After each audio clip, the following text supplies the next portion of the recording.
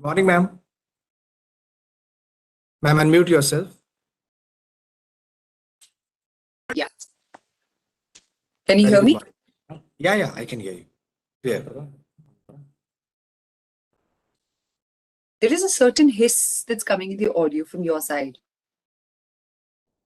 Is it fine now? It's very muffled, your audio.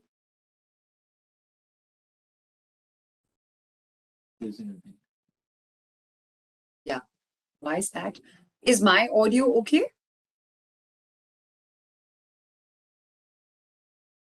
Yes, ma'am. Right. Ravi, can you mute yourself? From our end.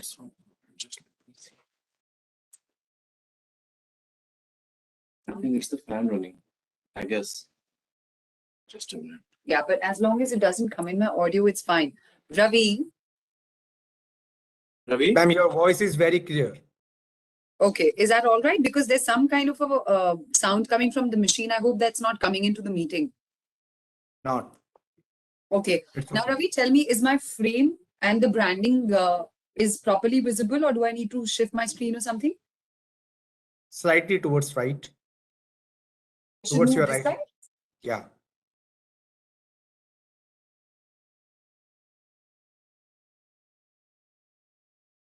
Just move to shift. Absolutely fine now. Is that all right? Yeah. Okay, I need to move the laptop a bit. Is this okay? Yes, ma'am. Absolutely Okay, fine. great.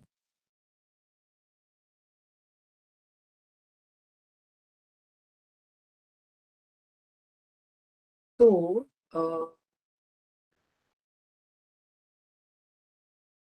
start and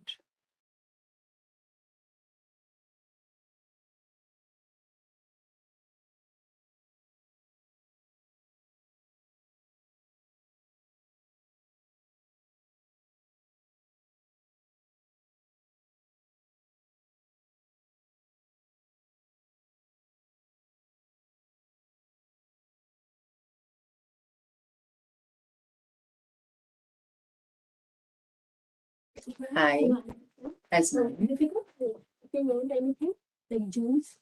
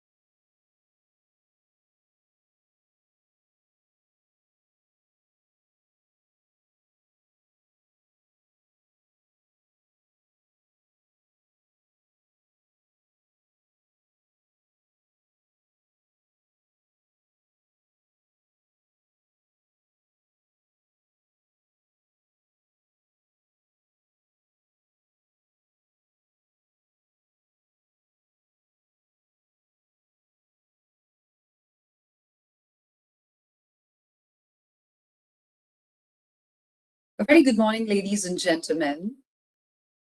Good morning to everyone who's joining me here across different time zones for this very, very special IoT India's Global webinar.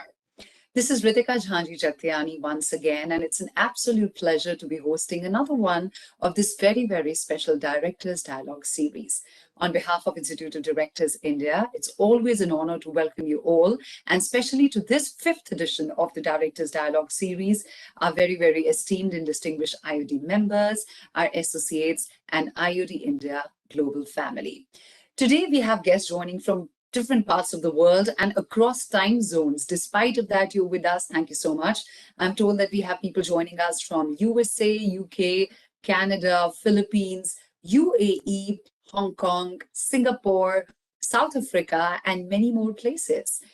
As you all know, that Institute of Directors India has a strong legacy of bringing together eminent and illustrious leaders, distinguished and esteemed thinkers, renowned experts, and policymakers across the spectrum of governments, businesses, and civil society to enlighten and illuminate all of us regarding the most crucial challenges being faced by the businesses across all verticals. IoT now, while providing platforms for these deep discussions and deliberations about the current major issues that are related to the board of directors, it's also on its mission to celebrate the development of boardrooms for effective and diverse leadership, which forms the very basis of the foundation of its identity. Now, during the ongoing pandemic, IoT India has been hosting a series of these special global webinars to discuss the opportunities and the challenges that lie ahead of the board directors and what role they can play and how they can overcome and come up with solutions. Now, today in this 5th edition of the Directors Dialogue series, the theme is ESG strategy for the board, turning rhetoric into reality, and also has special focus on defense and tourism sectors. We also have a special focus session today on Northeast India in partnership with the government of Manipur. Now, as you all know, that India attracted record FDI inflows during the pandemic. Today, global investors are increasingly confident about not just short-term, but long-term growth prospects of India and are readying their plans to make more investments in the country. So while consumer model is shifting towards more conscious consumerism in making positive decisions, and also with the rise of ESG investing, what should be the board strategy to help companies achieve better sustainability? That is something that we're going to all focus on this together. So we bring together today for you a galaxy of eminent leaders and renowned experts to deliberate on this very, very critical issue. A big thank you before we get started to all our partners and all our supporters for their overwhelming support to this special program. We are very grateful to our principal state partner, Government of Manipur, and also to our principal strategic partner, ACCA Global, the Association of Chartered Certified Accountants operating in 180 countries. Thankful to our principal partners, the Indian Hotels Company Limited, Taj Hotels, and Bharat Forge Limited. Our platinum partners for today are Tata Sons Private Limited, the City and Industrial Development Corporation of Maharashtra, that's CIDCO, and Apollo Microsystems Limited. Our gold partners for today are Maharashtra State Electricity Transmission Company Limited, Uttarakhand Tourism, Advanced Weapons and Equipment India Limited, Munitions India Limited, and Tamil Nadu Tourism. Big thank you going out to our silver partners for the day. That's Garden Reach Shipbuilders and Engineers Limited and India Optal Limited. And also our associate partners, Rajasthan Tourism, BAE Systems India, and Mishra Dhatu Nigam Limited. Thank you so much for associating with the 5th edition of the Directors Dialogues, all the partners. And now, ladies and gentlemen, without further ado, may I please request Mr. Ashok Kapoor, retired IAS and Director General of Institute of Directors India, to please deliver the opening remarks. Over to you, Mr. Ashok. Thank you, Ritika. Friends, good morning to all our India members, company directors, and IoT associates. And good afternoon or good evening to all our IoT Global members, directors, and associates who have logged in today from across the globe in large numbers in various time zones. On behalf of Institute of Directors India, I extend a hearty welcome to you all to the global webinar on today, Directors Dialogue Series, 5th edition. The main theme is ESG strategy for the board, turning rhetoric into reality in a VUCA world. And sub-themes are preparing the defense sector for future, self-reliant India, and tourism prospects in India. A VUCA world, volatile, uncertain, complex, complicated, and ambiguous. Further, on behalf of IoT India, I have great pleasure in welcoming today some of our top global experts who will discuss about the future ESG strategy for the boards before a global audience. I especially welcome His Excellency, Mr. Alex Ellis, CMG, British High Commissioner to India, Mr. Amitabh Kant, IAS, CEO, Niti Aayog, Mr. Ashok Lavasa, a very distinguished civil servant from India, and now the Vice President, Asian Development Bank, who is here with us from Manila, Mr. Sanjay Jaju, Additional Secretary, Defense Production, India, who are all the guests of honor and will deliver special address.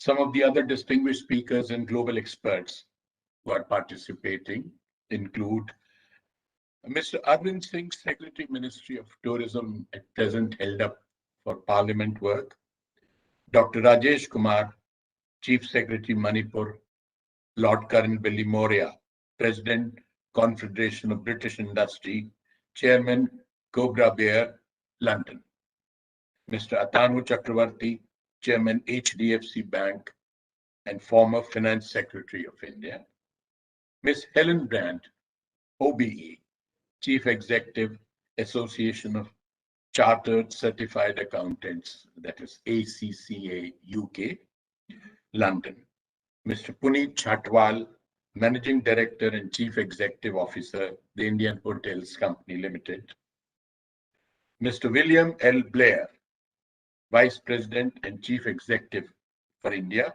Lockheed Martin, USA, Mr. Banmali Agarwal, President Infrastructure, Tata Sons, Mr. Ravi Nirgudkar, Managing Director, India, Bangladesh, Sri Lanka, BAE Systems, Mr. Rajesh Chaudhary, IOFS, Chairman cum Managing Director, Advanced Weapons and Equipment, India, Mr. Dinesh Wagmare, IS Principal Secretary Energy, CMD, Maharashtra State Electricity Transmission, Mr. Praveen Kumar, Director General and CEO, Indian Institute of Corporate Affairs, Dr. Sanjay Mukherjee, Vice Chairman and Managing Director, CIDCO, Maharashtra, Mr. Rajeev Anand, Deputy MD, Axis Bank, Mr. Ravi Kant, IOFS, Chairman and Managing Director, Munitions India Limited, Mr. Rajinder Singh Bhatia, President, Bharat Forge, Ms. Carrie Sebin, Vice President, CSR, Santec Canada, Dr. P.K. Jha, Secretary, Tourism, Manipur, Ms. Helen Jorgensen, CEO, Competent Boards, Canada, Mr. Kamran Khan, MD, Head, Deutsche Bank, Hong Kong, Professor Colin Wilson Thomas, Director General, UK, Institute of Directors and President, Institute of Management Services, UK, Rear Admiral R.K. Shrawat, CMD, Naval Group, India, Mr. A.K. Sai Kumar, Full-Time Director Operations, Apollo Micro Systems, and others. Friends, IoT is now regularly hosting the global conferences on ESG, both in India and in London, Dubai, and Singapore, for the reasons noted in India's ancient wisdom and its Vedic thoughts, which I'll share with you all. And I quote, knowledge shared globally would assure greater mutual understanding and create willingness to share global resources equitably. This, friends, was set 5,000 years ago. At the dawn of history, even the language as a form of communication had not been invented in the age of Vedas.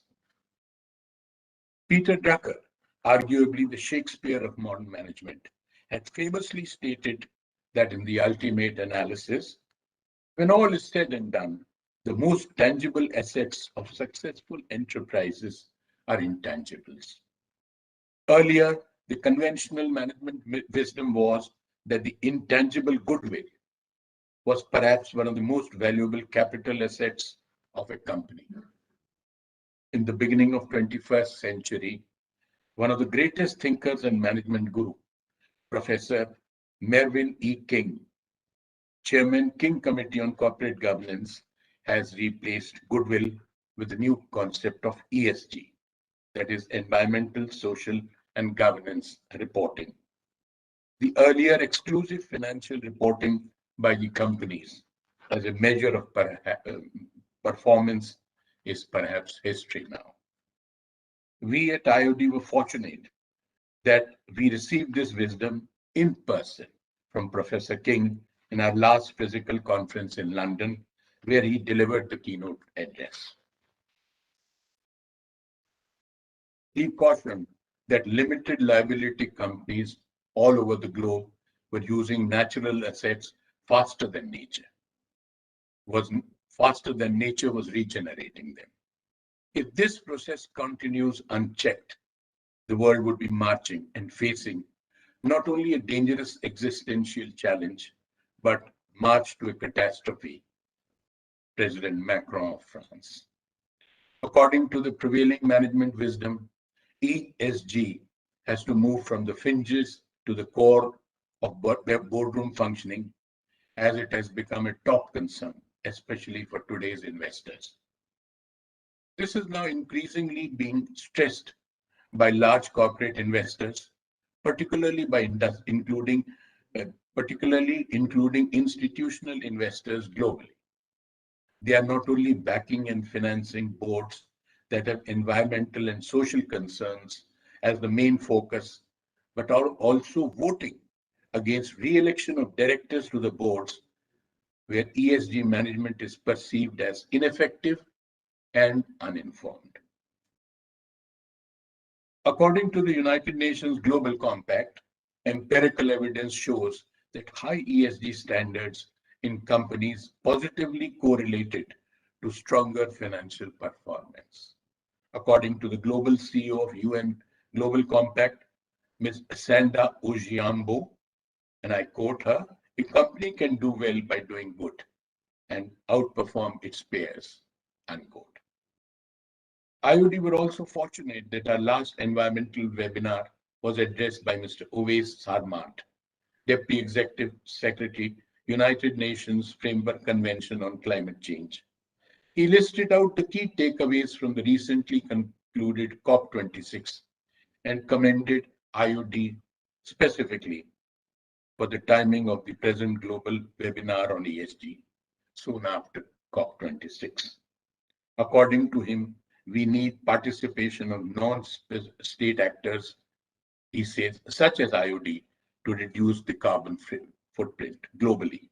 Also, to monitor supply chains for reducing greenhouse gas emissions. The social aspects in ESG are increasingly becoming relevant to corporate governance and overall performance. According to a UN survey of the Fortune 500 company board members, the boards have been aptly described as the stewards of the future. IOD is already doing its bit, I'm glad to announce. Its pioneering initiative in training of corporate directors, including independent directors, that is Masterclass, which has so far trained more than 10,000 members all over India. A special guest lecture series is now being introduced in the compact course. Globally, there is a training deficit in the directors' training, as not even 10% board directors are ESG literate, so to say, in the formal sense, according to the UN Global Compact.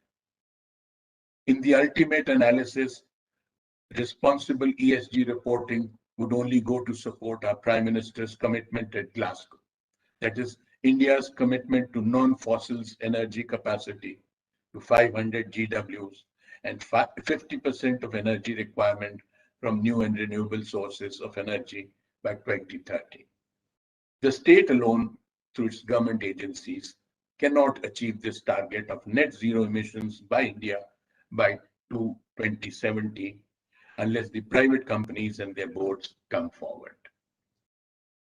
As the President, IoT India, Lieutenant General J.S. Ahluwalia, PVSM, retired, mentioned in our last global webinar on environment, that is, I quote, ESG is not only a business, ESG is not just a business buzzword, but a gateway for new frontiers of change. ESG has today become the foundation of future business strategies, unquote. I trust the deliberations later today by the global and national experts will discuss ways to integrate and embed ESG policy into overall corporate strategy. I end by quoting the father of the Indian nation, Mahatma Gandhi, and I quote, "Climate has not changed. We have changed the way we work and the way we live, the way we eat." Thank you all, friends.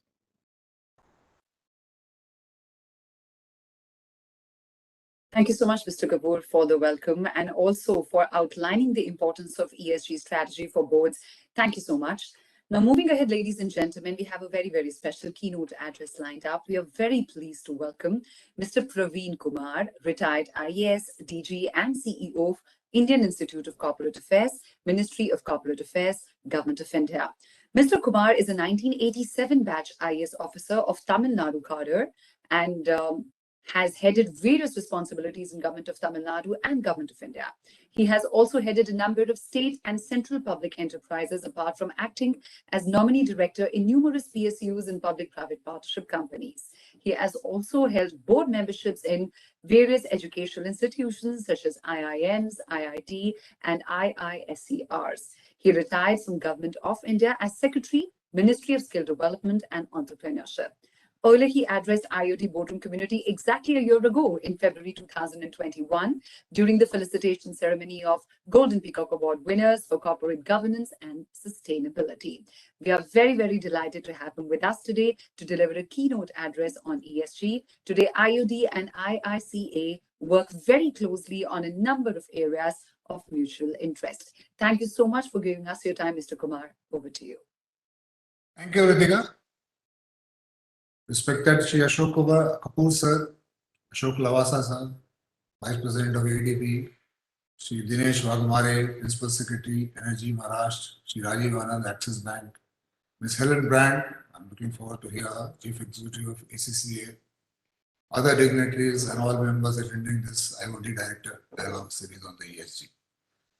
As you all know, and which Ritika introduced also, IACA is one of the unique institutions not only in India, perhaps in the world, focusing only on corporate governance, corporate laws, and other corporate affairs.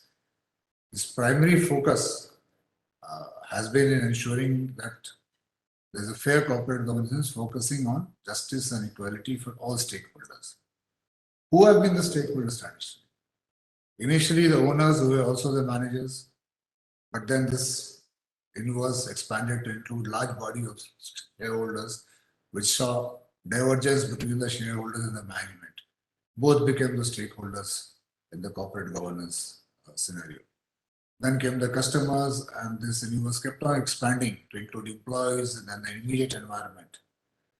Now this has expanded further recently to include concepts like environment, climate change, sustainability, and that's how now that ESG has become a buzzword. We keep on talking and how we should be focusing on ESG, the board should be focusing on ESG. And this is happening in a rapidly changing world. A world which is very disruptive. Let it be technology or market or business practices, everything is disrupted. And over this, there is an overarching change prompted by climate change. And then there was an overlay of this pandemic, which killed many businesses, many skills, but generated many alternatives too. So as we see, both endemic changes and changes caused by external factors are occurring very fast. I like the word VUCA, which you have used in short, and that represents the world as it is today. It is becoming volatile, uncertain, complex, and ambiguous. It's very difficult to predict what will be the world 20 years from now. So change has been there continuously, but what is happening that the acceleration is occurring in the change, and it has become very fast. I think we used to say that the last changes in the last century has been more than total changes combined over the entire history of the mankind. But I would like to say that change we may see in the next 1 or 2 decades, maybe more than what we have seen so far. Already we are seeing the effect of the fourth industrial revolution in terms of what AI can do, data analytics can do, how they are changing the way we work, how we live, how we function, how we run businesses. Because of this rapid change occurring, and this concept of sustainability becomes important. And sustainability is no longer an archaic word buzzed around by NGOs and governments. Now it has become common in business houses, and business houses for whom the profit is the only God. But there also, sustainability has become a very important word which they can't close their eyes on. Sustainability has many facets, we know. I mean, there's an SDG goal itself with so many points in it. But you have to summarize it in one sentence for the business. I will say it is collective responsibility to maintain a balance between economic goals and resource depletion. This is a balance between our economic goals of our business and the resource depletion, so that the Mother Earth lives and the future generation can live a good quality life. Actually, we are borrowing presently resources from future generations, which cannot be sustainable at all. Everything will collapse one day, and there will be neither be profits nor business if you are not careful now. Hence, the greed for maximization of profits at the cost of sustainable behavior requires a complete pause, or we will lose the planet for the human beings. Dinosaurs lost it probably because of an asteroid. We would lose the planet by our own doing, not by some external factors coming in. As Mr. Ban Ki-moon, the 8th Secretary General of the United States, stated once, there is no plan B for action, as there is no planet B. We are still to make Mars or Moon habitable. So let us focus on making Earth livable today and in future also for our children and grandchildren. So what can be said to be the 3 components of sustainability? I will say there are 3 major pillars: economic pillar, social pillar, and environmental pillar. And our businesses need to reorient themselves towards it. Economic pillar basically means our focus on then carbon economy, new job creations. So economic pillar should focus on sustainable activities. The social pillars emphasizes on issues such as gender equality, diversity, inclusion, and that company effort should be directed towards the communities in which we operate. And the environment pillar emphasizes, as I said, obviously climate change, renewable resources, reducing greenhouse gases. So in short, we need to start stressing on the impact of our business and economic decisions so that they remain sustainable in the long run.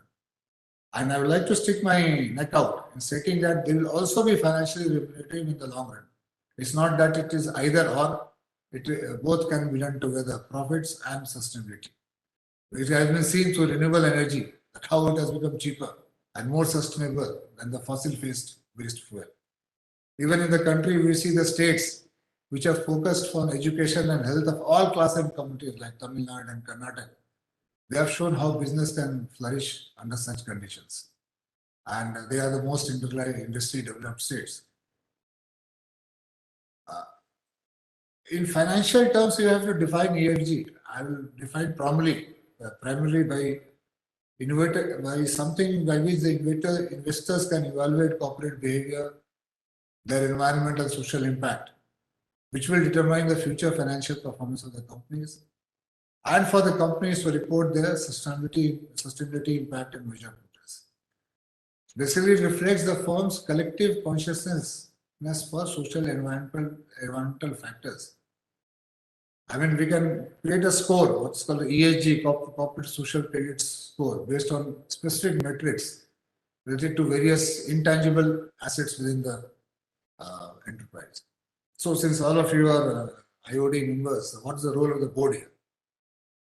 Board members have a vital oversight role in assessing the organization's environmental and social impacts. They will be responsible for understanding the potential impact and related risks on ESG issues on any decision which they take when they sit in the board meetings. Not only for new decisions, but also existing activities need to be evaluated on this ESG criteria. And this needs to be done on ASAP basis. I mean, you can't wait. Good thing is that firms are moving towards this. The very fact that IOD is having this meeting on this theme, the proof of this importance, reflects that ESG has been started moving into the mainstream. I know it's a challenging task, how to connect global issues such as climate change, water scarcity, or human rights to the organization's operations, strategy, and risk profile. But as I said earlier, there is ample opportunity to leverage ESG for long-term good for the organization, stakeholders, and society. Both the management and the board need to undertake ESG initiatives for general betterment of those inside and outside the enterprise. India has been very conscious of it, and legal framework for it has been provided as early as 2013. The Companies Act 2013 casts a duty on the directors towards environment and community. And thus, failure to consider ESG factors will also constitute a breach of duty as far as the directors are concerned. So, what should we do? First step should be to disabuse ourselves of the notion that ESG and profits are either or scenario. According to a McKinsey survey on ESG published in February 20, 83% of C-suite leaders and investment professionals say they expect the ESG programs will contribute to more shareholder value. Investors also indicate that they will be willing to pay about a 10% median premium to acquire a company with a positive record for ESG issues over one with a negative record. So what should be the guiding principles on this regard for the directors and the board members? First should be that ESG practice growth. ESG practice shows that a company, if it operates with integrity, it grows.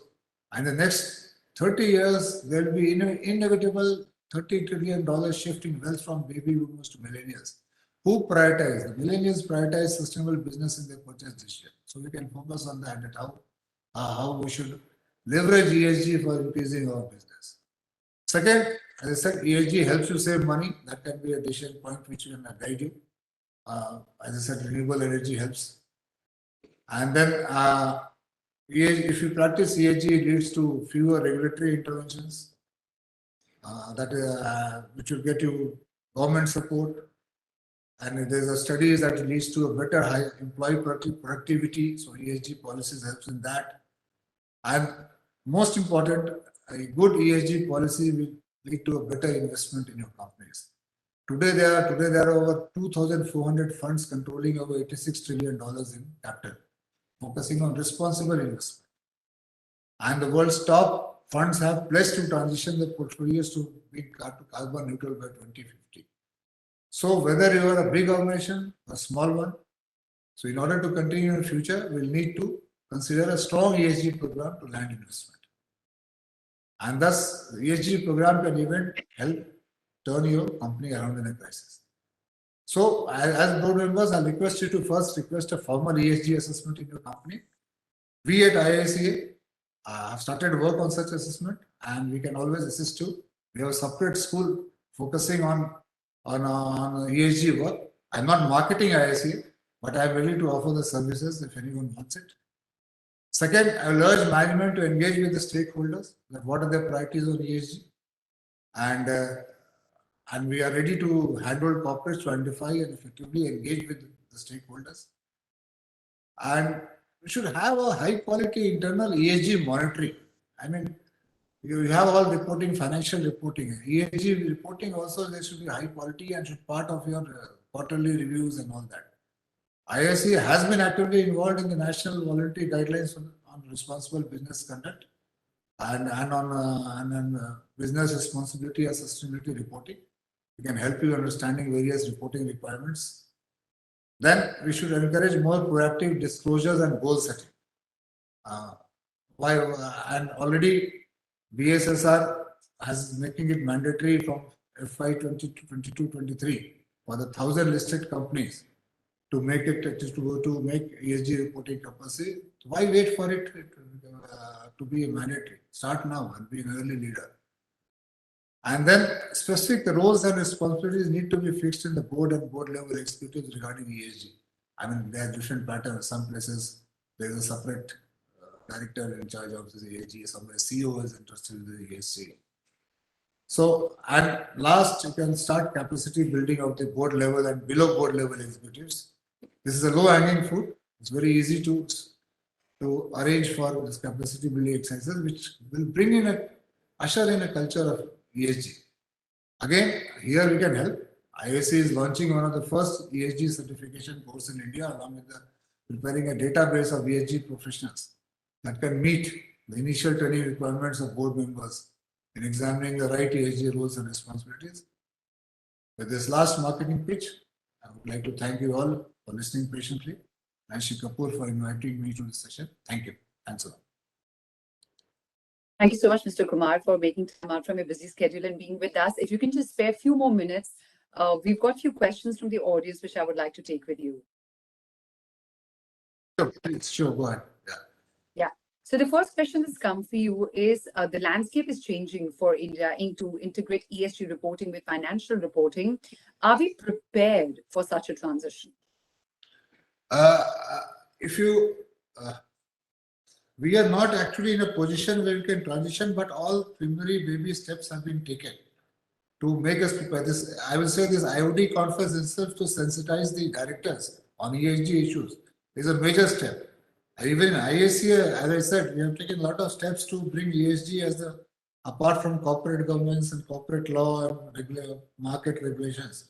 ESG has become a separate school for us. We are working on that and preparing a capacity development training program. We need it's a long overhaul, another 1 or 2 years perhaps. All boards should consciously work on it. And there is a peg in the law itself where the section 166 of the Company Act says that the board should be responsible for environment and the impact of the activities. So we can leverage that and bring it up front instead of just the bottom line. That's the thing. And one thing we have to make conscious efforts to convince everyone that it's not, again I repeat, it's not an either or. A good ESG policy will lead to a good profit in the long run. And a bad ESG policy will lead to a business collapsing, your whole shareholder value going to a zero. It has happened in many places, it has happened. We have seen companies just tumbling down because the shareholder will become zero because environment impact has finished it. So this may happen here. So, but the process has started. I'm saying we are not there. We have to work on it. Thank you so much, sir. Thank you so much for sparing time. And it's great to hear how you emphasize the profit and sustainability. Both can go together. Thank you so much once again for joining us for this global webinar. Thank you. Thank you very much again. Thank you. And now, ladies and gentlemen, it's time for us to move on to our next keynote address. We are very, very pleased to welcome Mr. Ashok Lavasa, Vice President, Private Sector Operations and Public-Private Partnerships, Asian Development Bank, Philippines. Now, prior to joining ADB, Mr. Lavasa was an election commissioner in India, a constitutional position appointed by the President of India. As a senior member of the Indian Administrative Service, he was associated with a broad array of public policy and program implementation initiatives covering finance, power, environment, climate change, civil aviation, infrastructure, and tourism sectors.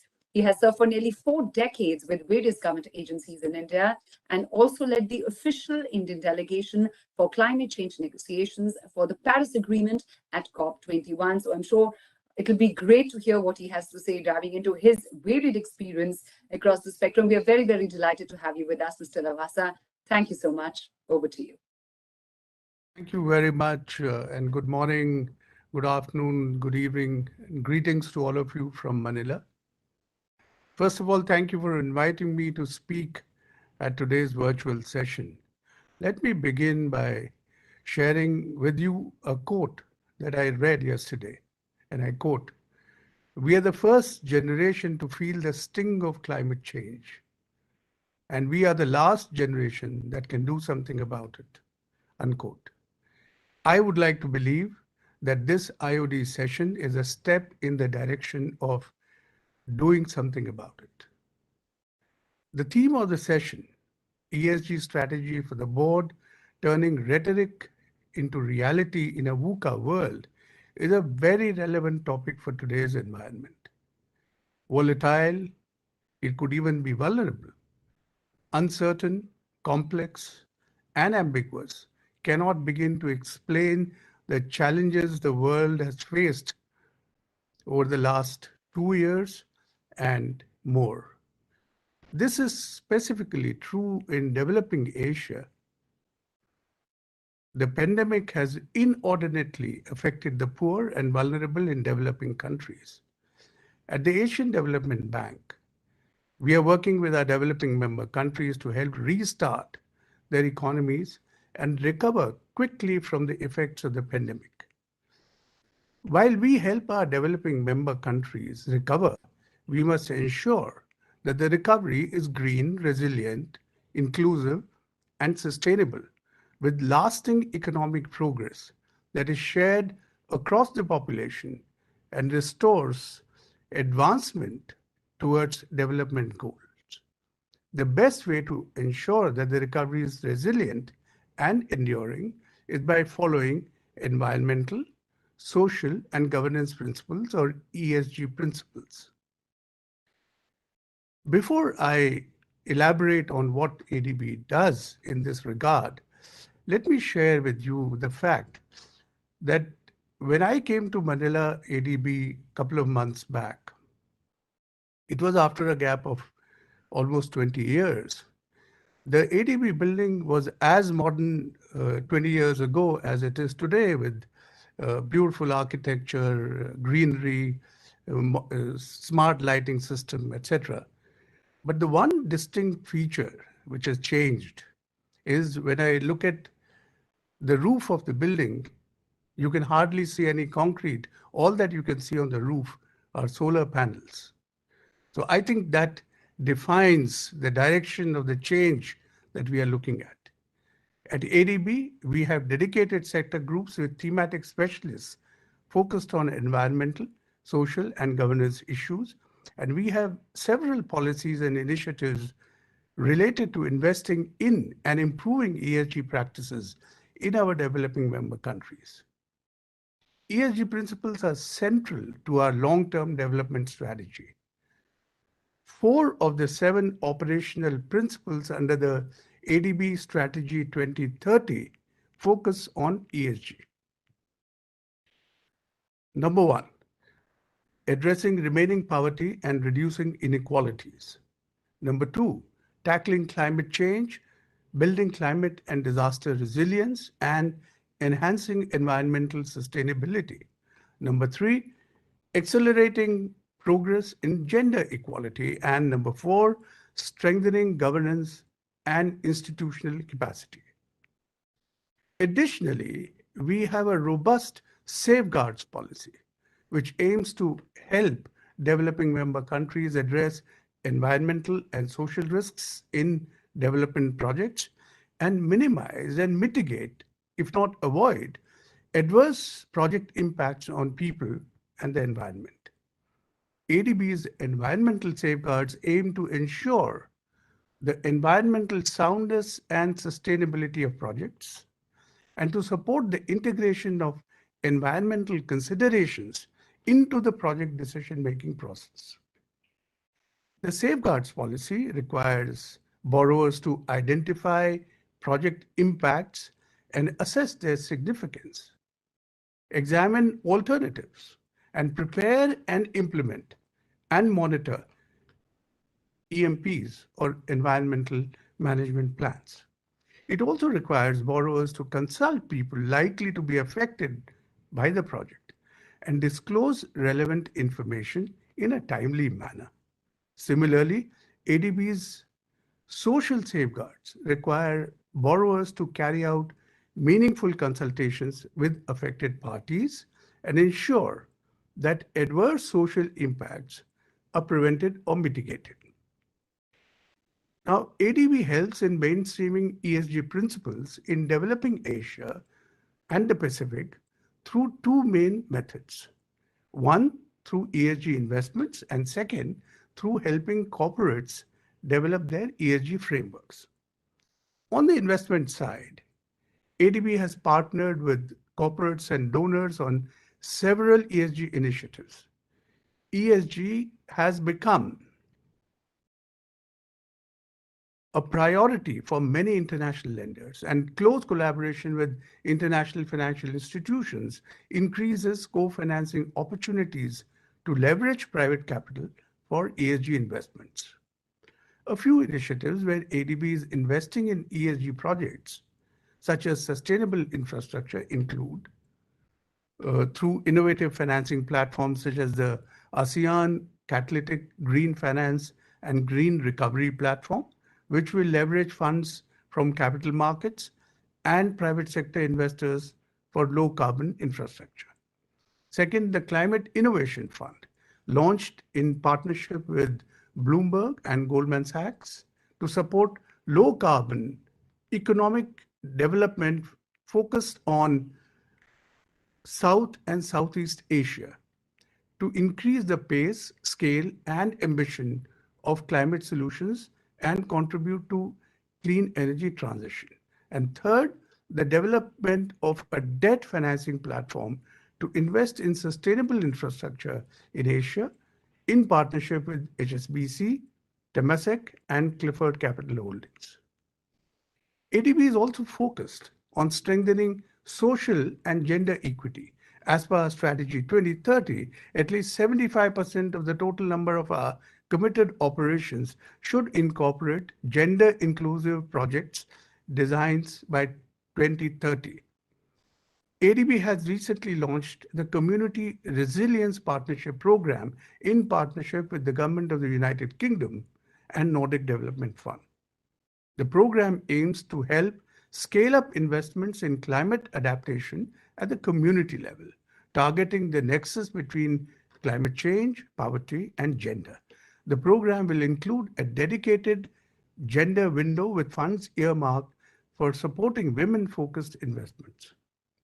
Focusing on women means prioritizing investment projects where the primary stakeholders are women throughout the project cycle, from planning, design, and implementation through to monitoring, evaluation, and learning.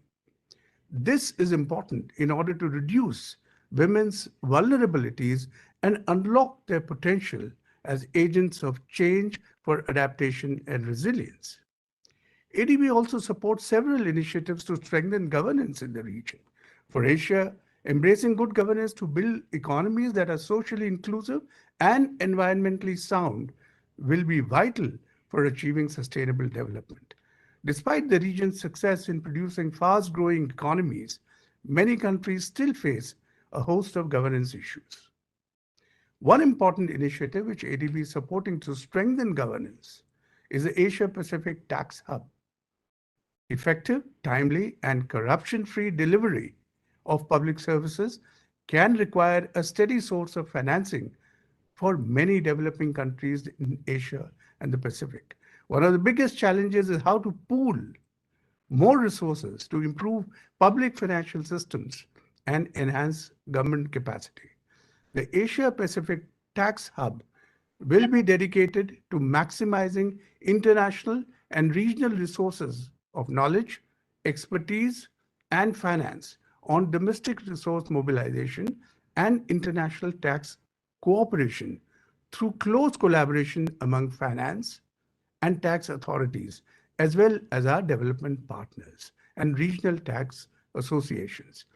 ADB is in a unique position to improve governance at the national and subnational level, develop capacity, and share knowledge at the regional level, and contribute to the global initiatives in collaboration with other international organizations and sub-regional tax associations in the Asia and the Pacific region. In addition to supporting ESG principles in the region by investing in ESG projects, through the initiative I have mentioned, ADB also helps our corporate borrowers develop their own ESG frameworks and build ESG capacity. At ADB's private sector operations department, which I oversee directly, we focus on projects that help promote private investments that will have significant development impact and will lead to accelerated, sustainable, and inclusive growth. Every project that we evaluate for ADB investment undergoes assessment in accordance with our operational and ESG principles. And we help our private sector clients in ADB's developing member countries develop the environmental, social, and governance aspects of their businesses. ESG factors are a core component of ADB's investment framework. We believe that a strong ESG proposition can create value for companies and their stakeholders. In addition to the societal benefits, there is a business case for companies having a strong focus on ESG, something which the DG of the Institute of Corporate Affairs very elaborately emphasized. Building a strong connection with broad elements of society creates value, not least because it builds resilience into the business model. Compromising connections with stakeholders simply to make earning targets, on the other hand, destroy values. Businesses need to satisfy the needs of their customers, employees, and communities, these days often a global community, in order to maximize value creation. Thriving businesses concerned with long-term horizons fuel a virtuous cycle. They create jobs, increase tax revenue, and raise standards of living. ADB's private sector operations department has supported several corporate clients in enhancing their ESG capacities. Let me give you a few examples. In December 2021, ADB participated as an anchor investor in the IPO of Simuri. Simuri is a holding company of the Simuri Group, a leading manufacturer and distributor of dairy products and consumer foods with well-established household brands in Indonesia. ADB helped in strengthening the company's governance in preparation for its IPO. The management of Simuri greatly appreciated ADB's value add to their business on its environmental, social, and governance dimensions, including gender inclusion and reducing its carbon and environmental footprint. Let me give you another example. This is ESG value addition to corporates in developing market leadership in sustainability. Last year, ADB and China Everbright Environmental Group Limited signed a memorandum of understanding to cooperate on efforts to promote the circular economy and protect ocean health in Asia, a first of its kind. This initiative follows a decade-long relationship between the ADB and the China Everbright Group in developing a portfolio of pioneering sustainable investments across waste to energy, biomass, and renewable energy in emerging markets. At the onset, ADB also provided capacity building to strengthen the group's environmental and social management systems, which enabled the group to issue its inaugural sustainability report as a publicly listed company. ADB also supports our clients in raising debt from capital markets through green and blue bonds.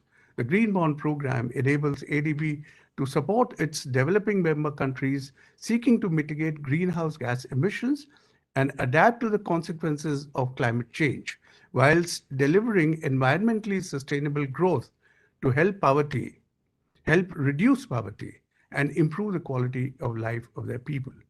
The Green Bond portfolio specifically targets projects that promote the transition to low carbon and climate resilient growth as set out in the ADB Green Bond Framework.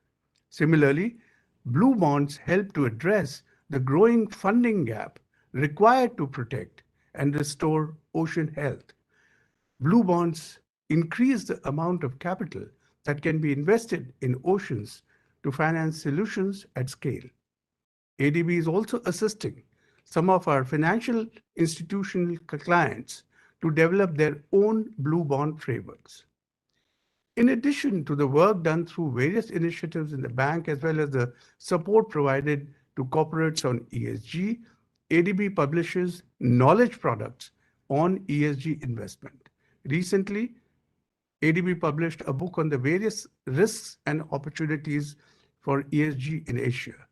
These ongoing studies allow us to identify future trends and opportunities for investments in ESG.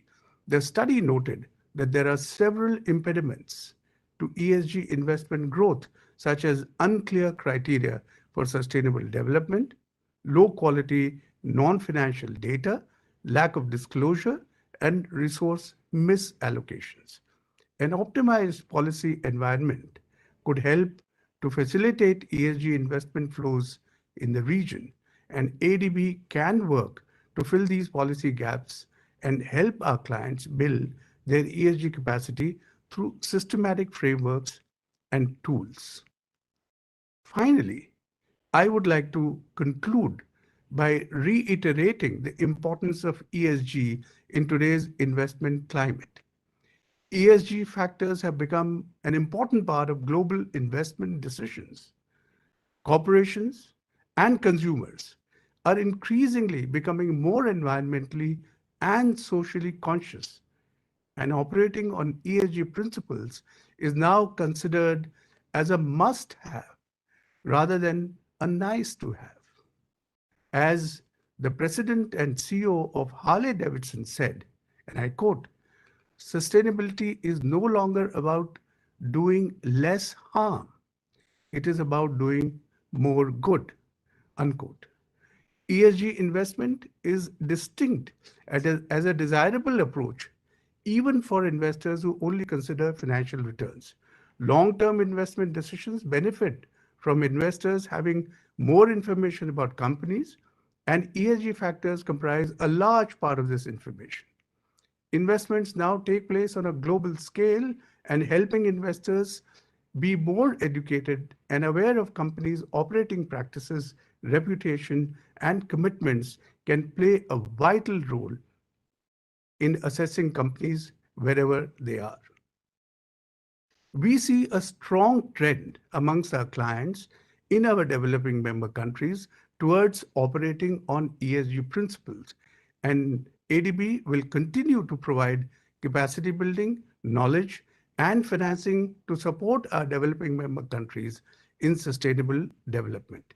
We must learn to look beyond the balance sheet bottom line, because the bottom line in the long run is to minimize the apparent and unforeseen liabilities that we accumulate in a unidimensional approach to financial profits. Eventually, we all profit if there are more gainers than losers in the world. Thank you, and my best wishes for fruitful deliberations on ESG, which is an important aspect of corporate citizenship and its role in the future of our planet. Remember what Edmund Burke, the Irish philosopher, said, and I quote, "Nobody made a greater mistake than he who did nothing because he could do only a little," unquote. I thank you for your patience and give my best wishes to the deliberations. Thank you. Thank you, Mr. Lavasa, for being with us despite your hectic schedule and sharing such deep insights on the issue. Your opening lines themselves, that we are the first generation to feel the sting of climate change and the last one who can do anything about it, I think that should do a lot to wake a lot of us here hearing them. Thank you so much, sir. But before we let you go, there are a few questions for you. If I have your permission, I would like to quickly take them up with you. Yeah, please go ahead. Yeah. Sir, so the first question that's come for you, that recently we saw in the press that ADB ties up with IIFL Home Finance to promote green housing in India. What message would you like to convey to housing sector in India? And also, there's a lot of interest around 3D printing. And how do you think that will revolutionize the housing industry, which is to make it more sustainable? Well, thank you for that question. I think the first and foremost thing that I would like to say is that this particular intervention of ADB and the support given is essentially for affordable housing and housing which could be categorized as green. So, couple of things are important in this aspect. One is the basic necessity of having a roof over your head. I think that is very important. And as we have, all of us know that there is a huge deficit of housing in this regard. Number two is that within the country and outside, there are a lot of initiatives which have come both on the technology front and on the regulatory front on identifying green features, features that bring in energy efficiencies in homes. So I think as we go along, we all know that, for example, in a country like India, where the Ishar Judge Ahluwalia report pointed out that almost 70% of the urban infrastructure is yet to be built.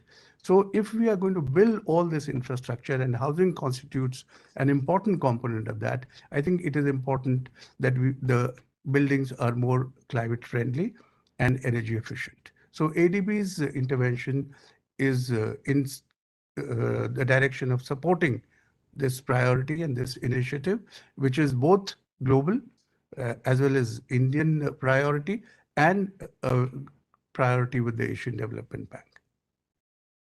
Sure. So thank you for answering that. And secondly, I would like to extend the question, which also is kind of the theme for today's webinar, about turning this whole rhetoric into reality.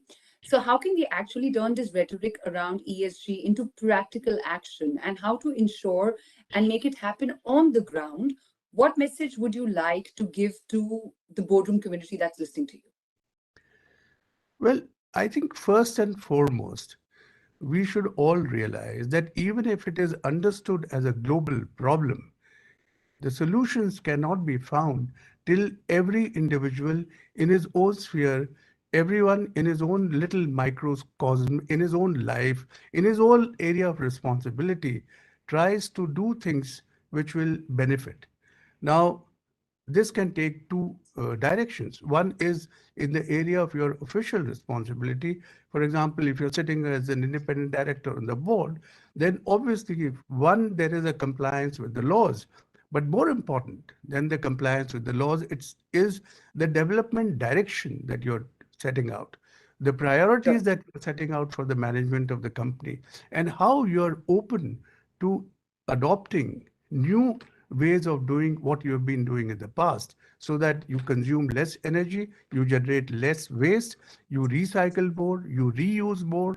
I think these are areas in which, I mean, let's take a small example like water consumption in all the industries. I think it's time for every employee, every manager, every person sitting on the board of the company to start assessing how much water we are consuming, and can we save that little drop which will contribute to the sustainability of nature. So I think there are a lot of things that we can do, but the last thing that we should do is to think that I can't do anything and someone else will have to do it. Right. Thank you so much, Mr. Ashok Lavasa, for being with us this morning and sharing your insights on the issue. Thank you again. Thank you for inviting me, and best of luck. Bye-bye. Thank you. So for the next keynote address, we're very pleased to welcome Mr. Dinesh Wagmare, IAS Principal Secretary, Energy, Maharashtra State Electricity Transmission Corporation Limited. Mr. Dinesh Wagmare is a senior IAS officer of 1994 batch. In the capacity of Principal Secretary Energy, he is also acting as Managing Director, MSEB Holding Company Limited. He was also posted Social Justice and Special Assistance Department, Govt of Maharashtra. He possesses 26 years of experience in responsible roles in spheres of management and administration, and brings in rich expertise in team, project leadership, administration, and management. We are very, very delighted to have with you. With us, Mr. Wagmare. Thank you for sparing time this morning. And I believe you're in a hurry, so quickly, over to you. Good morning to all. And this Directors Dialogue Series, 5th edition. The theme being ESG strategy for the board, turning rhetoric into reality in a VUCA world. First, I would like to thanks for the organizer for actually inviting me for this event. Honorable Mr. Ashok Kapoor, Director General, Institute of Directors, Mr. Ashok Lavasa, Vice President, Asian Development Bank, Sri Praveen Kumar, Director General and CEO, Indian Institute of Corporate Affairs, and all the dignitaries present in this conference. And ladies and gentlemen, I am privileged to address this August virtual gathering on the occasion of Directors Dialogue Series on the theme ESG, Environmental, Social and Governance Strategy for the Board, Turning Rhetoric into Reality in a VUCA World. I am thankful to the organizer for giving me this opportunity. In terms of ESG, power sector has gone through a revolutionary phase and still in the continuous process of transformation. This decade would cause definitive change in the overall conducting businesses of power generation, transmission, and distribution. As has been seen in the past, this sector per se is very apprehensive in transforming in tune with the time. The very purpose of trifurcation of erstwhile state electricity boards mandated in Electricity Act 2003 was to enforce accountability amongst the three verticals is still missing in power sector due to various social and political constraints which are even beyond the control of operators and regulators. Growth and transformational changes in other sectors such as telecom, automation, retail businesses are really astonishing and certainly gives a lot of confidence to the power sector if taken right steps. In this VUCA world, that is volatility, uncertainty, complexity, ambiguity scenario, the operational efficiency in each of the three verticals of power sector, mainly generation, transmission, and distribution, is the key to sustain, survive, and grow in this era of fierce competition. Last couple of years, especially after onset of COVID-19 pandemic, are really challenging for the economy at large. And when it comes to power sector in India, more precisely in the state of Maharashtra, apart from COVID pandemic, we have repeatedly faced challenges from nature's fury, namely incessant rains in Konkan and Western Maharashtra, and cyclones such as Govt and Nisarga. Particularly, COVID-19 situation actually, in fact, posed a lot of challenges for the distribution sector with the date and actually dues of distribution companies mounting to very high level. Currently, like MSEDCL has arrears of around 60,000 crore, and that is mainly because of COVID pandemic period. And during the COVID pandemic period, basically consumers were not able to pay to distribution utility. So that actually date and arrears has mounting manifold. And that is posing a lot of challenges for the distribution sector as such, particularly state-owned distribution utility. Plus devastation caused by the cyclones like Govt and Nisarga has caused a lot of damages, especially to distribution sector. I would like to create awareness about the major challenges in the power sector and sort of corrective measures taken, identified by the Energy Department to overcome the challenges for smooth running of the business and uninterrupted supply of power to the ultimate consumers in the most efficient and effective manner. The intention is to optimize the use of resources, minimize wastages and pollution in such manner that it is in tune with the ESG strategy. Major challenges in the power sector, particularly for the transmission, distribution, and generation sector, is that, and particularly for state-owned utilities, is that old age infrastructure. The erstwhile MSED was established in the year 1960, and majority, almost greater than 50% of actually asset have served their useful life of 25 years. Some of the transmission lines and transmission towers are 35 to 40 years old, and they are still serving the purpose. We, power utilities, need to adapt to the life cycle management of the asset, wherein periodic asset replacement based on useful life of the product needs to be adopted.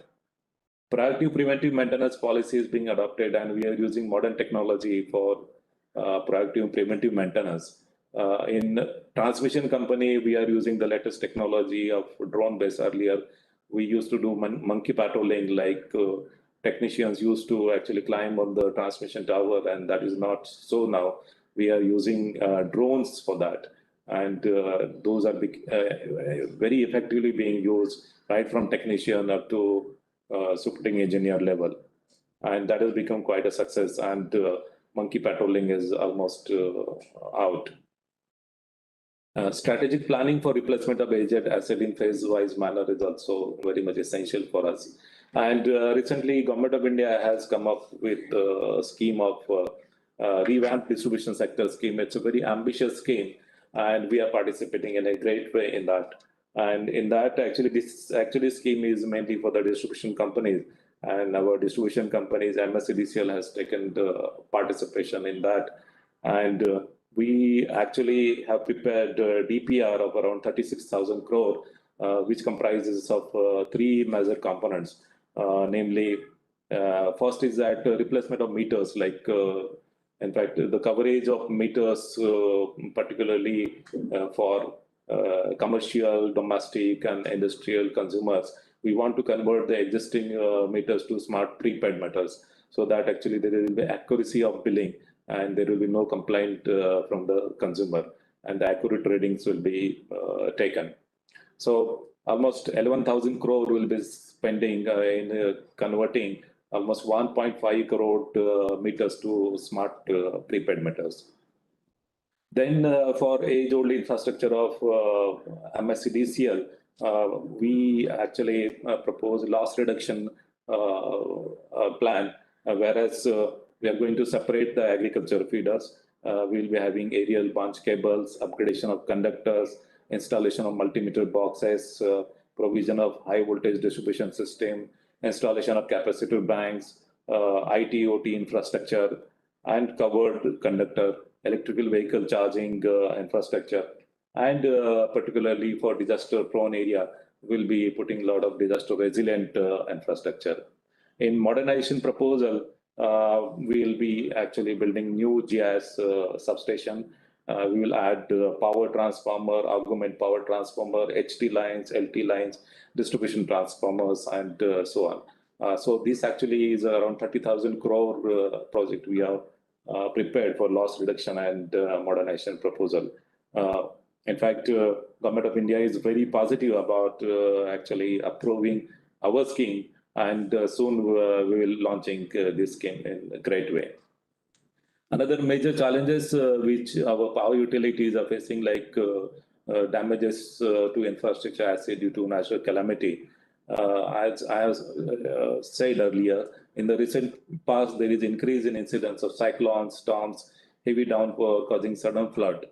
As per the various international studies, global warming has led rampant increase in cyclones, especially in the Arabian Sea, which is never seen in the past, along with other climatic changes.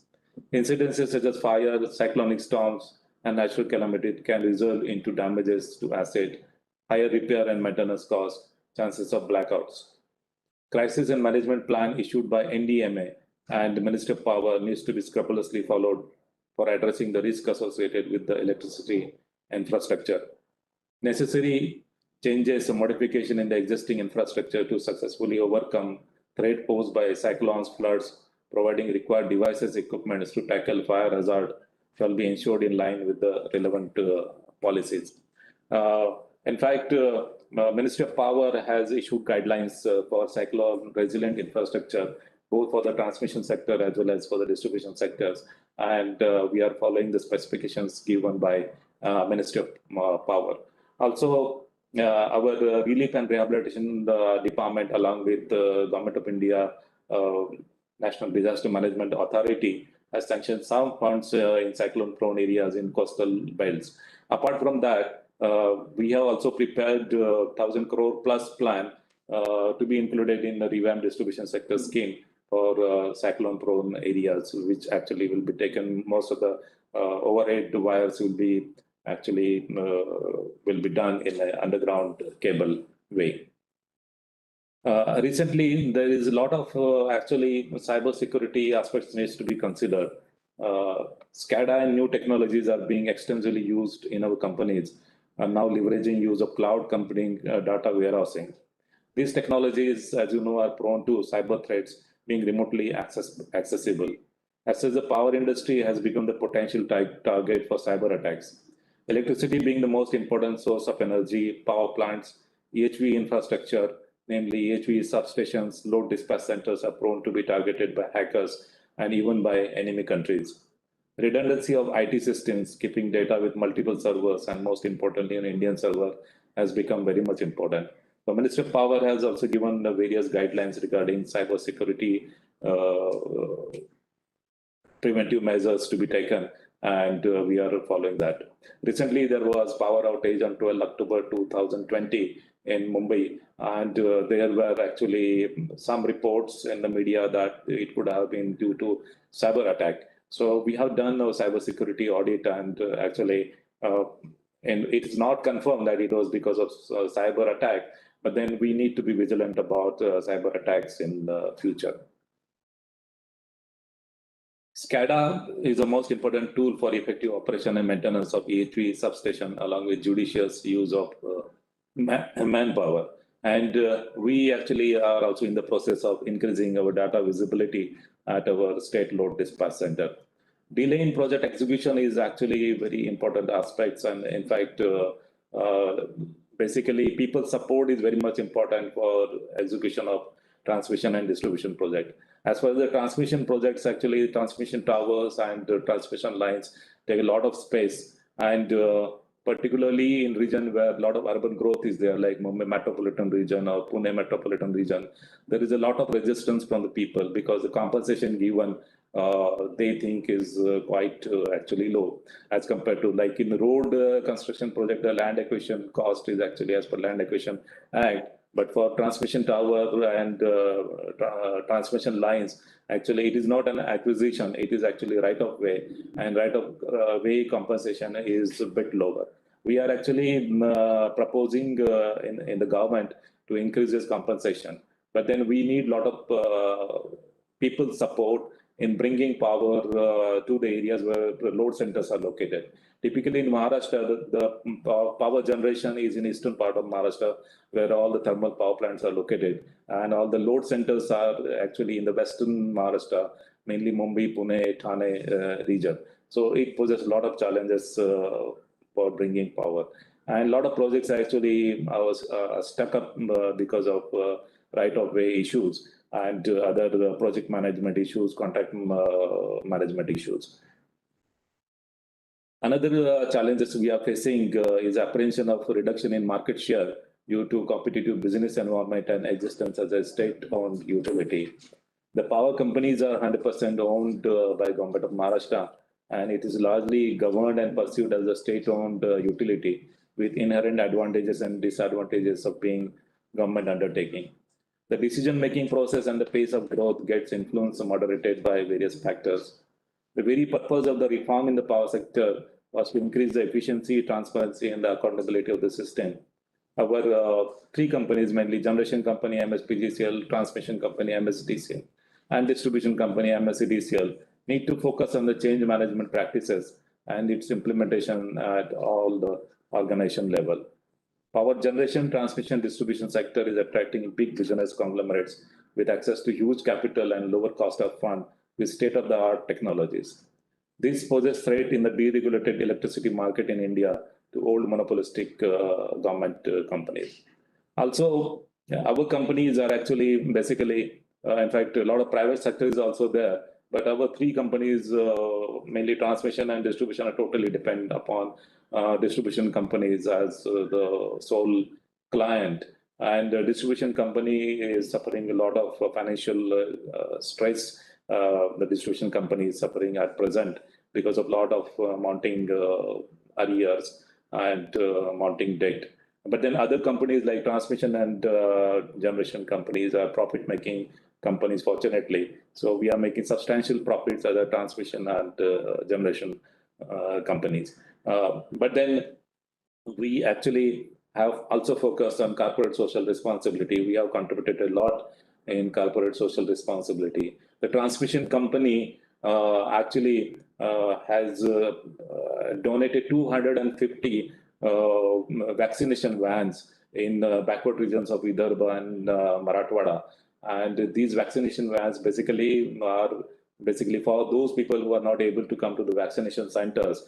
So these vaccination vans go to the villages, pick up people, mainly old-aged people, pregnant women, and those who are ill, and they take them to the vaccination centers and wait up to the period of adverse effect after immunization and take them back to their homes. And it has actually resulted into increasing the coverage of vaccination in those areas. So the vaccination coverage has increased many-fold, up to 90% in this backward region. I would like to proudly say that even after this corona pandemic and now even after this financial stress, this year we have actually catered to the peak demand of power. Like we have catered to the demand of 25,644 megawatt.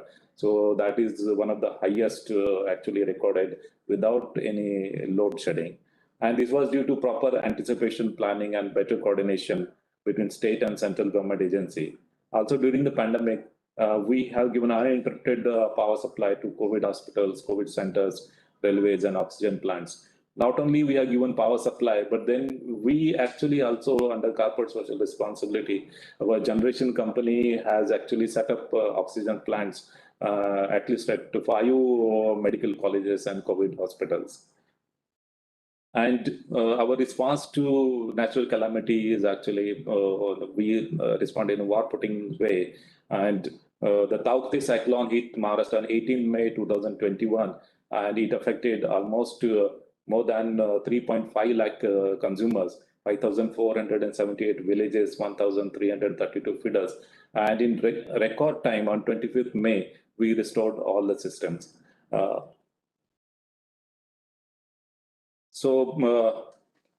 the power sector, Department of Energy is taking all the steps. And in the future, we are actually giving more focus to renewable energy. And we have decided that we will not bring in more of the thermal plant now. And whatever actually new power plant to basically will be solar power based. We have set up a target of 17,000 megawatt of renewable energy. Out of 17,000 megawatt, almost 12,000 megawatt will be in the solar power sector. I hope that, as in the past, we'll definitely overcome the various challenges in the power sector and will outshine and remain in the forefront as state power utility. In future, we have to grow matching with the best in the industry and also to ensure availability and reliability of the power supply up to the last mile. Thanks a lot to Mr. Ashok Kapoor, Director General, Institute of Directors, for calling me in this Directors Dialogue series and to give me chance to express my thought. Thank you very much. With this, I end my note here and wish to have a very interactive and knowledge-enhancing session with various dignitaries from different industries and sectors. Thank you very much. Thank you so much, Bhagmari. Since there's paucity of time, very briefly, we would like to take two questions that we've shortlisted from the audience. The first question that's come for you is that the energy sector can greatly contribute to the ESG-driven initiatives. Now, how MSETCL is contributing towards this goal? I beg your pardon, can you please repeat the question? The question is that the energy sector can greatly contribute to the ESG-driven initiatives. How MSETCL is contributing towards this goal? Yeah, actually, MSETCL, in fact, the grid is basically responsibility of MSETCL as well as the State Load Dispatch Center. And in fact, it's an important backbone of the power industry. As you know, the Maharashtra is basically industrial state, and we are at the topmost in India as far as industries are concerned. And mainly the power requirement in industry is growing manifold. So we are anticipating that by 2030, our power demand will grow almost double. Now actually our power demand is 25,000 megawatt. It will reach up to 50,000 megawatts. So actually this much power actually requirement is a big challenge for transmission company. How to bring the power? Because setting up new generation plant is putting a lot of constraint, like we can't put new thermal plant because it will pose a lot of environmental challenges, and there is a lot of opposition from the people also as far as environment production is concerned. So then our focus is to give more focus on solar power. But then solar power has also got its lot of limitations in a way. So solar power can't be actually, in fact, night time it is not possible to get solar power. Solar power is mainly actually available between 10 a.m. to 2 p.m. Then actually to integrate that with the battery energy storage system is also one of the solutions. But now battery energy storage system is a very costly proposition. So the only solution is to bring in power from outside. So bringing power from outside poses a lot of challenge in terms of transmission constraints. True. Our transmission corridors are quite limited. And we are proposing and basically bringing power into Mumbai is posing more challenges. So we are actually have come up with a new project like HVDC project from Kudus to RA, which has given on tariff-based competitive bidding to Adani Power Transmission. And then MSCTC also having a new project like Velgaon substation project, and then Kalwa, and actually converting our present conductors to STLS conductors. So we have prepared a plan. We have prepared a state transmission utility plan, which is on our website. So it can be seen like, and if any suggestion of, to those that transmission plan is there, it's most welcome. Thank you. Thank you so much, Mr. Wagmare, for taking time out and being here for this global webinar. Really appreciate you sharing all the information that you did. Thank you so much, sir. Yeah, thank you much. Thanks a lot. And now let's quickly move on to the next keynote address. We are very pleased to welcome Mr. Rajeev Anand, Deputy Managing Director, Axis Bank, who's here with us right now. He's also a board member. Mr. Anand, with an illustrious career spanning more than 30 years, has focused on various facets of the financial services industry. Having held key management positions at leading global financial institutions, he is widely recognized for his strengths in capital markets and for successfully building new businesses to scale. He is currently leading some of the most critical functions, including wholesale banking and digital banking, along with support functions like marketing and corporate communications in the bank. He is the co-chair of the Banking Task Force at CII Western Region, a member of the National Committee on Banking at CII, and holds several key positions in other communities and industry bodies as well. We are very, very delighted to have you with us, Mr. Anand. Thank you so much for making time out for this webinar. Thank you, respected Mr. Ashok Kapoor, Mr. Praveen Kumar, Mr. Ashok Lamasa, Ms. Helen Brand, ladies and gentlemen, good morning to all of you. I thank the IOD for inviting me to share my views at the opening keynote session of the 5th Directors Dialogue Series. The theme of this series brings together three very critical business concepts: the board, the ESG strategy, and a VUCA world. And at a very opportune time when we as individuals, businesses, societies, and nations are just beginning to emerge from over 2 years of unprecedented uncertainties and challenges. VUCA, which as all of you know, stands for volatility, uncertainty, complexity, and ambiguity, was first coined at least 3 decades ago, at that time referring primarily to transnational conflicts and geopolitics. But today, the most significant factor contributing to VUCA are the new and emerging risks such as climate change, rising socio-economic inequalities, extreme polarization and political discontent, and technology risks such as customer privacy and data security. The sheer diversity and scale of risks that we are collectively faced today require a fresh approach towards VUCA, and this is where a board-driven, ESG-focused approach can help businesses not just navigate, but really thrive in a VUCA world.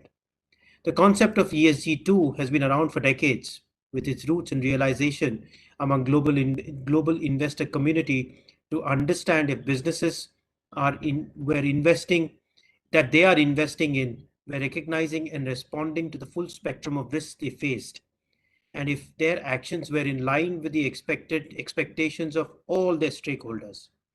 Today, the hot topic of stakeholder capitalism echoes the same sentiment. Stakeholder capitalism, that was a central theme at the latest Davos summit, and of Larry Fink's annual letter to the CEOs, put forth the notion that a firm's purpose must be to create long-term value for all its shareholders. Indeed, we have ample empirical evidence now showing that investors, markets, consumers, and society in general value companies that walk the talk on ESG much higher, perceiving them to be in a better position to manage uncertainties and leverage future opportunities. The COVID-19 pandemic too has amplified the call for greater adoption of ESG principles into corporate action that puts stakeholder rights at the forefront. I would especially take this opportunity to highlight climate change as perhaps the most significant contributor to a VUCA world, not only because of its ability and potential to significantly impact every aspect of the living world, but also because of its uncertainty and complexity. Highly volatile situations globally, such as rising incidence of natural disasters and floods in India, thawing permafrost in the Arctic Circle, and massive wildfires in North America and Australia, erratic weather patterns across many regions have caused immense damage to life and led to loss of livelihood. As diverse physical and transition risks associated with climate change continue to manifest further, businesses will have to find ways to be more resilient and future-proof. And I believe this can be achieved through collaboration. Today, the common goal, Global Sustainable Development Agenda led by the Paris Agreement and the Sustainable Development Goals, SDG, is bringing together governments, businesses, and civil society in achieving a common goal. I'd like to just briefly touch upon what is happening in our country. India recently announced its climate commitments at COP26 in Glasgow, headlined by its announcement to become net zero by 2070. Achieving net zero commitment by 2070 will likely necessitate deep policy and governance reforms that cover diverse aspects of the economy, including manufacturing, services, agriculture, technology adoption, innovation, supply chain, energy production, urban development, and most certainly financing. Certainly, India's regulatory mechanisms have been paying close attention. A task force on sustainable finance constituted by the Ministry of Finance with SEBI, RBI, and IRDA on board is currently framing the sustainable finance taxonomy for the country. The RBI is committed to integrating climate finance risks into financial stability monitoring, and SEBI's BRSR for the top 1,000 companies significantly scales up the quality and depth of ESG disclosures by the corporate sector. Almost in parallel, rapid strides in technology are expected. A recent study by the Berkeley Lab has predicted that India's potential leapfrog to carbon-free energy by as early as 2030 due to dramatic cost reductions in battery storage as well as wind and solar power energy generation. In fact, just last week, India announced its comprehensive green hydrogen policy with significant cross-sectoral applications and decarbonization potential. Are we, as India's corporate sector, ready to embrace the net zero economy? It would certainly require a paradigm shift in how we currently think, plan, and act, and boards are inherently in the best position to drive an organizational agenda and prioritize ESG, and not only unifies organization to a common purpose, but also drives greater collaboration. So how can boards turn this ESG vision into a reality? In my view, we as boards, we need to provide vision about the future that we want to see and direct all our efforts to achieving. Understand the complexity and interconnectivity of issues and harmonize the business activities to convert such complexity into opportunities.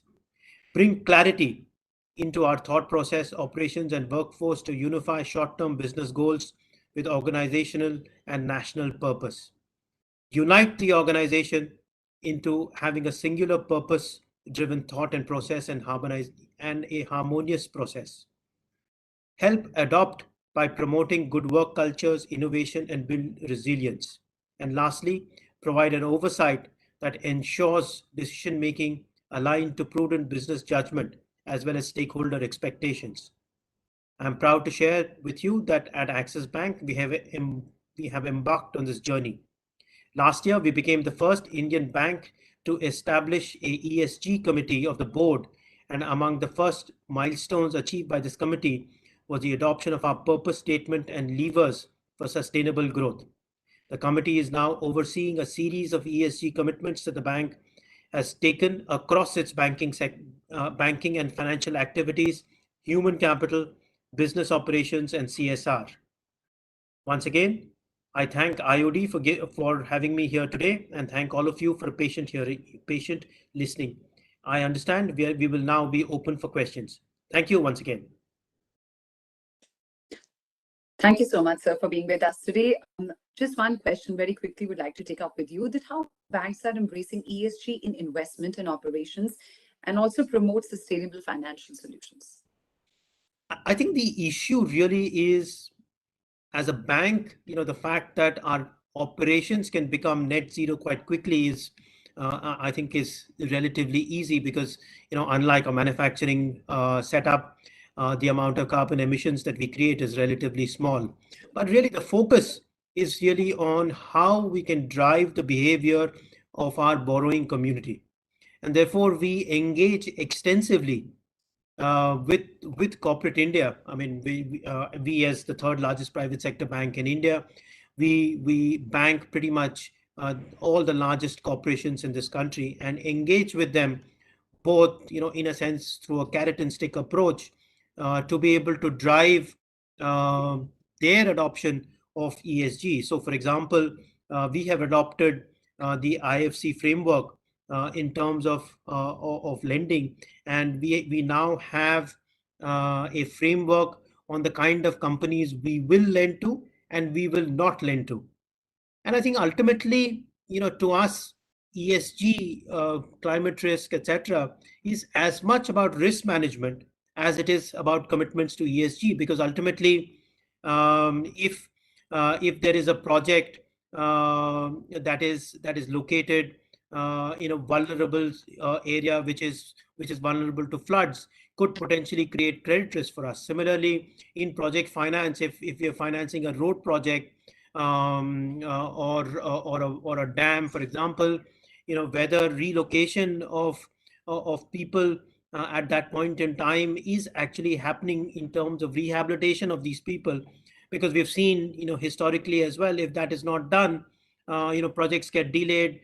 People and communities around that particular project are will do everything to delay those projects, and therefore once again begin to create credit risk for us. So we have actually embedded ESG into our risk frameworks as much as sort of driving ESG behavior in the corporate community as well. And I think that is a responsibility that we have as large financiers of this economy. Thank you so much, Mr. Rajeev Anand. That was really, really very insightful. Thank you for sparing time for this webinar. Thank you for having me. And now we move on to the next keynote address. We are very pleased to welcome Ms. Helen Brand, OBE, Chief Executive, ACCA, Association of Chartered Certified Accountants, UK, with us right now. Ms. Helen Brand has built her career within professional bodies and has considerable experience and knowledge of the 180 markets in which ACCA currently operates. She's a founding member of the International Integrated Reporting Council and now serves as a co-vice chair of the Value Reporting Foundation, which was created through the merger of the IIRC and Sustainability Accounting Standards Board.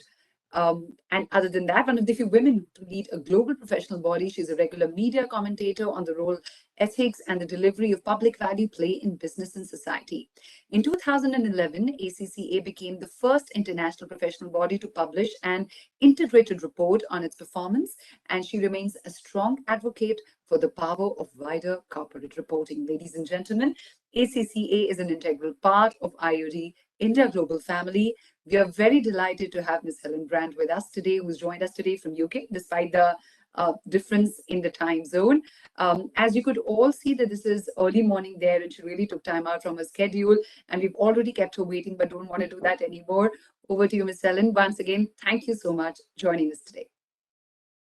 Thank you for that kind introduction. And first of all, I'd like to thank you for inviting me to share this time with you all. It's a real pleasure to join you for such an important and timely event.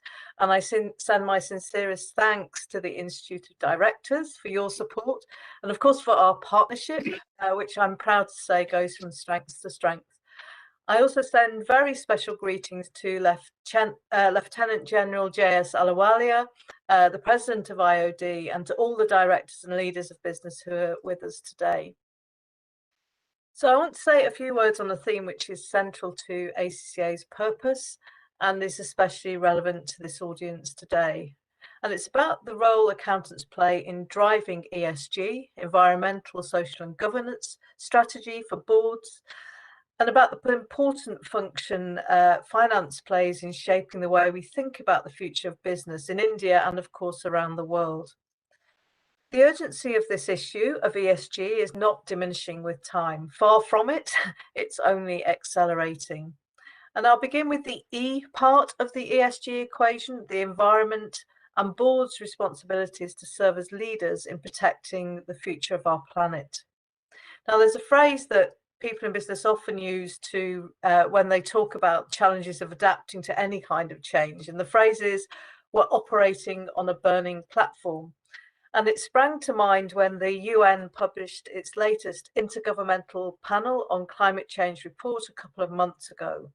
That painted a frightening picture of a world battered by an ever-increasing extreme weather events, of entire countries consumed by wildfires and floods. It pointed to a terrible future of a world that's both a burning platform and a drowning platform at the same time. And I don't need to spell it out for an audience in India. Just this month, an academic report entitled Extreme Wind Wave Climate Predictions for the Indian Ocean Under Changing Climate Scenarios was published by scientists from the Indian Institute of Technology, Kharagpur, and the National Institute of Technology, Delhi. It highlighted the threat of rising tides and the future typified by routine flooding for vast regions around the Bay of Bengal, South China Sea, and South Indian Ocean. Unless that trend is reversed, freshwater supplies will be inundated by salt water, agriculture will be impossible, human habitation unviable. And of course, it means millions of lives ruined, entire cities doomed, and vast dislocation of entire populations. And it's in this context that ACCA talks about ESG, about the concepts of sustainability in business, and why we concentrate on what we can do as accountants and as business leaders to advocate for new ways of running our economic affairs. I'm especially happy to speak to this audience on this issue today because you're perfectly placed to serve as powerful advocates for sustainability and for taking a wider view of what success in business means. For grasping the truth that without a wholehearted commitment to ESG issues, a business is living in the past and doomed to irrelevance in a world where respect for the public interest is a corporate necessity. It's also important that we see ESG as good business sense.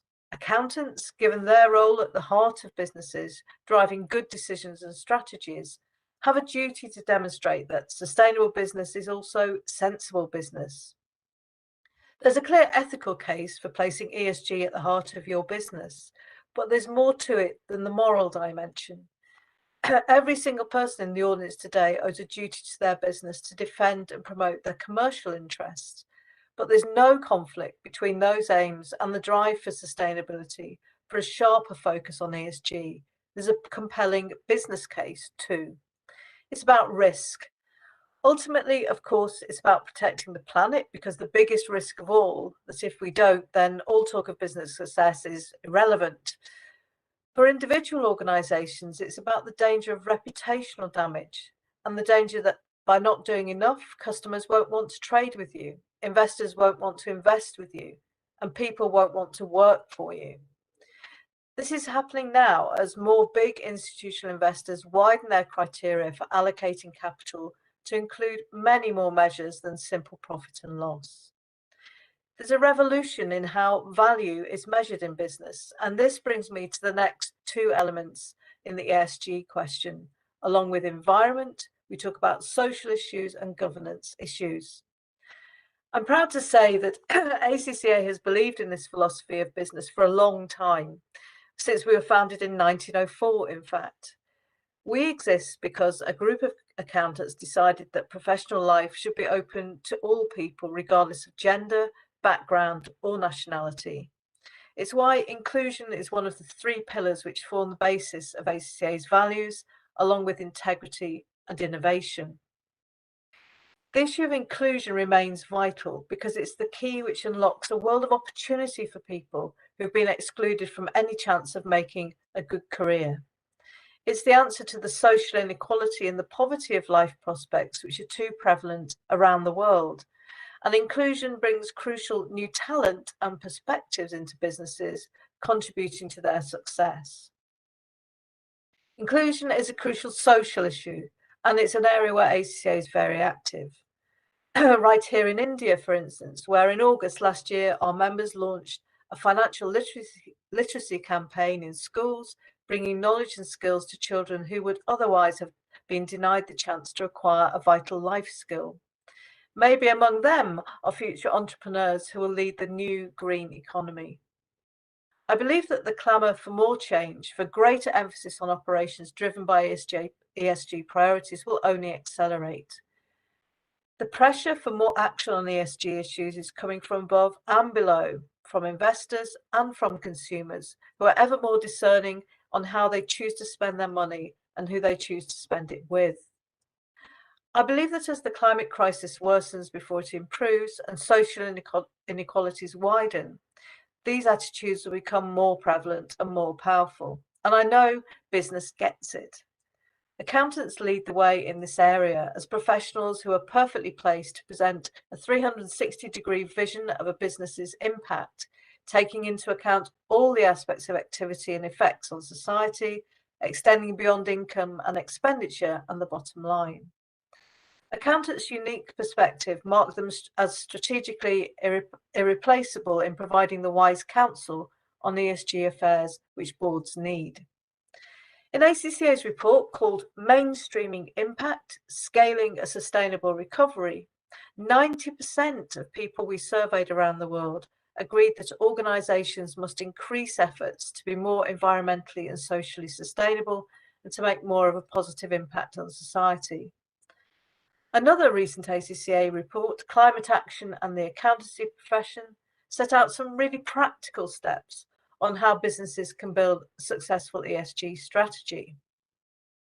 For accountancy and finance professionals and other business leaders, these include getting executive support for climate risk on the board agendas, leading net zero transition plans, placing ESG and net zero at the heart of organisational strategy, expanding strategic considerations beyond financial returns and competitive advantage, integrating ESG, climate KPIs and risk considerations and identifying the source of what constitutes decision-relevant data, ensuring that financial and non-financial reporting are connected by a clear narrative, fostering integrity and trust in sustainability-related information with robust, transparent and trustworthy methods of assurance and to minimise greenwashing, and increasing awareness and education. Finally, I think that today's event is so timely and constructive because it brings business leaders together and reminds us that our efforts are not isolated. We're all part of a worldwide drive to build a business culture that respects sustainability, promotes long-term economic health, and protects the interests of wider society. We really are all in this together as business leaders and as citizens of the world. I know that the mood has swung behind the urgent need for change in the way that we run our economies and businesses, and they were pushing at an open door on this issue. The only question that remains for all of us to decide is which precise actions our own businesses can take to live up to these values. It's about how we make a positive contribution to promoting the long-term sustainability of business, serving the whole of society, and protecting the planet for future generations to enjoy. We no longer have the luxury of time to debate the merits of or otherwise of a robust and creative ESG strategy for our organisations. The time is now. May I conclude with my thanks again to IID India. ACCA hugely values our strategic partnership with you, and we remain committed to working closely with IID and sharing our insights and best practices on core challenges, issues and topics such as this absolutely critical one. Thank you all so much, and I hope you have a great day. Thank you, Ms. Helen Brand.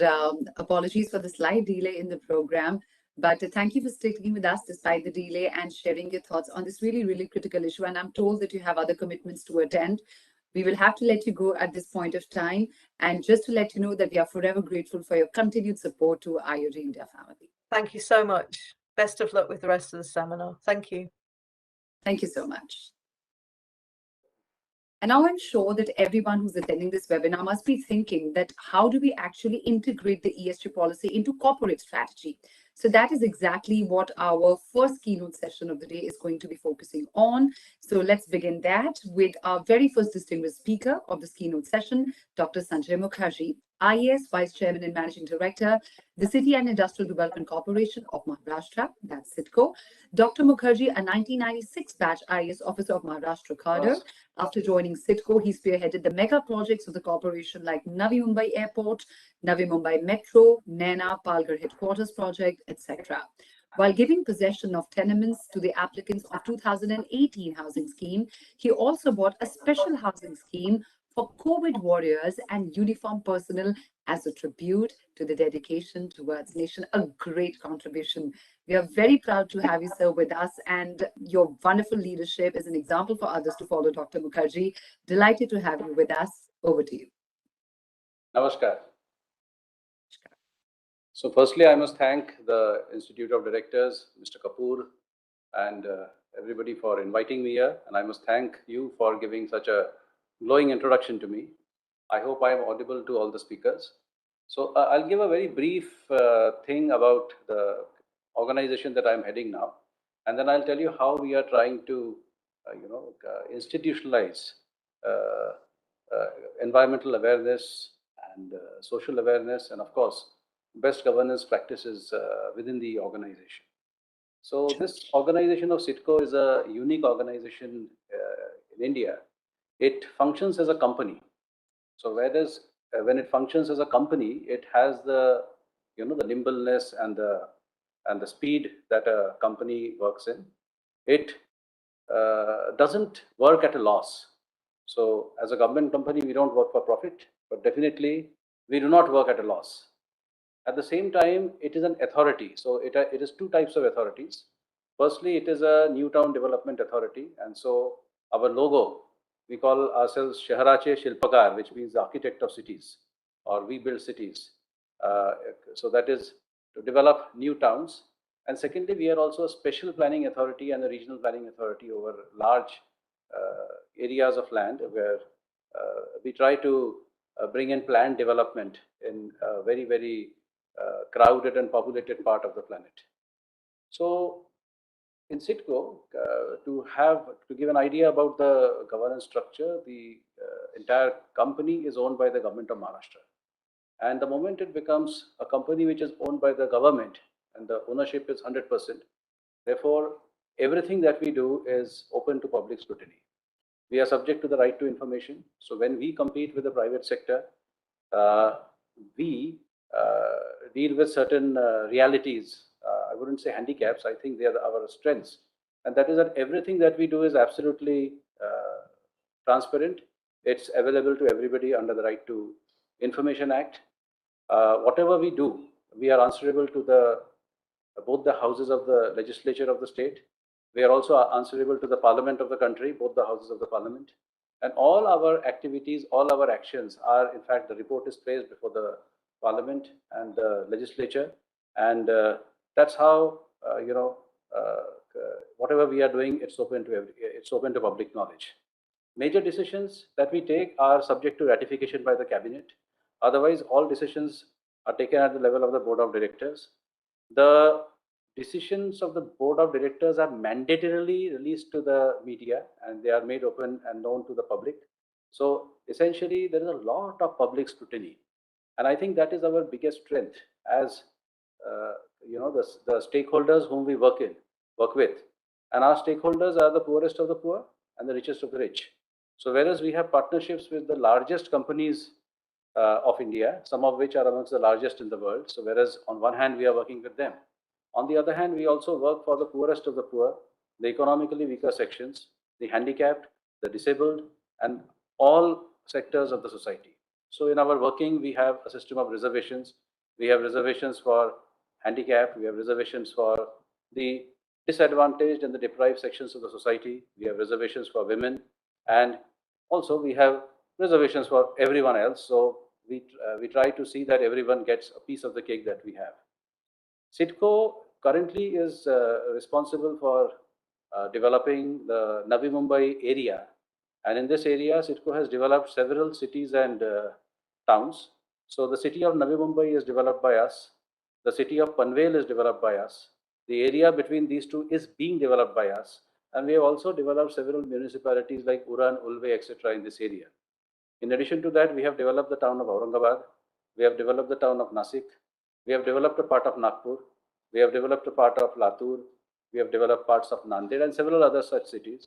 And the city which we have developed very, very recently, which we, in fact, just about a year back, which we inaugurated, was the Palghar New Town, which is designed the way the old king of Palghar used to live in, and the way the old town of Palghar, when there was a king there. So we designed the thing like that.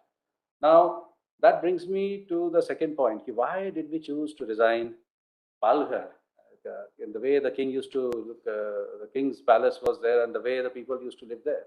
And the reason is that Palghar is a tribal area, and being a tribal area, it has its own very specific culture. And we felt that whereas everybody should get the right to opportunity, that is, everybody should have the access and everybody should have the approach to the outside world.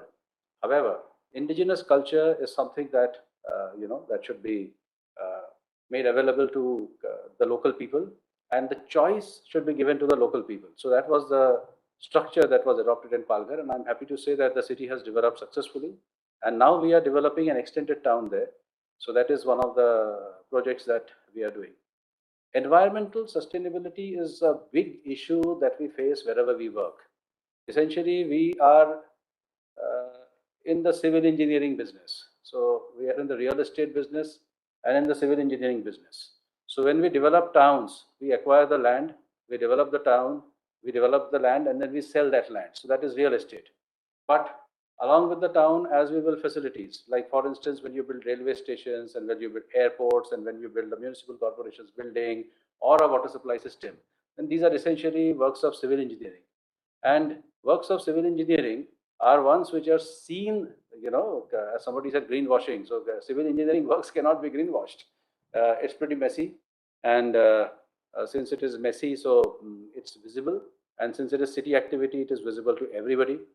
Like, for instance, I was discussing with a friend of mine who is an electrical engineer, and he was telling me about green vehicles. He said, do you think green vehicles are good? I said, well, any new technology should be welcomed. He said that when you have a green technology, electric vehicle is inherently discriminatory. That was the point of view. And his point of view was that when cities who can afford electric vehicles use electric vehicles, they are essentially transferring the pollution into the places where the thermal power plants operate. So he said that it is essentially a type of greenwashing. Whereas the jury would be out on that, and I do not want to get into that debate. Civil engineering is something which is messy and it's visible. So we have tried our best as we have developed this particular organization to ensure that environmental sustainability remains, at the center. In Marathi, we have a word called Kendra Bindu, and the environmental sustainability is at the Kendra Bindu of CITCO's existence. So 40% of the land in any of CITCO's city is a developed forest. So it's not a natural forest, it's a developed forest. And then gradually we hand this land over to the forest department. What happens is when you hand over the land to the forest department, then all other types of uses are banned there. So essentially that remains a green zone forever. So 40% of the city area is a forest department. Within the area of Navi Mumbai, which is a coastal area, as opposed to say Aurangabad or Nasik or Palghar, within Navi Mumbai, we are having a huge coastline, and the entire coastline is now dotted by mangroves. The Honorable Supreme Court has passed an order which is very, very peculiar to Maharashtra. So whereas in Maharashtra, if you need to cut mangroves, you need several series of permissions. The same rules do not apply to the other states. So in Goa and Gujarat, those rules don't apply. This is something which the Honorable Supreme Court has passed only for the state of Maharashtra, and I must say that the state of Maharashtra has adopted that particular goal. And we are having more than 5,000 hectares of, 4,000 hectares of mangrove lands with us. And as things are happening, we are slowly handing over these mangroves to the forest. Before we hand it over the mangroves to the forest, we are ensuring that the land records and all other legal things are proper, and we are handing them over to the forest department so that the forest department is able to protect them better. As we go into construction, green buildings are a big fashion. I have my own views on this. I feel that, well, he who uses green technology at the cost of others has to pay for it. So technology transfer, I think, is the most burning issue in this thing, and I think there is a north-south divide in the technology transfer thing. And whereas those who have the technology feel that they have the technology, and so therefore they should be paid for it. Those who do not have the technology generally are the nations which have been free of foreign rule for less than 75 to 80 years. And they feel that we do not have the grounding to develop that kind of technology, so it should be transferred to us. Because ultimately the planet is a single planet and everybody is breathing the same air which is circulating all around. So that is another debate that is going on. But within the small sphere of influence that I have and within the jurisdiction of this organization, we are implementing green building strategies. Our largest project now is the Navi Mumbai International Airport. To give an idea of how large that project is, that single project will increase the GDP of India, which is amongst the largest in the world, by 1%. And that single project will increase the GDP of Maharashtra by 5%. So this is the size of the project, and this is the impact that the project will have. And that entire project is a green project. So everything that is done there is, is certified, and there are independent monitors who are watching and who are observing and who are seeing whether we are doing the things appropriately. From the social point of view, we have a law, and as per our law, we have decided that this extent of development shall be given for social purposes. So we have in social purposes, whether it is green open spaces, whether it is playgrounds, whether it is stalls for the handicapped, whether it is employment opportunities for widows of war heroes, whether it is working women's hostels, or whether it is homes for the orphans, whether it is homes for the old and disabled, etc. We have a very, very well set formula, and this formula has been, it has been seen by our board, by the cabinet of Maharashtra, and then it has been placed before both the houses of the parliament. So essentially, it has gone through the full democratic process, and after it has gone through the democratic process, that formula has been, given to CITCO, and CITCO has adopted that formula, and now we have entire independence in implementing that particular formula. The social work that we do and our adherence to the social formula is reviewed by our board of directors every 3 months. So on the environmental, social, and the governance part, all the 3 parts, being a government organization, essentially governance is the key, and governance is the main thing that we do. And transparency, absolute transparency, accountability, and ultimately performance is what that matters.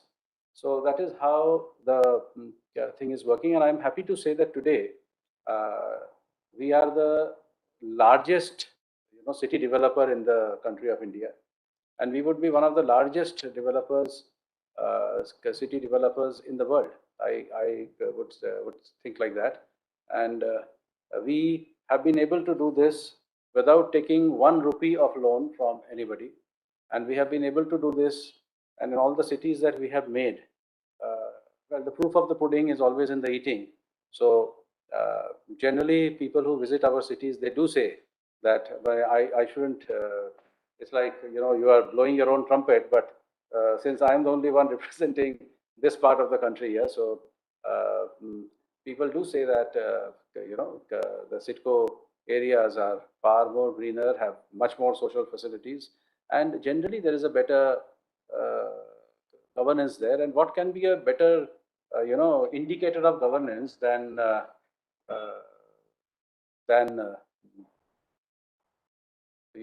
law and order situation. So in a city where you're having a problem of, if you take the law and order statistics, then it is, one will find that in the areas which are governed by Sitco, I'm in a meeting. In the areas which are governed by Sitco, the law and order statistics are much better.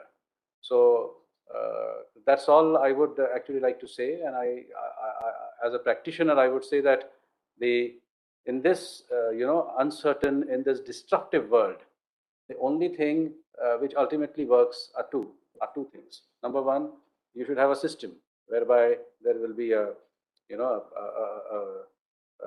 system whereby things will happen automatically, and they would be, and secondly, and they would be monitored on a regular basis. That is one. And I think the second thing would be that it's for us, each of us, to keep this thing in mind. I don't think the second part, your own intention, I don't think that can ever be discounted, because ultimately a home is based on its residents, a village is based on its people, a city, a nation, it's all made by the people who live there. That's all I would like to say. Thank you very much. Thank you very much, Dr. Sanjay Mukherjee, for taking time out from your schedule. Many congratulations on the commendable work that Sitco has been doing. And it's really inspiring to hear from you how it's managed to do that with all the systems that have been established and everything. So just a few more minutes of your time, if you can take up 2 quick questions with you. Yeah, sure. Yeah. So the first question that's come for you is, sir, that how can states contribute in incorporating ESG best practices in both public and private sector? I'm sorry, I couldn't follow your question. The voice cracked. The question is that how can states contribute and give a push in incorporating ESG best practices in both public and private sector? The states are definitely contributing. In fact, like in Maharashtra, we have an organization called Yashada. Yashada is named after our first Chief Minister, Yashwantrao Chavan. And it's called Yashwantrao Chavan Academy of Development Administration. And Yashada has a separate cell. And this separate cell, it monitors whatever is being done in the environmental part. So they have a separate environmental cell. They have a separate social cell, which keeps in mind what is happening, on the social part. And then they have a school of governance within them. So they bear that in mind. Within the government, in fact, there are departments whose role is to, take these activities up. So you have a social justice department whose role is not just to look after the deprived, but also to see that all social goods and all the goods are delivered and all the social mores are discarded. So that is their job. The environment department and the forest department are supposed to look into the sustainability aspect of the administration. The states, through various institutions, does have a system of regular interactions with the private sector, with the academia, with the intelligentsia, and with the elected representatives. And in fact, within various tiers of the state, there's a very good interaction which keeps happening. And I think the state's role is very, very paramount, because whether one likes it or not, if there is something which is going to exist as long as humankind exists, it is the state. So we may have an autocratic state, or we may have a democracy, or we may have some other system, but we will definitely have a state, and we will definitely have a government. And nothing can move ahead unless the government takes a very proactive role on that. Sure. And so if you talk about investments in the state, with investors looking for ESG-driven organizations, how is the state of Maharashtra attracting the investors? Well, I don't think I'm the very right person to answer that, because that would be attracting investment would be the job of the Maharashtra Industries Development Corporation, MIDC. But having said that, within the domain of the organization that I'm looking after, Here in our, whenever we take out a new project, so as we start developing the project and as we start our interaction with the stakeholders, we take inputs about ESG from them, right? And they are specific points in the tender, because everything happens here by a transparent bidding practice. So there are specific points in the bid. So like, for instance, in case of the Navi Mumbai International Airport, when it was bidded out, the the green components of that, the social components of that, and the governance model that will run the airport, since we are talking about these 3 points, are all set up in the tender document and later on in the concession agreement. So it's a part of an agreement. It's a legal thing which the private sector also has to bear in mind. So that gives you the framework, and then of course you take in the best practices and you try to do better than the framework that you have created. Sure. Thank you so much, Dr. Mukherjee, for joining us this very afternoon and for sharing such deep insights from your work and your experience. Thank you. Thanks, Uta. Thank you. And now please join me in welcoming the next distinguished speaker for this keynote session. It's Ms. Hellebank Jorgensen, founder and chief executive of Competent Boards Canada. Ms. Hellebank Jorgensen is an internationally recognized expert on sustainable business practices with a 30-year record of turning ESG risks into innovative and profitable business opportunities. She works with many global Fortune 500 board members and executives, as well as smaller companies and investors. Competent Board offers online climate and ESG programs that draw on the experience of over 150 renowned board members, executives, and investors. Hundreds of directors and senior executives have enrolled in these programs to mitigate the risks and seize the opportunities presented by ESG and climate change. A very warm welcome, Ms. Hellebank Jorgensen, who's joined us today from Canada. Thank you so much for joining us. We are ready to dive deep into insights coming from your such vast experience.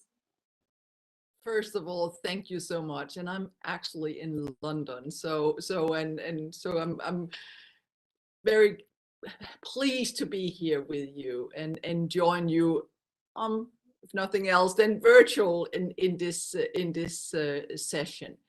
And I have enjoyed listening to the other speakers. There's so much knowledge and so much insight.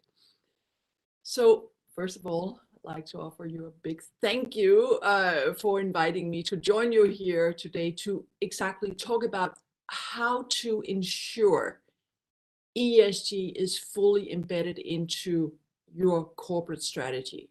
And I think that is the key we need to look at now. We can't have this siloed approach and say, well, someone else is doing it. It needs to be embedded to really make sure that we get the value, but also solve the world's biggest problems. So let me start by saying that my remarks are based on the insight from all of these directors from all over the world that are contributing to our Competent Boards programs, our training on ESG, environmental, social, governance, and climate issues, and therefore the opportunities that board of directors, as well as senior executives and investors around the world, gets through this. We have this faculty that you mentioned with leaders from over 150 board members, executives, etc., that bring their insight, bring their expertise to ensure that other directors around the world are learning from each other, learning from the peers, and therefore hopefully can leapfrog and not doing the same mistakes as we know we do from time to time. I should also say that there are some very fantastic leaders from India who are part of our faculty and of course also the program. So what I see at the end of every program is that the attendees leave with this knowledge, this confidence to put ESG at the heart of their company strategy, therefore value not only for the company, not only for the country, but let's face it, also for the individual director to further enhance the career. So the theme for the day, ESG strategy for the board and turning rhetoric into reality in a VUCA world. is, I have to say, close to my heart.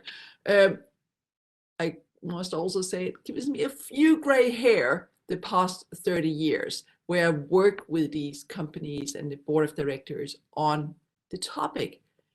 During that time, I've worked with these world-renowned leaders to help businesses, the large and the small businesses in many countries. As you were mentioning, turn sustainability or ESG or climate risk into innovative and profitable business opportunities. And I think that's what we need to look at. It's not just look at the downside. We need to see, if we do this, what is the upside? And many of the other speakers that I had the pleasure to listen to, I've touched upon that as well.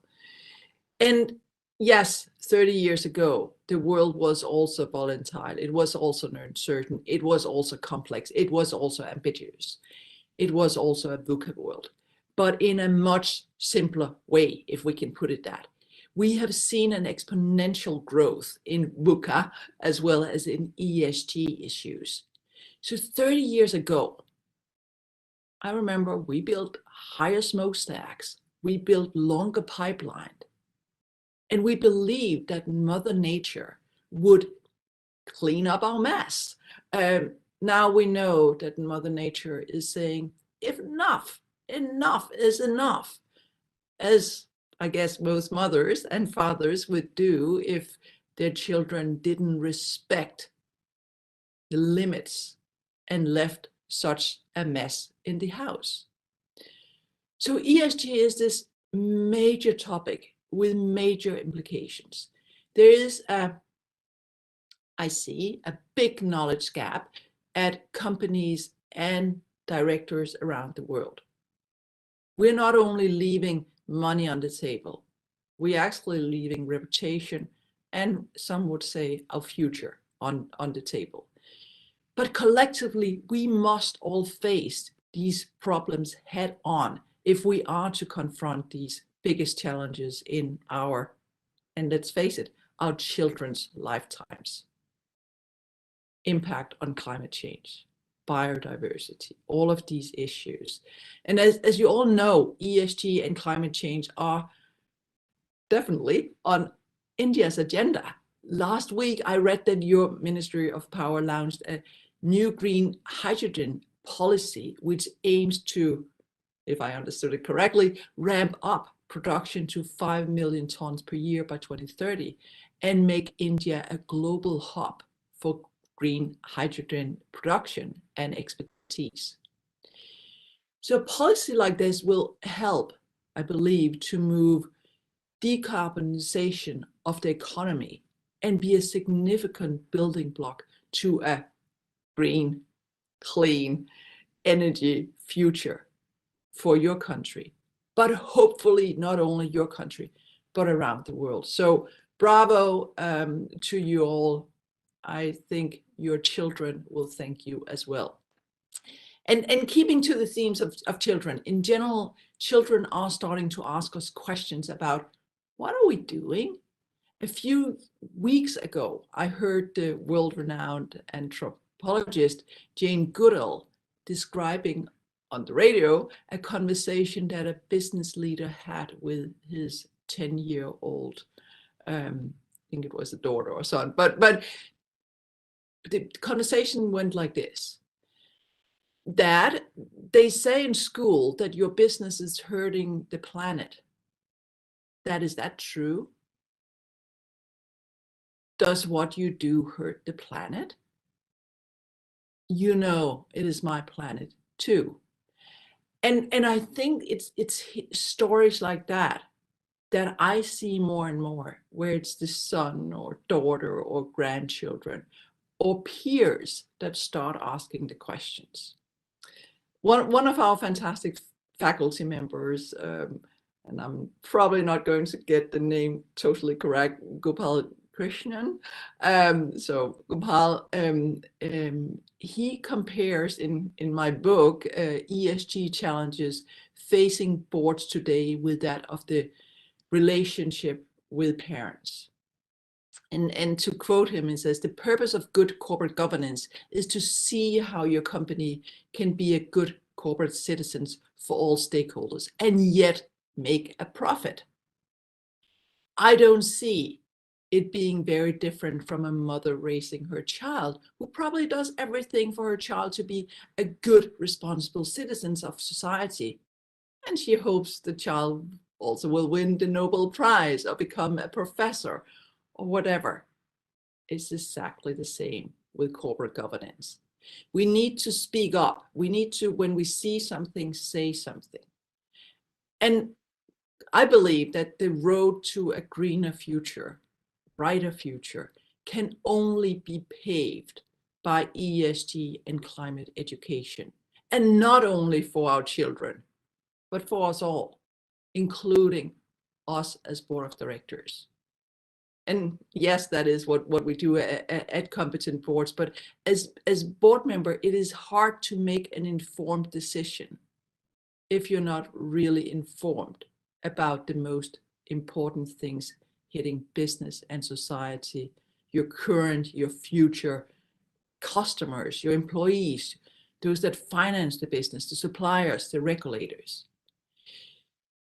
And many of us have seen this coming, and yes, I've worked on this for 30 years, and people are calling me a pioneer.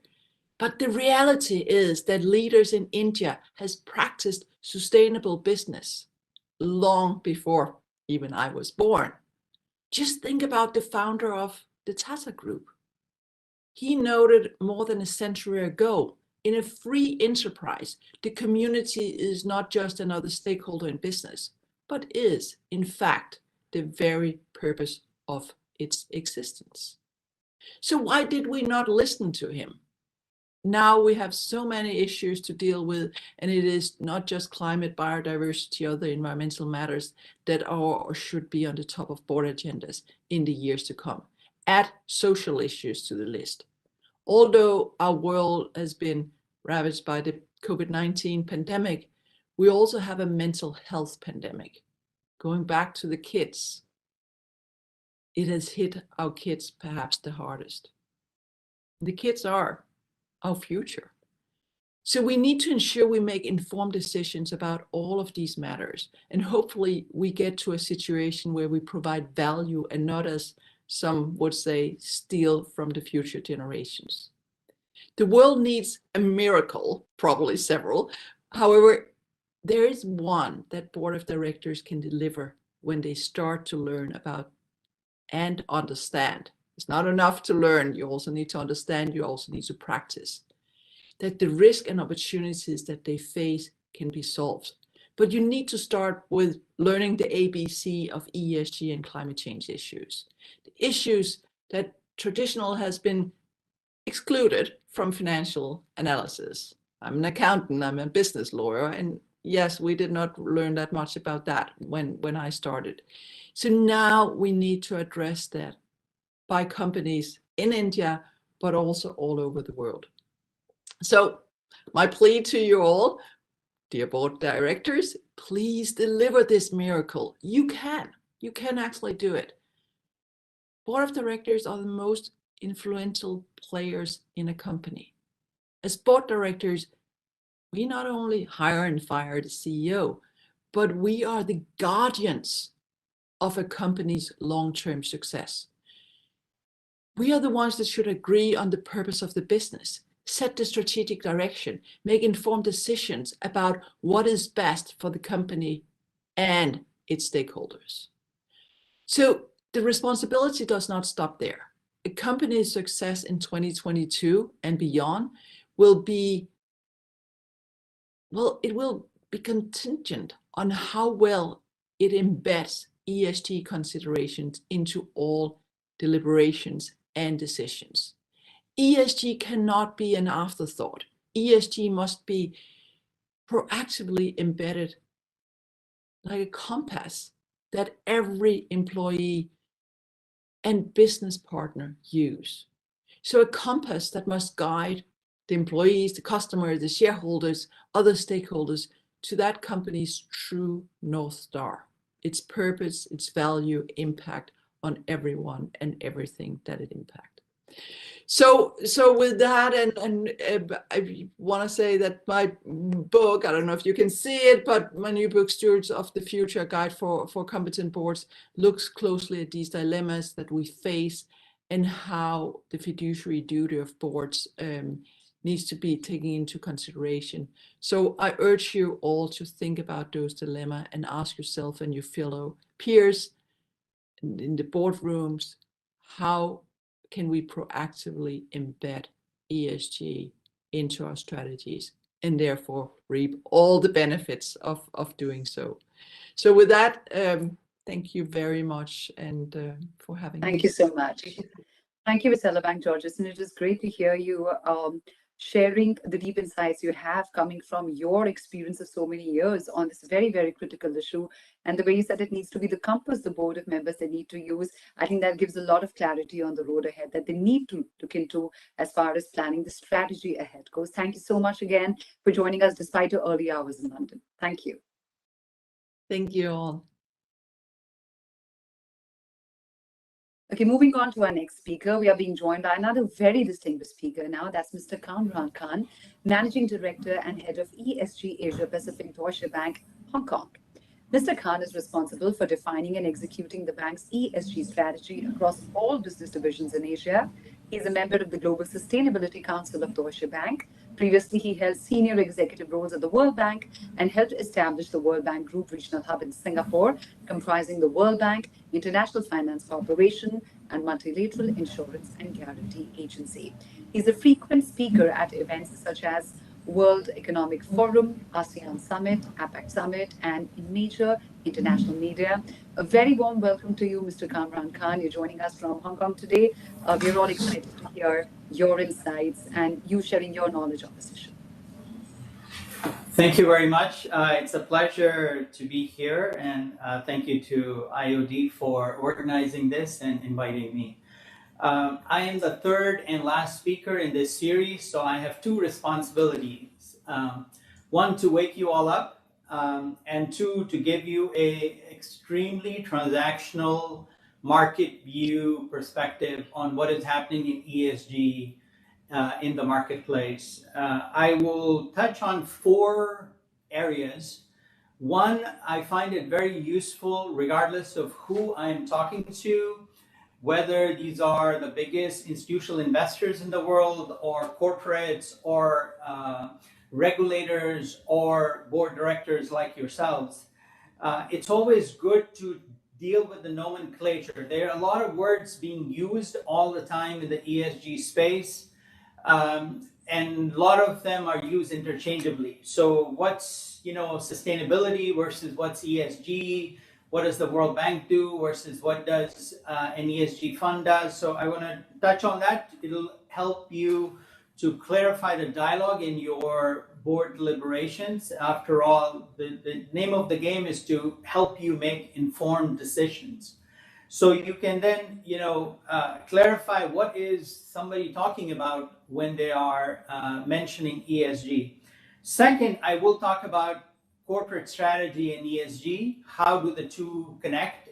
Certainly in terms of real life transactions, and I'm happy to give you some examples as well.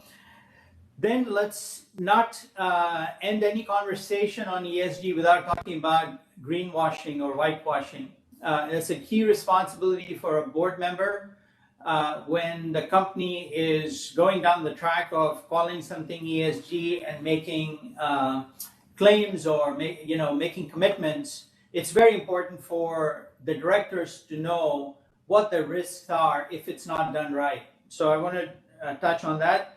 And then finally, us being here in Asia, it's very important to think about how does this global ESG movement, how does that interact with Asia? Where is Asia today? Where is Asia likely to be going forward? So 4 points. Let me just first start with what is ESG.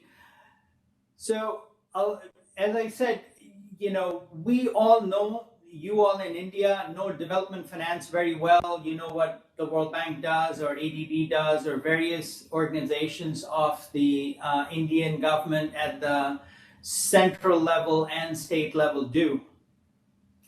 But the way to think about this is that a sustainability program can be financially viable or not viable, but it still has huge economic impact, positive impact.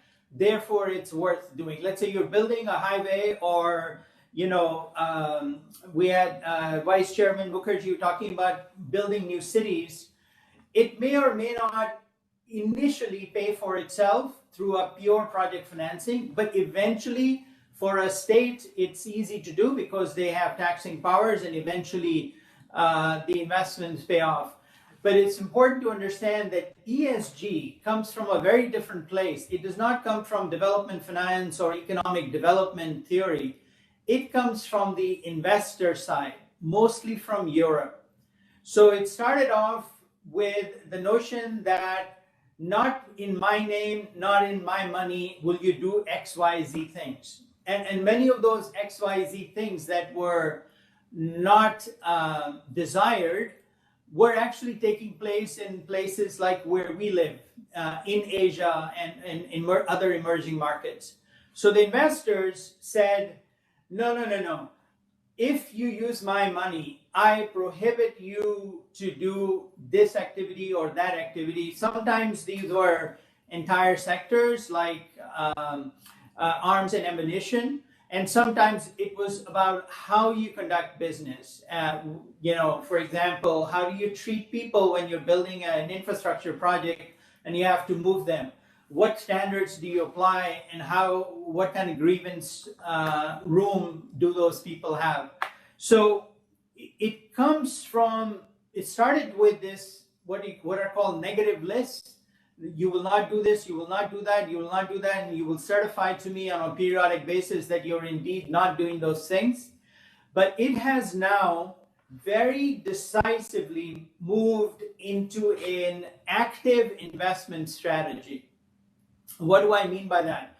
We have moved from do no harm to do more good. And that's what ESG signifies. A lot of people confuse ESG risk with ESG.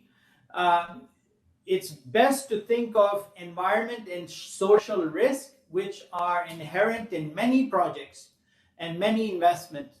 Not all of them are ESG compliant transactions. So the way I look at it, if you can imagine an x-axis, there's a 0 and everything to the left of 0 is negative and everything to the right of 0 is positive. If a team within Deutsche Bank comes to me and they say, well, we have a project, fantastic project, great returns, but we have a few environment or social risks, I immediately file that to the left of 0. So at that point, the role of the team is to put in the mitigating factors to bring it to 0, so that the investment committee can feel comfortable that the key risks have been hedged and mitigated, and that it's safe to approve the project. But that is not a conversation of an ESG project. That is just environment and social risk management and mitigation.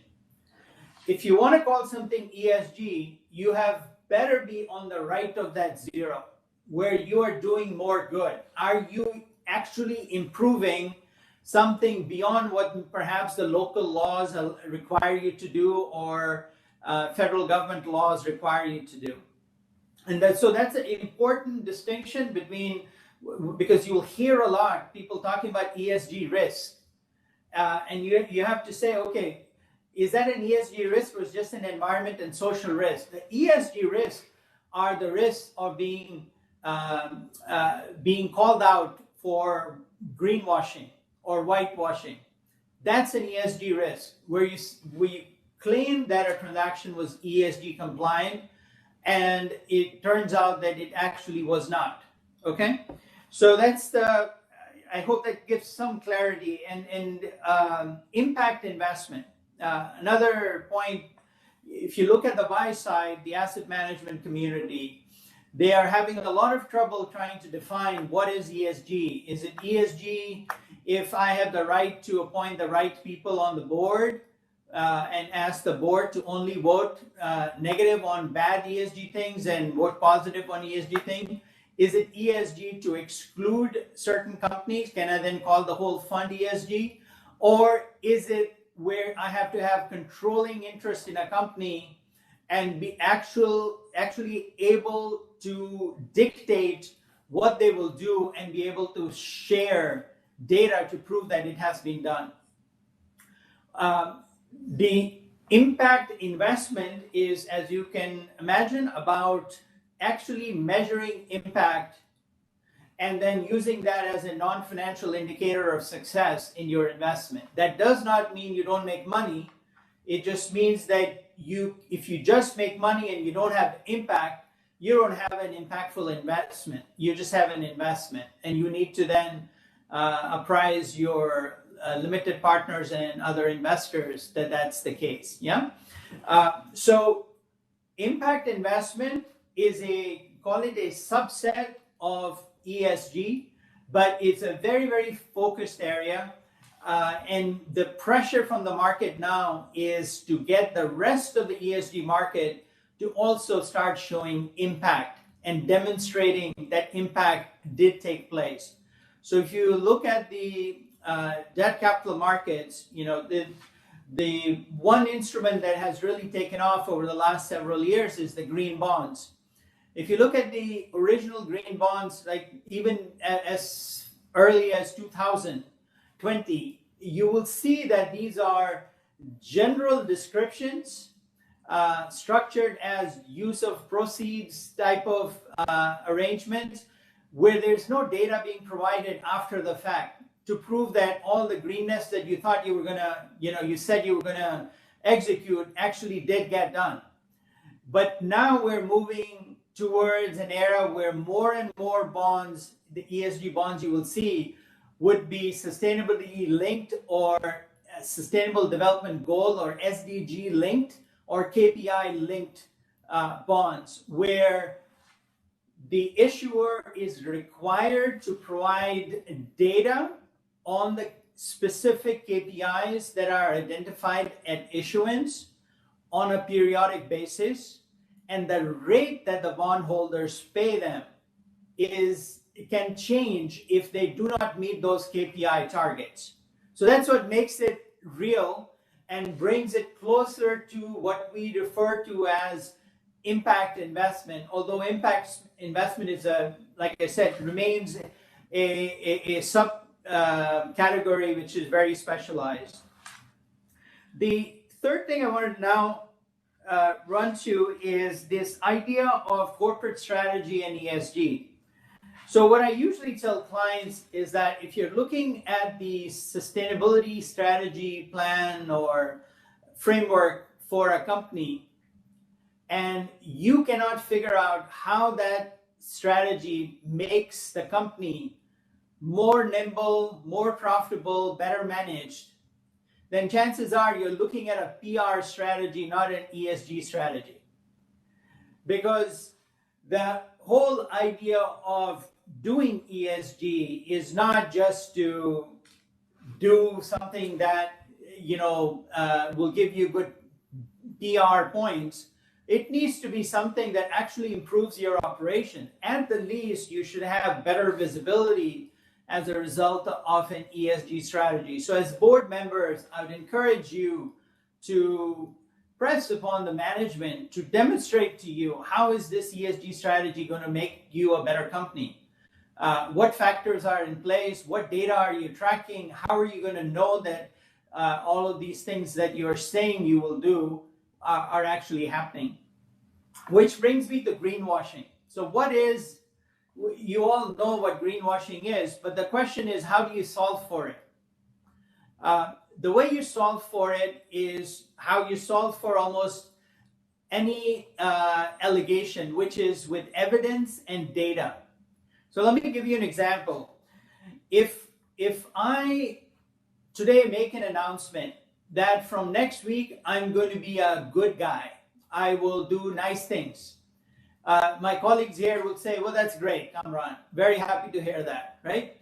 Now, next week, somebody sees me not holding the door open for somebody else, or buying coffee and not asking, a colleague with me whether they want coffee or not, and they'd say, you said you were going to be a good guy, but I saw some behavior that doesn't look like good guy behavior, right? Now imagine if I said from next week I will go to a homeless shelter and teach English to underprivileged kids for 10 hours a week going forward from next week.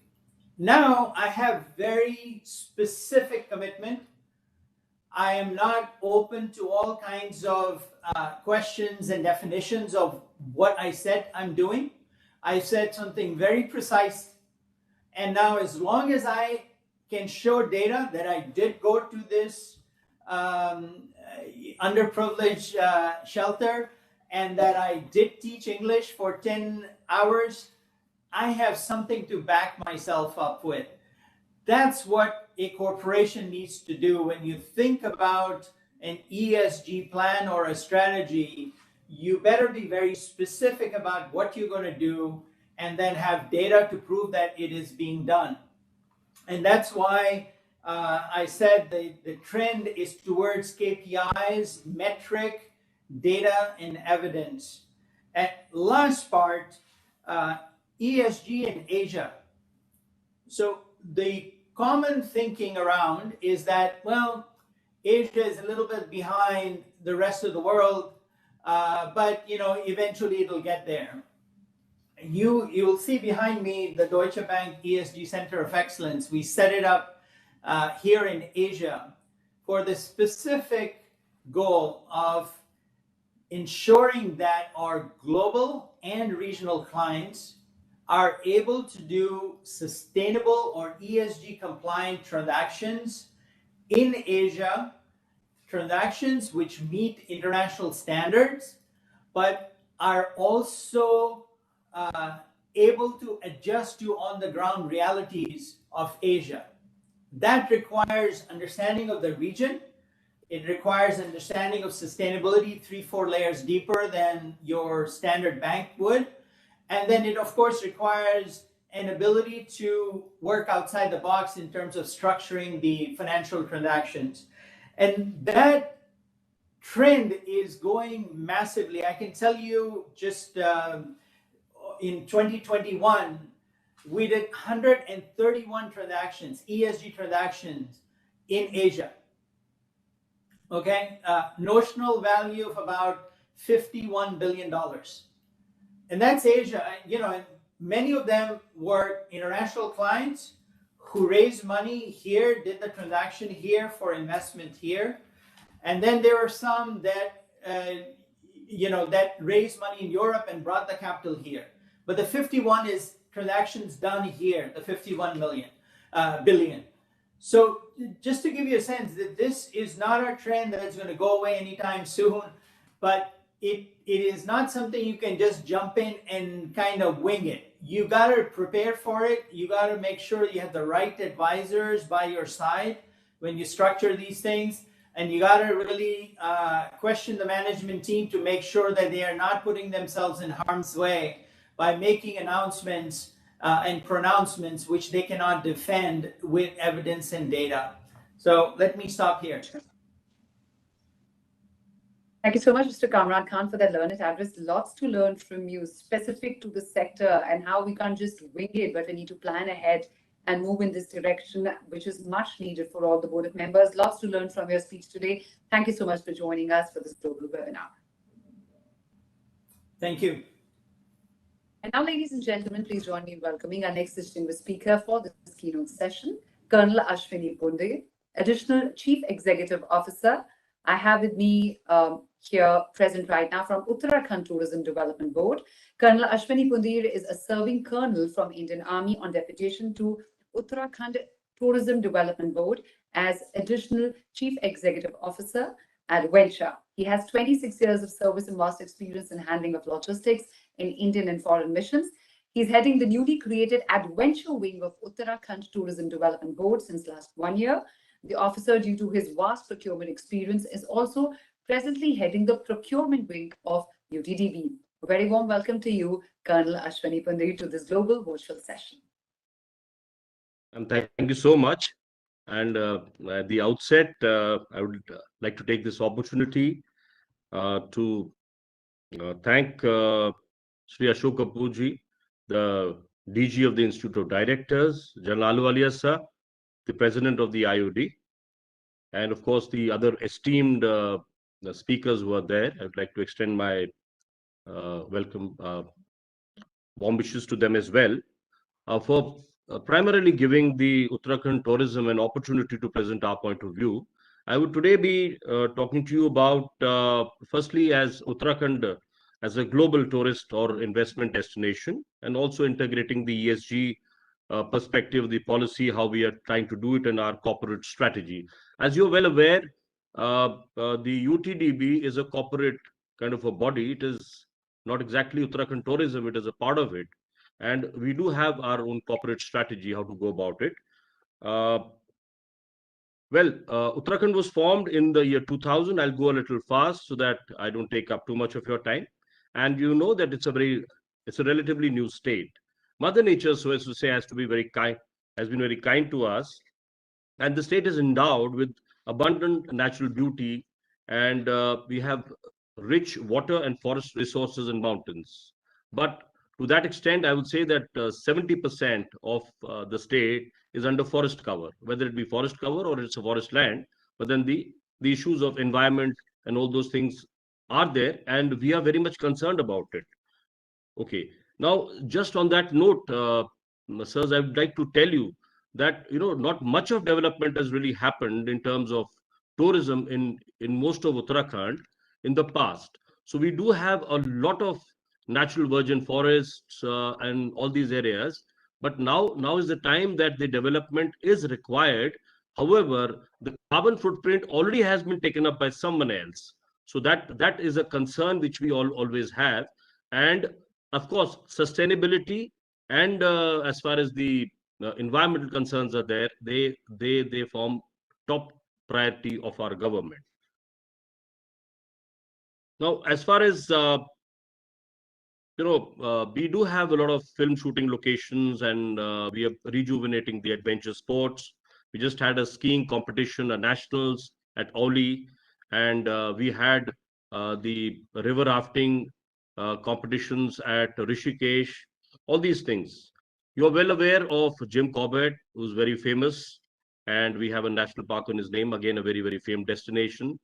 So what I want to tell you, sir, is that, we have 3 tiers. We have the plain area, where you have Dehradun, Rishikesh, Uttarkashi, and all these areas. Dehradun, Rishikesh, then the hinterland, that is Udham Singh Nagar and all these areas. Then we have the lesser Himalayas, where the popular destinations like Mussoorie, Nainital, all these are located, even Rishikesh for that matter. Then we have the hinterland, or the area towards the higher Himalayas. Now the higher Himalayas, as you are aware, are very famous for the Char Dham Yatra. And people who go there either go for high mountaineering expeditions, or we have the army and the ITBP up on the borders. We do share borders with China. You're well aware of the strategic situation which has started last 2 years. And of course, then we had the pandemic. And as rightly said, in a VUCA environment, it is a it was a very volatile, uncertain, complex, and ambiguous kind of an atmosphere. And as you are aware, tourism is our mainstay of the economy of Uttarakhand. We have about 15.45% contribution to the state's GDP, and there has been a constant growth of 12%. Now, sir, with the coming of the NHI roads, as you see, a 9-hour journey from the National Capital of Region of Delhi has been reduced to virtually 4 hours, and I think it's going to come down to 2.5 hours. The ground pressure and the kind of environmental impact it would have in terms of so much of population coming down, maybe even in the weekends, we are facing it now. In the times just about a year back, when we had what we would say revenge tourism, or people were fed up, we had to literally turn back the tourists. And on top of that, the Jila Prashasan and the other mechanisms of the government were battling the testing procedures for COVID and, of course, the pandemic itself. So there has been a loss of livelihood, sir, because of these reasons. And of course, the state's agriculture and the manufacturing sector has suffered. But I'd just like to tell you the initiatives of the government. In the year 2020, 21, and 22, the tourism department has sort of helped all these people. We spent about 97 crore to give financial aid to the people who are associated with the tourism industry, like river rafting guides, hotel dhaba owners, and others. And of course, there was a relief package of 200 crores for the tour operators, guides, boat operators, and other stakeholders. And we developed, since we had to think something new in this VUCA kind of an environment, we did develop a concept of workation, where a lot of incentives are being provided, and we're trying to develop other regions. So as far as sustainability is concerned, what we are trying to do is, from the hub centers of tourism, we are trying to take them to smaller villages and smaller places. We are trying in one way to develop our homestays rather than larger hotels. That too more in the hinterland, smaller, beautiful locations, and we are providing them a lot of subsidies. In fact, recently, just a month or two back, we have increased the amount of subsidy from 33% to almost 50% for the development of homestays. And we are conducting a lot of training at par with the industry standards from the Institute of Hotel Management, which is also part of us. Okay. Rather than that, in our policies, so we are reducing the cement concrete structures. We are going more towards the traditional sustainable architecture, the ones which we had earlier, using more of stones and such like things. They are beautiful structures. And as I told you, that we are trying to shift the ground pressure from the pressure hubs like Mussoorie, Nainital, Almora, and all these regions. We're also strengthening the social security networks where the community is being developed. The community, we have the adventure community, or rather we have the structures at the district levels, where these committees are giving sustainable livelihood to the people who are there on ground. And besides this, the service industries are being developed more. Instead of making roads, we are trying to plan for ropeways, which I find is more of a sustainable option for alternate connectivity. We're also going in for livelihood protection measures, because one of our major challenges, as you know, is migration. And as you're aware, another issue which dogs us is a lot of disasters, mainly because of environment issues, climate change. So we have a lot of loss of life because of these disasters, and loss of livelihood, leading to migration. And of course, as you're aware, low quality of life, low quality of service by the government, litter solid waste management is the issue, loss of biodiversity, and high cost of living. Now the issues are, in case it has to be sustainable, we have to see how we can improve our connectivity by alternate means. So we are trying to have a lot of the airfields and the helidromes.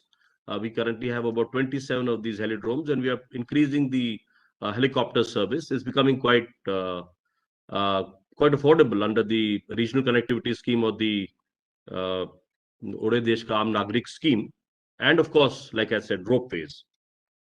As far as the initiatives of the government for the ESG policy is concerned, we have the Vision 2030 document for the Sustainable Development Goals, the tourism policy towards sustainable and responsible tourism.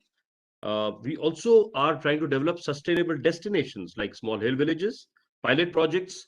We have the Trekking Traction Center Yojana, which is out to develop smaller places from where the trek routes emanate, and give them a lot of subsidies so that these areas develop, and tourists would go in the interiors, and the pressure is minimum. Also, we are trying to develop a large number. Since I've come here, I'm looking after adventure since last 1 year. A large number of adventure destinations in aerosports, in water and land-based traditional sports. We also have this 7S strategy of recognizing the best practices in terms of the 7S translates into Swagat, Suchna, Suvidha, Suraksha, Sahyog, Samrachana, and Safai. Safai being the most important component, of course. And we give additional subsidies to these, the hotels which have a green building certification. Besides that, we also have, since a large number of area is forest covered, we have clearances mostly from the Ministry of Environment and Forests. And of course, we are now getting into the PPP. We have a PPP policy. We're trying to get private investment to develop these various locations in a sustainable manner. In addition, we have certain townships which are newly developed, like Tehri, which are coming up as a major hub. Right. And to that extent, I would also like to showcase Uttarakhand as having been recognized by the World Responsible Tourism Awards in a ceremony in London in 2021 as the state to watch for, and in the category of sustaining employees and communities throughout the pandemic. So as far as the tourism facilitation is concerned, we also have a investors facilitation portal, which is linked directly with the single window portal under our tourism policy of 2018, and we do provide subsidies up to 1.5 crore, up to about on an investment of up to about 10 crores, and of course 1.5 crore as the interest subsidy to the new investors. To promote film tourism, which is, as you would be aware, Akshay Kumar was recently here in Mussoorie and Dehradun for a shoot. And to promote film tourism, the state not only provides the single window clearances, which was well appreciated recently, but also discount packages, subsidies up to rupees 1.5 crore in the shoot in the state, along with the hotel subsidies. So this really makes it lucrative for the film industry. Okay, besides this, I hope I haven't overshot my time. So actually, we have the next speaker ready. All right, sir. So thank you so much for giving us an opportunity. And I do welcome you all to the state of Uttarakhand to please do come here and have a trip. You will be mildly surprised. Thank you so much. Thank you so much, Colonel Ashwini Pundir, for your learned address. And like you said, that you're doing so much in the state, and the workation thing really caught on. And I think a lot of people ended up exploring Uttarakhand a lot more because of the whole workation concept, which is so new, and that gave a respite to a lot of people. Thank you so much, sir. Thank you. Thank you. A very, very special session where a special focus is on Northeast India. This is in partnership with the government of Manipur state. They have a very special session which is going to be focusing on this. Ladies and gentlemen, we all know that Northeast India is one of the most fascinating places, not just in India, but in the world. It's located in northeastern region of India, consists of 7 states called collectively, of course, the 7 sisters, and we also call it the growth engine of India. We are very thankful to the government of Manipur for being a principal partner for this special session, and we are honored to have the Honorable Chief Secretary of Manipur himself with us. Now, apart from being nature's gift to India, Manipur is also a melting pot of culture. It is the birthplace of polo, the sport, and the birthplace of Ras Leela, a classical dance form. Ladies and gentlemen, please join me in welcoming our guest of honor, Dr. Rajesh Kumar, IAS, Chief Secretary, Government of Manipur. Dr. Kumar is a very distinguished civil servant, a 1988 batch Senior Indian Administrative Service Officer of the Manipur cadre. He has held very important portfolios in the state government. We are privileged to have him with us today to deliver the guest of honor address. Over to Dr. Kumar, please. Thank you so much. I guess the IOD would have a reasonable time for us because I'm looking at the clock. I'm left with 7 minutes for closing the session. So that's all right. Please carry on. We'll adjust the timeline. All right. Thank you so much. I welcome Sir Ashok Kapoorji, who was instrumental in dragging me into this webinar.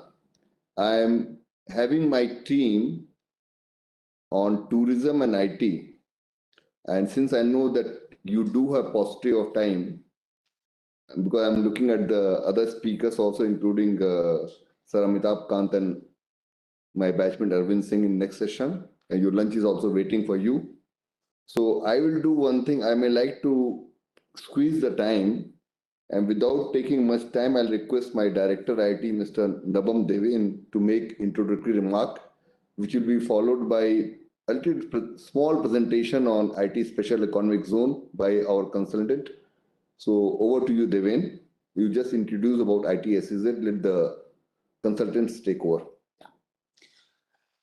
Hello from the Department of IT, Government of Manipur, to all the distinguished speakers, invitees, and viewers. We are delighted that IOD has taken the initiative to place Manipur on the IOD platform to showcase the various initiatives of the state government in tourism as well as in the IT sector. The presentation that you will be seeing would highlight our efforts to make Manipur a favorable investment destination in the IT sector. We started with a focus on building up physical infrastructure for the IT industry, but after various rounds of deliberations, engagements with various stakeholders, including local IT entrepreneurs, as well as the World Bank, we realized that the perspective has to be a little bit more holistic. It has to include aspects like skill development, skill enhancement, incubation, entrepreneurship development. So after these deliberations, we have now refocused on making it a more inclusive scenario, which will ensure that tomorrow when investors come, we have trained manpower as well as local IT entrepreneurs that could be a supporting role to the investors. So over to our project consultant, Primus Partners, who would be making the presentation. The project, I feel, is a little ambitious, but very much doable. And we hope to make Manipur a favorable IT destination in the Northeast India. So over to Primus Partners, please. So thank you, sirs, for giving us the opportunity. Here, we are going to present a project that ticks a lot of ESG checklist boxes. If we take a look at what is Manipur, Manipur is more than 77% forest. It's one of the most forested states of India, and a lot of care and effort is being done to develop Manipur in such a way that not trees are cut, but trees are planted, and the environmental, social, and climate goals are kind of met. So based on this kind of thinking, wherein we are good to the environment and we support the poorest of the poor, this project has been envisaged, and it has reached a stage which is worthy of investment. So I'll just take you through the project very quickly.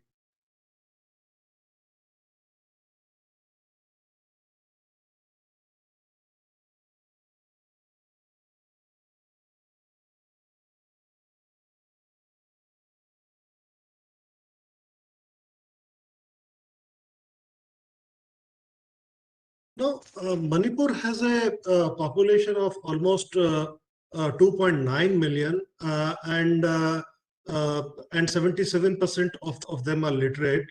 But if we peel the onion, a bit more, almost everybody who's there in the plains is literate, and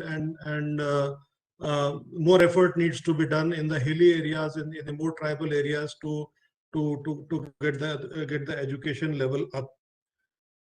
The good education institutes have been there for quite some time, over a century, and that has resulted in a workforce that is very good in English, that is having a lot of engineers, doctors that are studying in Manipur and outside, and are a very good pool of resources that are available for industry to develop. The state has developed to a stage now where it has reached a critical mass to support industries that are ESG compliant and that are high tech in nature now. The Imphal airport is on a flat land. It's a 24-hour airport.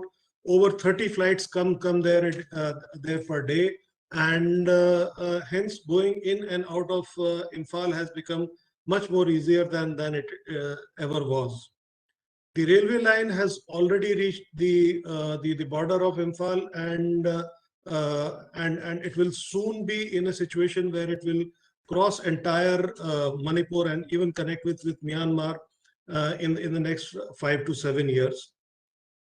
The digital connectivity is already quite good with more than 5 big fiber pipelines of very different coming out of very different routes already available in Manipur. And the demographic profile of Manipur is now kind of ready to support a high-tech IT kind of project.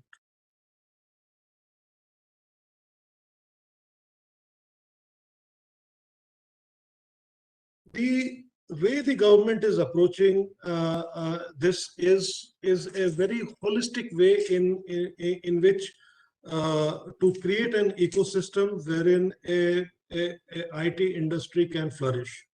It just does not talk about infrastructure, but it talks about capacity building. A lot of effort is being done for improving the IT skilling. For this, 2 new training institutes are being set up. There is already a triple IT working out of Imphal, and more training and capacity development policies are being rolled out as we speak. There is also a lot of effort from the government as under the guidance of World Bank and other institutions to develop the capacity building in terms of developing entrepreneurship, putting up accelerators and incubators to help the industry kind of develop within from Manipur, and also a lot of investment promotion activities that are being done in order to attract companies from outside of Manipur. The project is fairly in an advanced stage. The land is already in possession and it is developed. The first building of this project is kind of ready, and we are already scouting for companies for occupation. There is a lot of incentives as well as support that the government is willing to give in order to attract investment and in order for people to set up this industry. We do believe that it's a triple win for all, because the cost of operation in Imphal, both in terms of real estate and cost of building, as well as the cost of labor being low, it's a very, very economically sound decision for any private company to be setting up an IT facility in Imphal. It also kind of very well dovetails into the ESG investment because here a lot of population that is below poverty line will get employment. A lot of care has been taken so that this project is very environmentally compliant, and I'll take you through this later. We are trying to develop this project so that the entire ecosystem is there to help the industry. The core of the project is going to be the processing zone, which will have almost 1.3 million square feet of space that can have 10 to 12,000 people directly working on IT and ITES. Not only is the physical infrastructure going to be an attractive investment opportunity, but also a lot of help is being done in terms of developing the entrepreneurship and making everything work in the processing zone.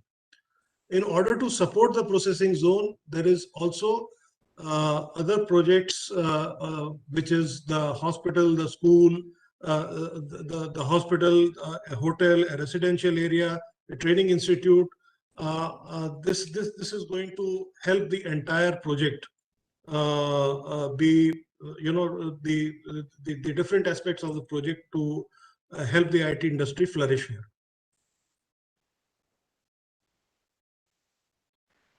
Already there is some investment that is happening as we speak.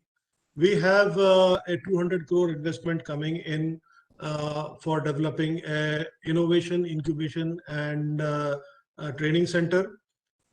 This should be operational by the middle of the year, and the work on the building has started.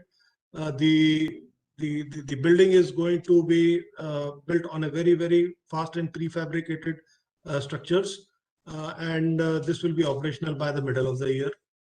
We have already the groundbreaking of the residential complex going on, and in a couple of years' time, there will be more than 200 houses available in this facility. Over and above that, around the ITSEZ, the city is kind of developing, and more residential options are getting available. We are also got a investment of more than 12 crores for incubation hub and technology development hub through a PPP partnership. So if we take a look at the project, we are having a lot of facilities in the project that will have the processing zone, the non-processing zone, the hospital, hotel, residential, training. This will be done on a very environmentally friendly way. The water harvesting as well as water recycling is going to be at a very high rate. The buildings are all going to be very energy efficient, and good care is being taken so that the entire project is very eco-friendly and has a low environment footprint. We do not envisage any trees to be cut and any polluting industry or activity to be done in this area. Hence, this takes a lot of ESG checklist items. So here we invite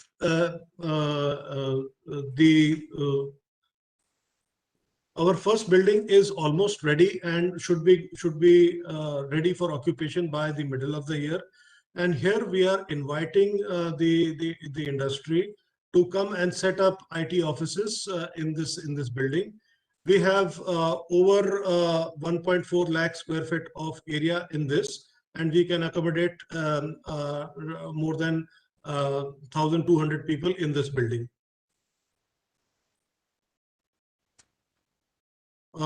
The rest of the 4 more buildings are planned in this area, and here we invite investors to come on a PPP mode or on a hybrid mode, wherein the government as well as the multilateral agencies can help with funding of this of construction of these buildings.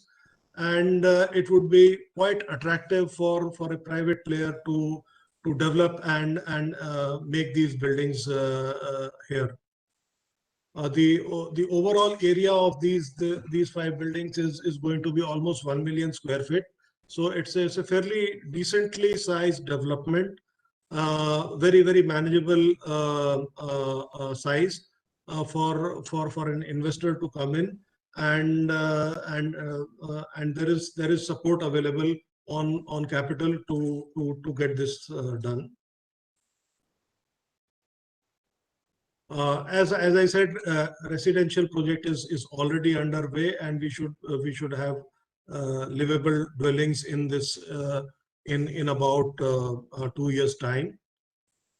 We are also looking for investment in a business hotel, about 100 key hotel, with a built-up area of close to 1 lakh square feet, and this will be on PPP mode, and we invite investments for this project.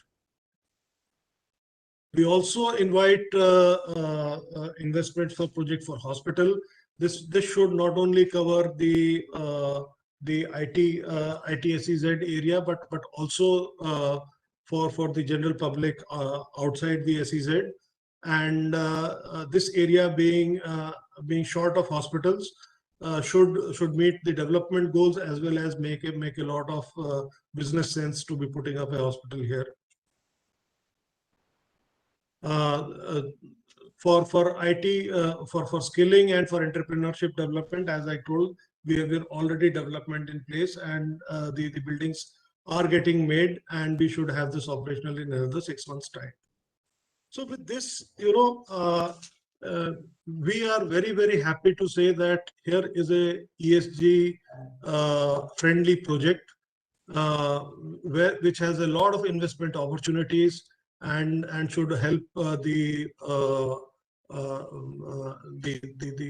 core reason why we are meeting today, to find real opportunities to invest. And I invite the industry, as well as I invite the support of all the people present here to help and promote this project. Thank you.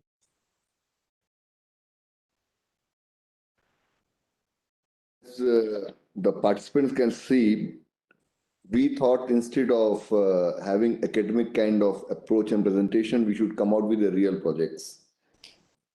I will still not interject at this stage. I will invite my tourism team to make a presentation. There will be a brief introduction by the Director of Tourism, followed by our project consultants to make a presentation. And thereafter, our Commissioner Tourism is there online. He was away. Pradeep? Yes, sir. I'm here, sir. Yeah, you make an opening remark, followed by presentation by our consultant, then I'll come in. Thank you very much, sir. And I would also like to thank IOD for providing us this platform to showcase our unique tourism potential. Much has already been spoken about the connectivity and the present-day advantages that Manipur is already having, and various tourism projects are already on way. Our unique location and the mosaic of ethnicity and the kind of diversity in terms of terrain also that we have to offer.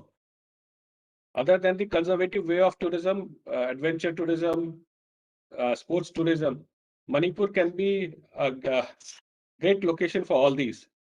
So, sir, as you have mentioned, sir, that we have our project consultant here. He'll be making a presentation on Manipur Ecotourism project. So I'll welcome and I'll request Mr. Subramaniam to make a brief presentation on the ecotourism project. Thank you, Dr. John. This is Subramaniam from Fishner Consulting. We are the leading German engineering consulting firm in the world, and our objective in this project has been to develop a project that is in line with world-class standards and gives tourists an opportunity to have a world-class, memorable experience when they visit Manipur. I also would like to thank IOD for giving us an opportunity to share more details about this landmark project. I hope my screen is visible. and we get an opportunity to talk about the Manipur Mega Ecotourism Project, which is truly a landmark project in the ecotourism field. In line with the overall agenda of ESG around this conference, one of the guiding principles that we have looked at in this ecotourism project is that while it creates huge economic opportunities and benefits for improving the livelihood of people in the state and also creates employment opportunities, at the same time, all of this is being done while keeping all environmental safeguards and compliance in place. So economic growth is one of the central guiding principles of the ecotourism project, as it tries to create local prosperity and encourage local entrepreneurship with the local community at large, and at the same time creates sizable employment opportunity currently and towards perpetuity, as it engages the community in various services that will be involved for delivery. At the same time, besides the economic growth and livelihood creation, which is a key part of the project, it also tries to ensure promotion of the social and cultural ethos of Manipur for the first time to the country at large, as well as to international tourists that should get exposed to this opportunity. In sync with the government thinking of looking east and looking at Northeast as a growth engine for the country as a whole, this ecotourism project ensures and tries to provide social equity by providing benefits to society at large and also creating tourism opportunities for people from all strata of society. So while there is good opportunity and tourism attraction for people from the rich and the higher strata of society, both from within India as well as internationally, at the same time, it also provides tourism opportunity and attractions for people from all strata and from all segments of the society. Also, in relation with the significant connect that Manipur has with Japan and East Asia, with certain elements of shared history, the project also looks at providing attractions to tourists from that region, and with infrastructure being created in terms of connectivity and in terms of access to people from across the country and from outside, we believe that the backbone has been created for this ecotourism project to be successful. Lastly, in addition to the opportunities for economic development and social appreciation that is being created, the eco element or the green element of the project has been kept very much in mind during all of the project design and engineering. And we have ensured that the project does not in any way adversely affect environment. So all aspects of the project involve recycling. So all of the wastewater and other components getting generated through the project are being recycled and used back in line with the best practices, best environmental practices globally. Solid waste management is kept as a key part of the project. So all waste, all plastic waste and other forms of waste are being segregated, used back, and not adversely affecting the environment in any manner.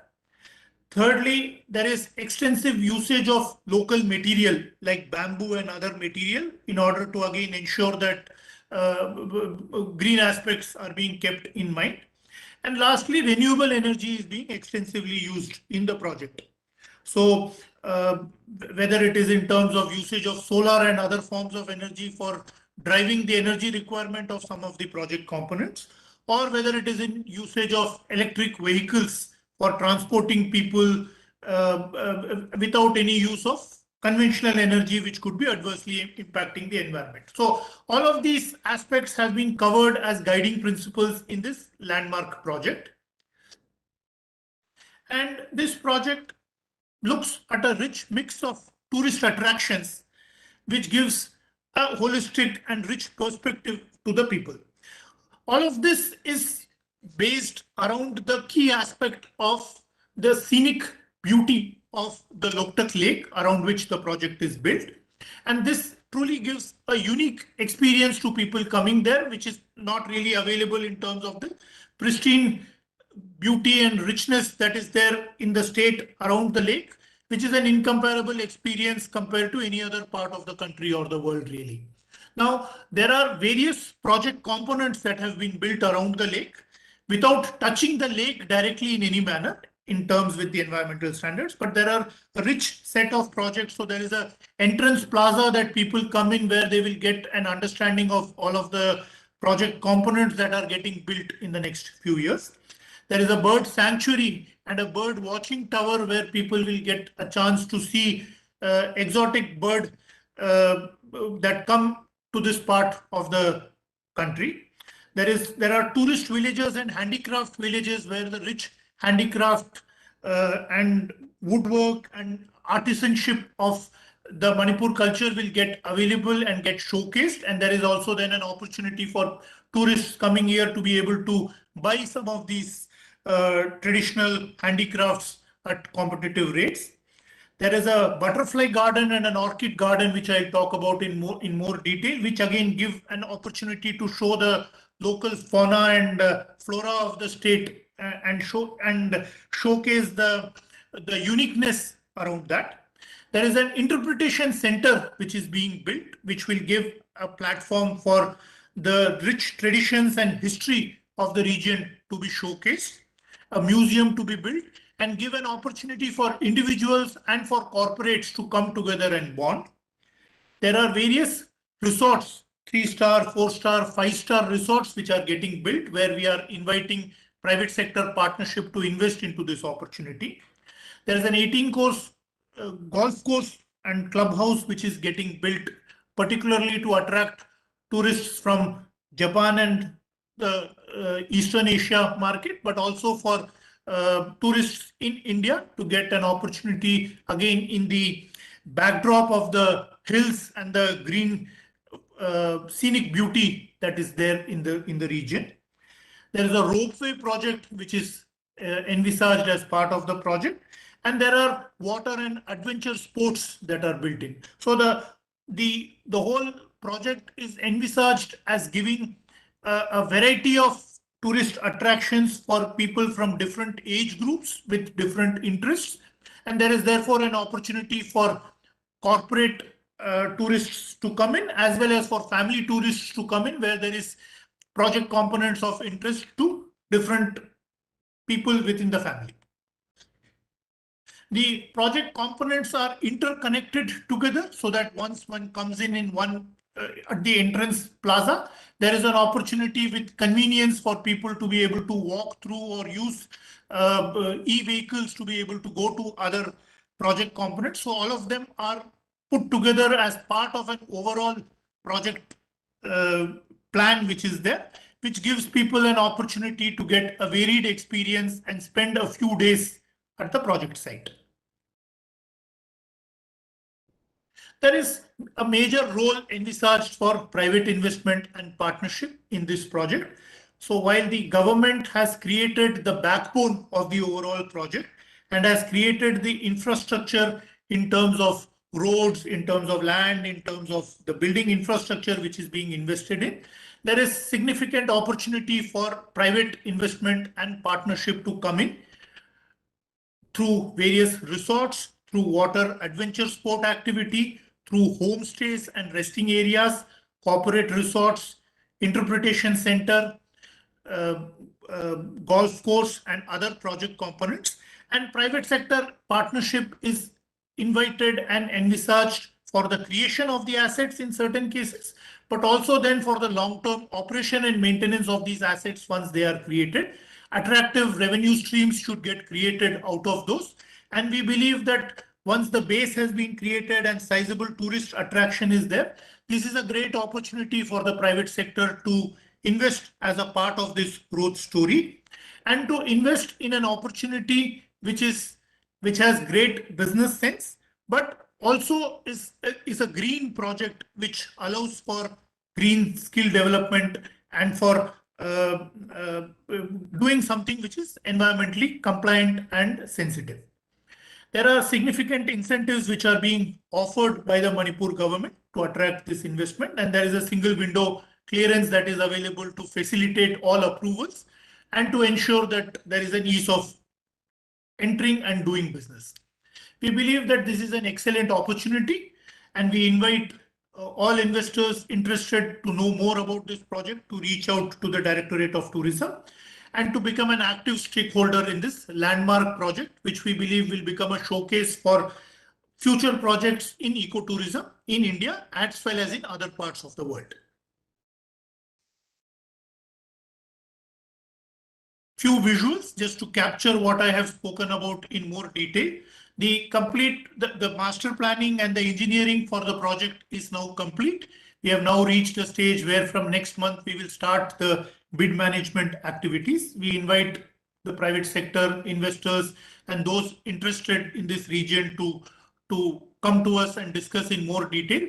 And these project components will get built and become a part of the ground activity within the next 2 years in phases.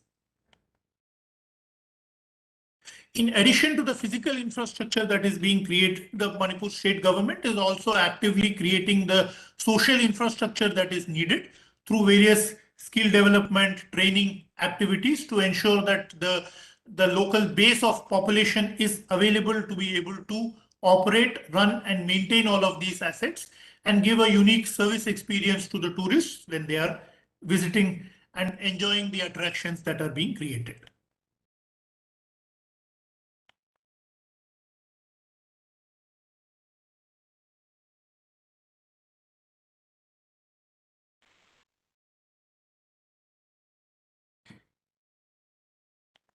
Thank you very much. And on behalf of the state of Manipur, I invite all of you to visit Manipur and see the wonderful experience that we are trying to create.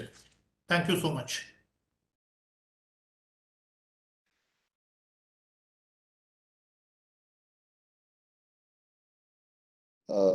I thank IOD to engage with the state government of Manipur into this very excellent webinar.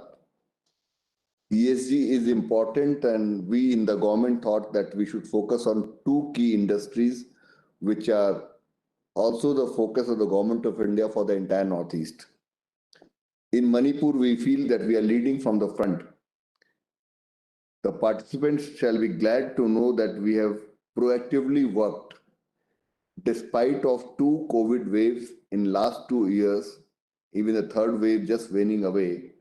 So much of work has gone to these projects, it speaks for itself. Manipur is gateway to East Asia. We border with Myanmar. We are trying with the Ministry of Civil Aviation to start international flights to Bangkok, Mandalay, Singapore, and other places, including Kunming. The railways shall come up to state capital. The goods train will land by end of March this year, and the proper trains will come with a broad gauge by September or December 23. The Union Railway Minister was around, and in 7 years, they are trying to reach the international border of Manipur, Myanmar at Moretown, which I am requesting them to squeeze by 1 year, and which is feasible because, as Surya mentioned, we believe in work and single window clearance, and I have assured all our support to the Railway Ministry to squeeze the 2 years preparatory work into 1 year so that we save 1 year's time. The IT SEZ is an ambitious project of Manipur government. I, on behalf of government, wants to request the investors to come and have a look at it. The land is 27 acres, totally owned by government. We have invested a lot of money from our own side into the land development and compound walls. The first building, which was shown to be 80 crores, in fact, has consumed 120 crores so far. We are willing to offer on a long lease. Yesterday, I talked to somebody who was chairman of ICAO. As my director mentioned, we are going to train 2,000 boys and girls within the state with IT knowledge to how to run and work in a call center or BPO or KPO. My request with the industry will be that please have a look, because we are not going to earn money out of this. We are going to add to GDP and create employment, both the projects. So the lease fee or the revenue sharing will be token, symbolic or nominal, whatever you say. The government is not here to make profit. Government is here to go for development, create employment and add to the GDP and attract people. And that's, I think, the biggest offer any state government can offer. If I go to the Loktak tourism project, this is also getting funded by Asian Development Bank. The lakefront development we have projected will cost about 1350 crores, about $250,000, $250 million. And it's a very advanced stage. When the presentation was last made to the Asian Development Bank, they were quite happy to see the amount of development. As Mr. Surya mentioned, we are going to go into the bidding process now. The lakefront is 5.5 kilometers long. We are not touching an inch of the lake, which is a Ramsar site. One good news I want to say that the ADB, seeing our energy and the efforts, is willing to expand the assistance, and that another technical assistant team is going to come. The team leaders already appointed by Manila headquarters. They want for this lake conservation to become a global model. It's a wetland under Montreal Convention. There will be an add-on project of, I have a gut feeling, 1,500 to 2,000 crore, which will supplement in preserving and conserving the lake, also taking care of the 4 rivers draining into the lake, river basin management. And this 5.5 kilometer long lakefront, which has been just presented, gives an opportunity for the investors to invest and grow their business. Manipur is a very safe place. It's incident free. There were days when it was difficult to walk in the evening. There's hardly any militancy. Whatever is there's namesake. Other cities in the different part of the country are much more troublesome. People are basically peace-loving. The culture is so rich. If you see the ethnic park, the cultural performance promenade, if you see the handicraft village, we are requesting people to come and build resorts. I will just give an example, Kumar Kum Taj. I think we are going to offer much better landscape. The lake is the largest freshwater lake in Asia. And since I just mentioned about lake management is being an add-on project will come, I think it's the right time to come and engage with us. We are election bound. Our election results will come on 10th of March. I would request both the consulting firm to engage with the participants here in today's webinar as well as others. We can have a combined workshop of 2 days at Imphal on 21st, 22nd March. I know there will be assembly, but I'll squeeze the time so that we can have a workshop come site visit and we engage into a fast track mode and without wasting time, make this a global standard tourism resort, the Loktak Lake front, and also the IT SEZ, a model SEZ in the entire Northeast. I think this is the fastest moving IT industry business in the Northeast, though Manipur is a very small state. I also want to flag an issue. Manipur is endowed with people with very fine skills. Is the cultural performances, is the handloom, handicraft, woodwork, bamboo, whatever you take. But nowadays with modern education, English is spoken by everybody. Even interior hill villages, they are very, very comfortable with English. Our boys and girls are not only working in India, every part, they are working globally. If you actually look at somebody with this kind of facial feature in other countries, maybe every 4th or 5th person will turn out to be from Manipur. In bigger cities of India, no mall, no multiplex, no restaurant, no 5-star hotel will run without a person from Manipur. They are highly skilled. To increase the people who are skilled into hotel industry, our Institute of Hotel Management is also going to start the first course within Imphal city this year only. So we shall churn out many boys and girls engaged. So by the time the private sector comes and sets up the hotel industry in the Loktak side, or you set up IT industry, you will have trained manpower within the state.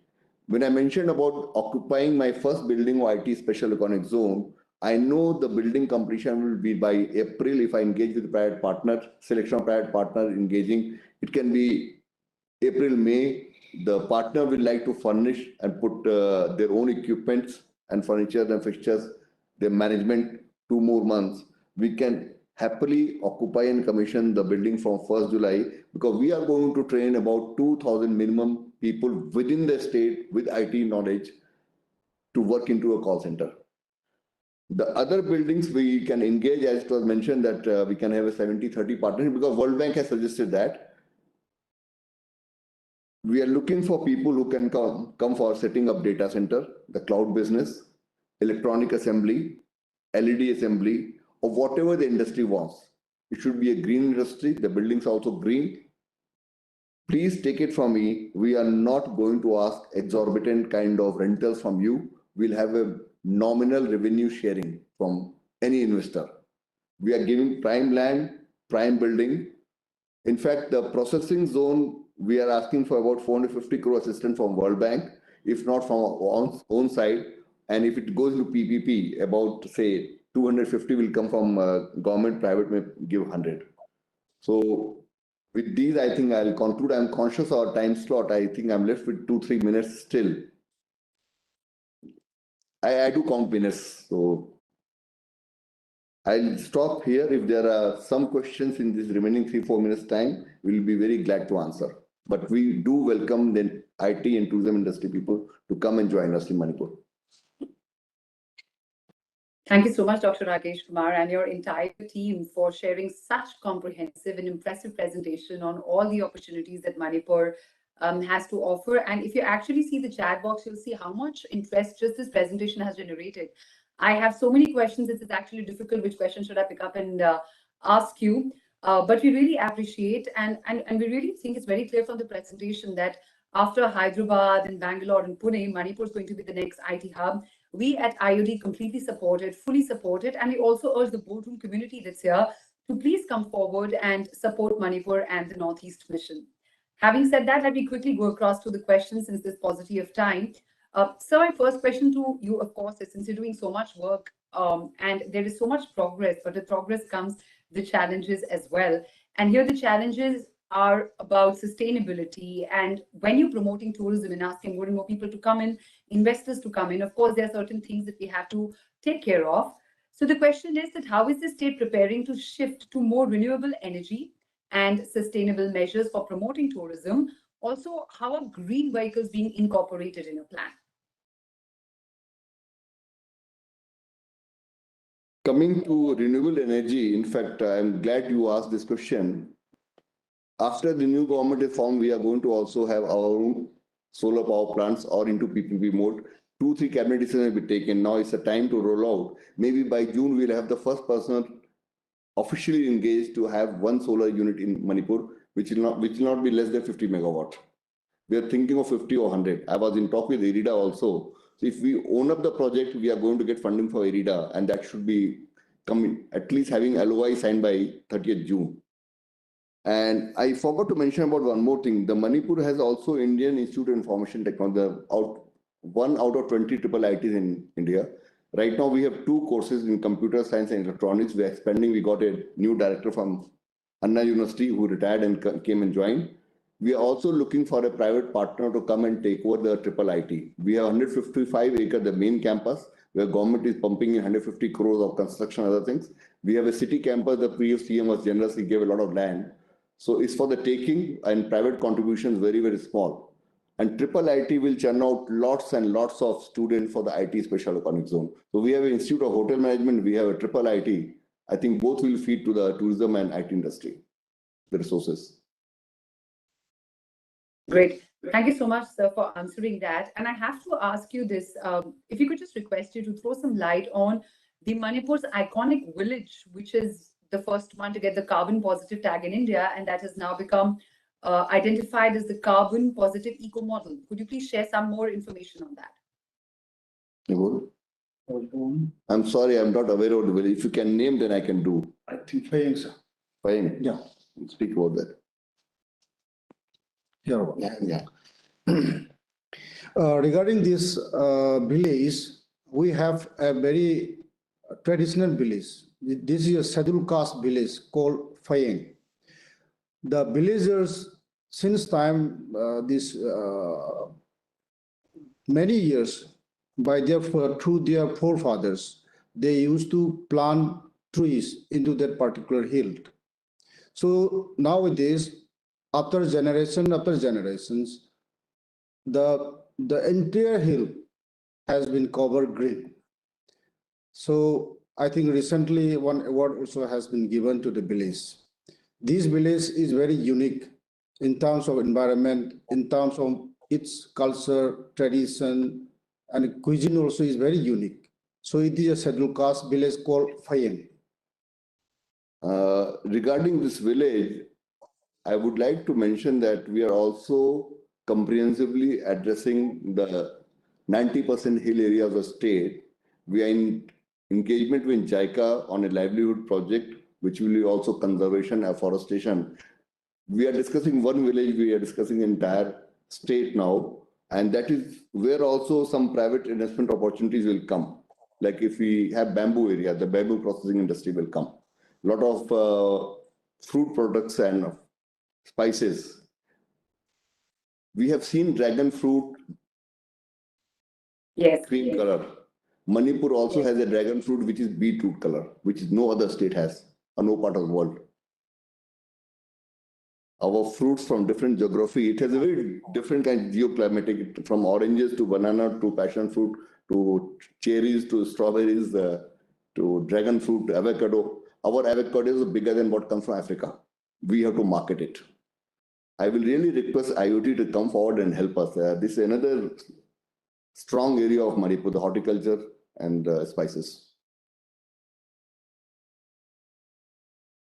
Great, thank you so much. As a part of the ecotourism project, we have tourist villages as part of it, which are built around the concept of the traditional Manipur village, and will give tourists an opportunity to engage with the community and have a similar living as the traditional villages of Manipur.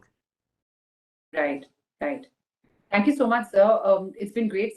So much you have shared through your information, and visually, if you actually go to the chat box, you'll also find requests. People are asking for sharing the presentation that you actually showed with them so that they can actually delve deeper into it. So you can go through the comments in your own later. Thank you so much to you, Dr. Rajesh, and your team for sparing time and giving us this really, really valuable, comprehensive presentation. Thank you so much. Team can engage with us. Sorry. I would request you to share this PPT with the participants, but I would like to get the list of people and their contact details who shall find some interest. I want to invite them on 21st, 22nd March for a field visit come workshop and let them interact with the new government, the new chief minister, us.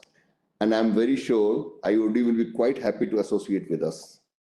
I believe in result more than debates. So I think let's move forward in delivering something.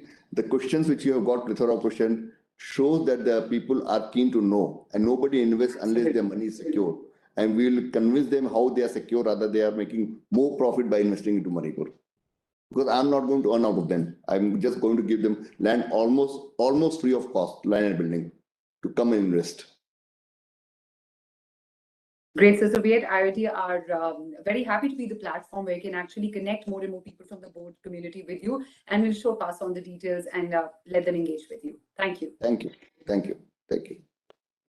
And now, ladies and gentlemen, after this very, very immersive session, we're letting you go for a lunch break, but a short one though, because we just have a 15-minute lunch break because we have some very, very eminent speakers lined up for our next session. That is the second half of the day. So make sure that you're back by 3 p.m. You have about 15 minutes. You may remain logged in, or you can also re-log in with the same link that we've shared. The link details are also on our website. That's iotglobal.com. Once again, a big thank you to all the partners for the overwhelming support for making this program so special. Thank you for joining us. Have a good lunch and be back by 3.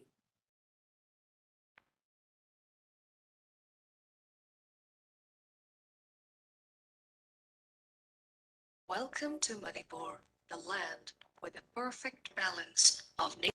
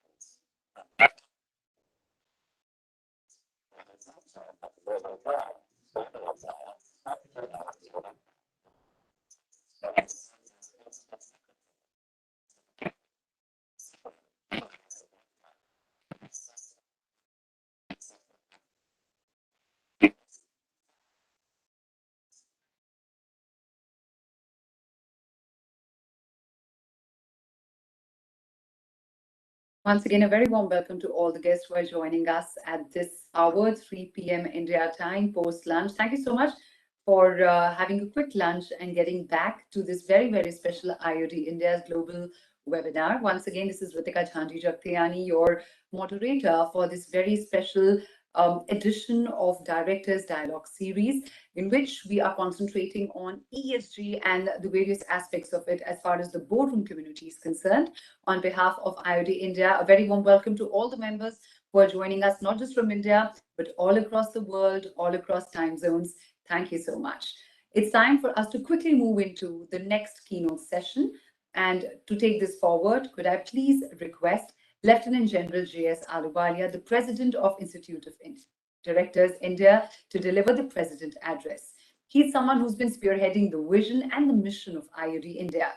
General Ahluwalia superannuated Indian Army as the head of the engineering division as Director General of EME Corps. He's a guided missiles specialist and now mentoring many boards on governance. He has been chairman of the Institution of Engineers, president of Delhi Management Association, and many other such accomplishments.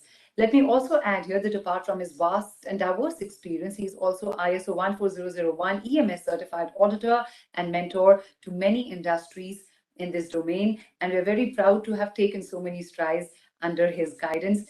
Thank you so much, Lieutenant General J.S. Ahluwalia. Over to you. Thank you, my dear. It's a great pleasure for me to welcome you all after two special sessions before lunch that we have had on ESG policy, corporate strategy, and tourism in various areas. I have taken great special attention to welcome British High Commissioner in India, His Excellency Alex Ellis, CMG, the CEO of Niti Aayog, Shri Amitabh Kant, also the Distinguished Fellow of IOD, the Chairman HDFC Bank and former Finance Secretary, Mr. Atanu Chakravarti, IAS, Secretary Tourism, Government of India, Mr. Arvind Singh, IAS, President Confederation of British Industries, and founder of the chair of Cobra Beer, a well-known global beer, Lord Karan Bilimoria from UK, the Managing Director and CEO of Indian Hotel Company, Mr. Puneet Chatwal. Well, the COP26 in Glasgow, they declared in November 21, the final declaration, covered nature-based solutions, the infrastructure pathways, which covered various international coalition of sustainable infrastructure, then clean transport, land and sea. These are the major areas that they covered under the Glasgow Declaration. The COVID-19 pandemic lingers on. The pandemic to endemic will require a momentous social shift. The digital dominates the growth agenda. Sustainability gains stream. Crafting a new normal. The sustainability commitments are rising, but the net zero still remains elusive to most of us. For corporates, ESG is one of the top concerns today, a gateway for new frontiers of change. The stakeholders are judging their companies by their commitment to the 10 principles of UN Global Compact and also the 17 UN Sustainable Development Goals for 2030. IIM Ahmedabad, it has set up a ESG center for research and innovation action. The Unilever in India announced that half of their new growth last year has come from brands leading to sustainability agenda. It shows where ESG stands. The ESG agenda continues to grow as strategic business imperative, heading to growth and higher profit margins and inflow of ESG funds. The environmental concerns minimize environmental footprint, including shift from wasteful extraction to regenerative systems, optimizing use of natural resources and energy consumptions. The social dimensions lead to diversity and inclusion, including gender diversity, and concern for employees and the community. The governance concerns lead to transparency, ease of doing business, but also include the important aspect of R&D expenditure, which has remained between 0.6 to 0.7% in India, to move up to nearly 2%. The corporate board's role and attention to environment, social, governance, and economic challenges are great. The future-ready boards today need multiple stakeholder-centric ESG strategies and practices. They create a ESG committee. Number of them have already abroad started coming in, and we are also moving in that direction, creating a ESG committee to help the board provide oversight in ESG concerns. Upskilling the value chains throughout. That's a very vital area. And a whistleblower policy, again an important area, to flag off ESG deviations. This is important. The ESG accounting standards, of course, the lack of consensus on ESG criteria in capital markets has held ESG investments down. Intangible financial materiality to long-term factors is vital. An international sustainability standards board has been set up, and it is likely to come up with the final ESG standards by the end of the current year.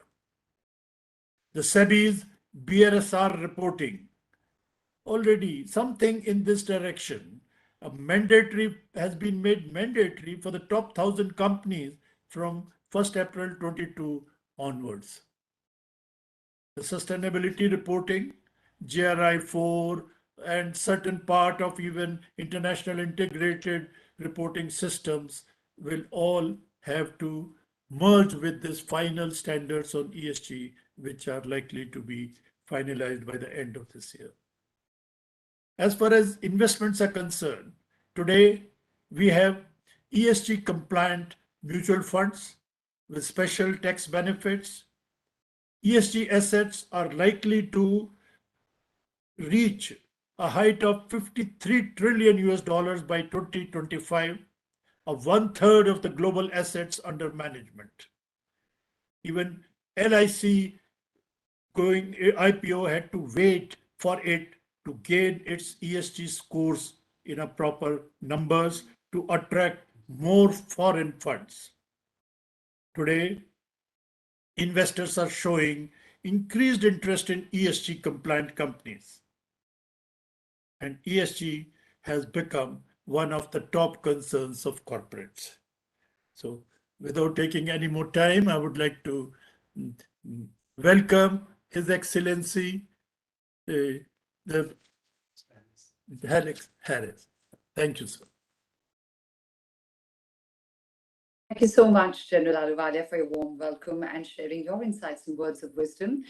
As just did General Ahluwalia, let's all join and welcome our guest of honor, His Excellency Mr. Alex Ellis, CMG, British High Commissioner to the Republic of India. His Excellency shall be delivering a very special keynote address on COP26 and climate action. Earlier, His Excellency worked as Deputy National Security Advisor for the Integrated Review on Foreign and Security Policy. He was also Director General in the Department for Exiting the EU for 3 years. He has extensive experience in security issues, EU and strategy. He started his civil service career as part of the team supporting the transition to multi-party democracy in South Africa following the release of Nelson Mandela. Ladies and gentlemen, London is the world's financial capital and among the oldest of the world's great cities, its history spanning nearly 2 millennia and one of the most cosmopolitan as well. Today, UK and India cherish a new golden era in bilateral and strategic relationship. And of course, we all know that London is second home for all of us in the IOD India family and also our boardroom community. IOD India has been hosting its annual London Global Convention for the last 20 years in every October, November. We are very privileged, His Excellency, today to have you with us to deliver the guest of honor address. Thank you for your time. Over to you. Thank you so much. I'm delighted that London is still second home to so many here. Having a mother as a power-class region, I always think of the other great cities of the United Kingdom. But it's great to hear that that's the case. And thank you so much for inviting me here today. I've taken a liberty, if I may. I'm going to broaden a little bit beyond the COP. The General very kindly spoke about it. I'll just broaden a little bit for a second, because the invitation got me thinking a bit about ESG. And I guess the sort of first points to make is the power of companies and business people in transformation of societies. And most of what a government wishes to do, for example, on climate change, it can't be done without companies, without capital, without private sector leadership, the sorts of people who I hope are on this session for the IOD today. And it's all very well for governments to sort of pronounce and say, well, we're going to do this, we're going to do that, but the governments don't actually do most of the doing. And many of the really good ideas and the innovations that come out, which help you to achieve, say, on climate change, what we're trying to achieve, they really come from private individuals, researchers as well, but mainly companies. There is no way, for example, India can get anywhere near its extraordinarily ambitious renewables targets without private capital. And Lieutenant General was quite, I agree with him very much that there's an awful lot of capital kicking around, waiting to be invested into these kinds of projects. And actually, the hard thing is getting the right sorts of projects at the other end to receive these vast amounts of capital, which are sloshing around, waiting to go into countries like India. So that's a general observation. We all know it. And I was thinking, well, why is it that companies, private sector individuals, why do they go in for ESG? And we can take climate change as an example. And obviously, doing so is good for themselves, or they perceive it to be good for themselves. You want to, and many people on this call, no doubt, would feel this. You want to grow and develop talented people in any organization. That includes in the private sector. I was recalling, I think I was given a statistic the other day by Hindustan Unilever, it's already been mentioned, and are a good example of investment in people. I think 450 global CEOs come out of the stable of Hindustan Unilever, and that's just Hindustan Unilever in India. Never mind Unilever in the rest of the world. So the growth and development of talent has enormous externalities, benefits for outside of the original purpose, but it's also good for the company themselves. And as you see the power of companies and of the private sector when you look at anything like procurement, for example. My twin sister happens to be a food writer, and the transformation of developing healthier eggs in the UK, niche subject, I hope some of you are interested in it, comes really when McDonald's, the fast food chain, decides to buy free-range eggs. And their procurement power is so great that it transforms the egg market, something people have lobbied for years. So, but why is it that companies do that? Why is it that you, as private sector individuals, leaders, are doing this as well? And obviously, I think you know the answers better than me.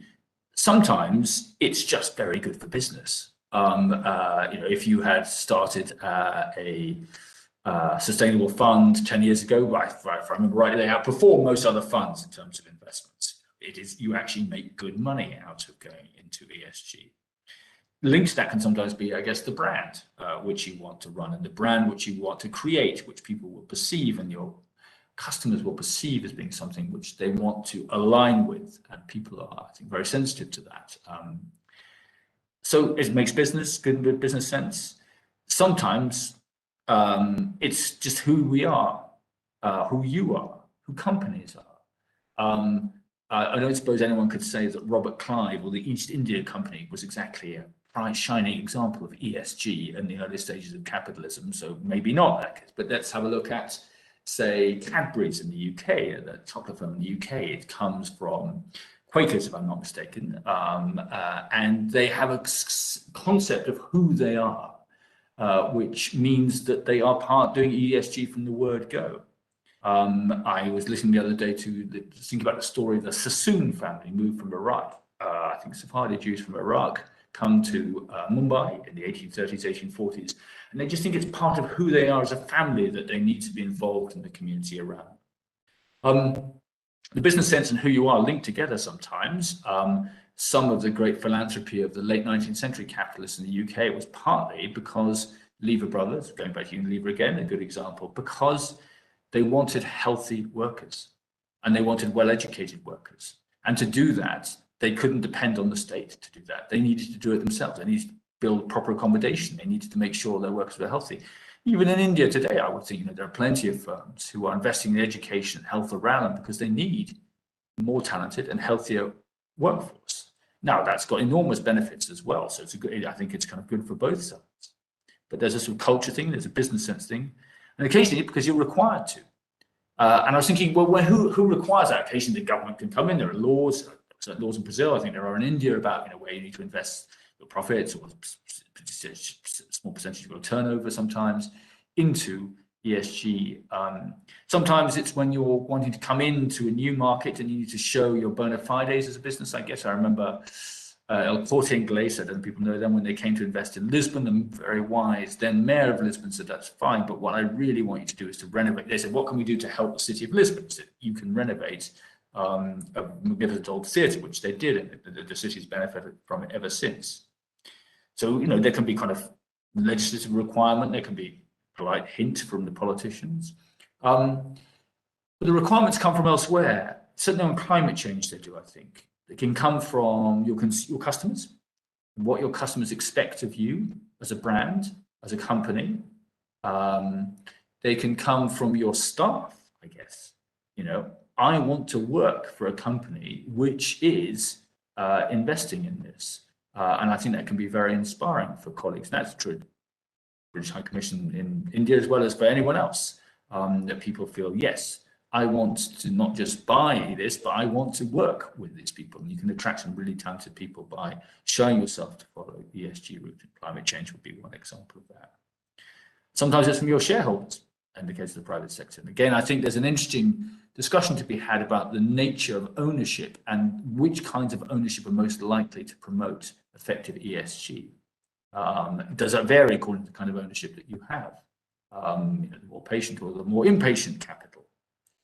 But perhaps the kind of most powerful, and there are examples of companies which do all of this. I'm sure there are many listening to it at the moment. And, so some of the UK investors in India. If we move on beyond Robert Clive, I think of HSBC these days. They have with Hindustan Unilever a Suvida station, the centre in Mumbai, which they've just opened. I think Pearson, the publishers, they also do quite a lot of work in terms of supporting. And many companies listening will be doing this kind of thing. But I never forget, just to conclude, what I heard when I was talking about this with a big group of Indian investors in. And I said, why are you moving toward climate change? And they talked about, the requirement. They talked about make good business sense. They talked about the consumers. They talked about their staff. But one of them at the end just said, because we want to survive in a generation's time. And that sense of a family company in that case, or with at least with significant family ownership, that wanted to continue to exist in 30 years' time. And they said, well, this is what we have to do if we're going to continue to exist. And if you have that feeling, I think that is a very compelling motivation. What can the public sector do? What can governments do? I think the best thing they can do is to point to the future, and to point with some certainty to the future. If I think about climate change, and I first worked heavily on climate change about just over 15 years ago, that's what at the time the public authorities were trying to do, to develop the analytical base, to share it, and to say to private capital, this is where we think we're going on climate change. And that, I think, had a very big and beneficial effect once the investors and individuals had confidence that that was a solid future, that was a future which had a solid analytical base and broad political support. So that's something I think for people like me who work in the public sector to make sure happens. Thank you very much for giving me the opportunity to speak. Thank you so much, His Excellency, for joining us today, making time despite your schedule and being with us and sharing your deep insights. We're just going to wait and source a few questions from the crowd that's attending from the boardroom community. If we have questions here, I'm just going to request the tech team to forward me questions, if any. So, sir, I have a question coming in very quickly, which I would like to take up with you. It is that, would you like to share an insight on the latest UK-India trade deal, which we commend, has an ambitious target of achieving double the bilateral trade. In 2020, it was $18 billion, and we're looking at 2030 as the target. Would you like to talk a little bit about that?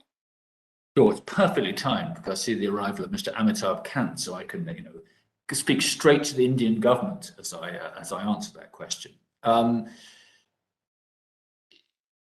So we've just launched free trade agreement negotiations, launched last month. We're going to the second round of negotiations in a couple of weeks' time.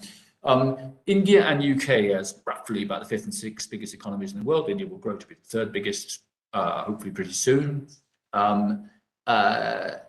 underperform in terms of our trade. Our trade actually is worth rather less than you might imagine it would be. The investments side of things, there are very big investments both ways and growing very fast in the UK and in lots of interesting areas. And I think that we actually have a great opportunity to increase our trade, and I think there's benefits come from that. But also through that, create greater security, because I think one of the tests of the world of the next 10 to 15 years is going to be trust. I think there's declining trust actually between nations. That's partly because of the nature of China's rise, the US reaction to that. And I think India and UK can show trust in each other through a free trade agreement, as well as good economics. This will be a new experience in the UK. We've been negotiating a lot of trade deals actually in the last few years since leaving the European Union. I think we are a different shape and size to the European Union now out, and that creates opportunities, I think, for India. India, UK, a similar size of economy. India's GDP per head obviously is a lot lower than the UK, so this is a new thing for the UK to do. My experience is negotiators can always find reasons not to agree stuff. What it needs is a little bit of the political vision to do it.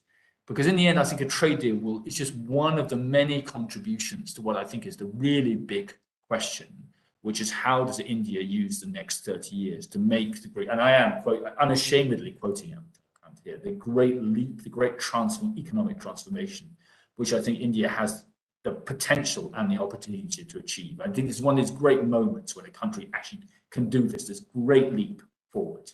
And trade deals are part of contributing to that. And we, the UK, benefit a lot from that leap by India. It's not zero sum. We benefit enormously if that happens. Excellency, before we let you go, just one more question. Considering the large number of UK companies contribute tremendously to the Indian economy as a key ally in India's growth story and vice versa, what advice would you like to convey for the global boardroom community to integrate agenda items working towards climate change?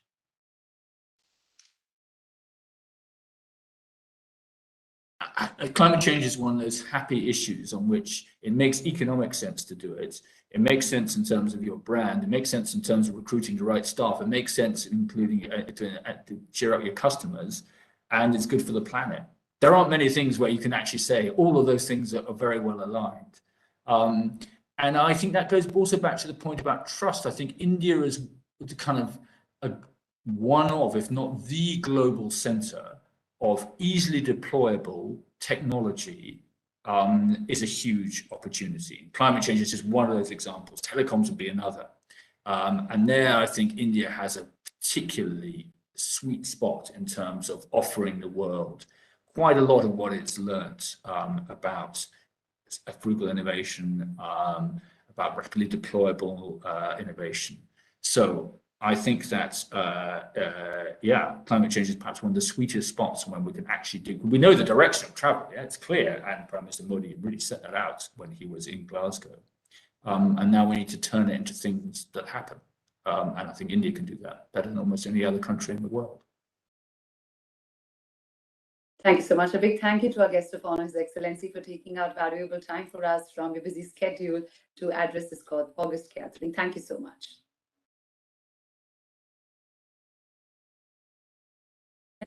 Gentlemen, please join me in welcoming our guest of honor, Mr. Amitabh Kant, IAS Chief Executive Officer, Niti Aayog, Government of India.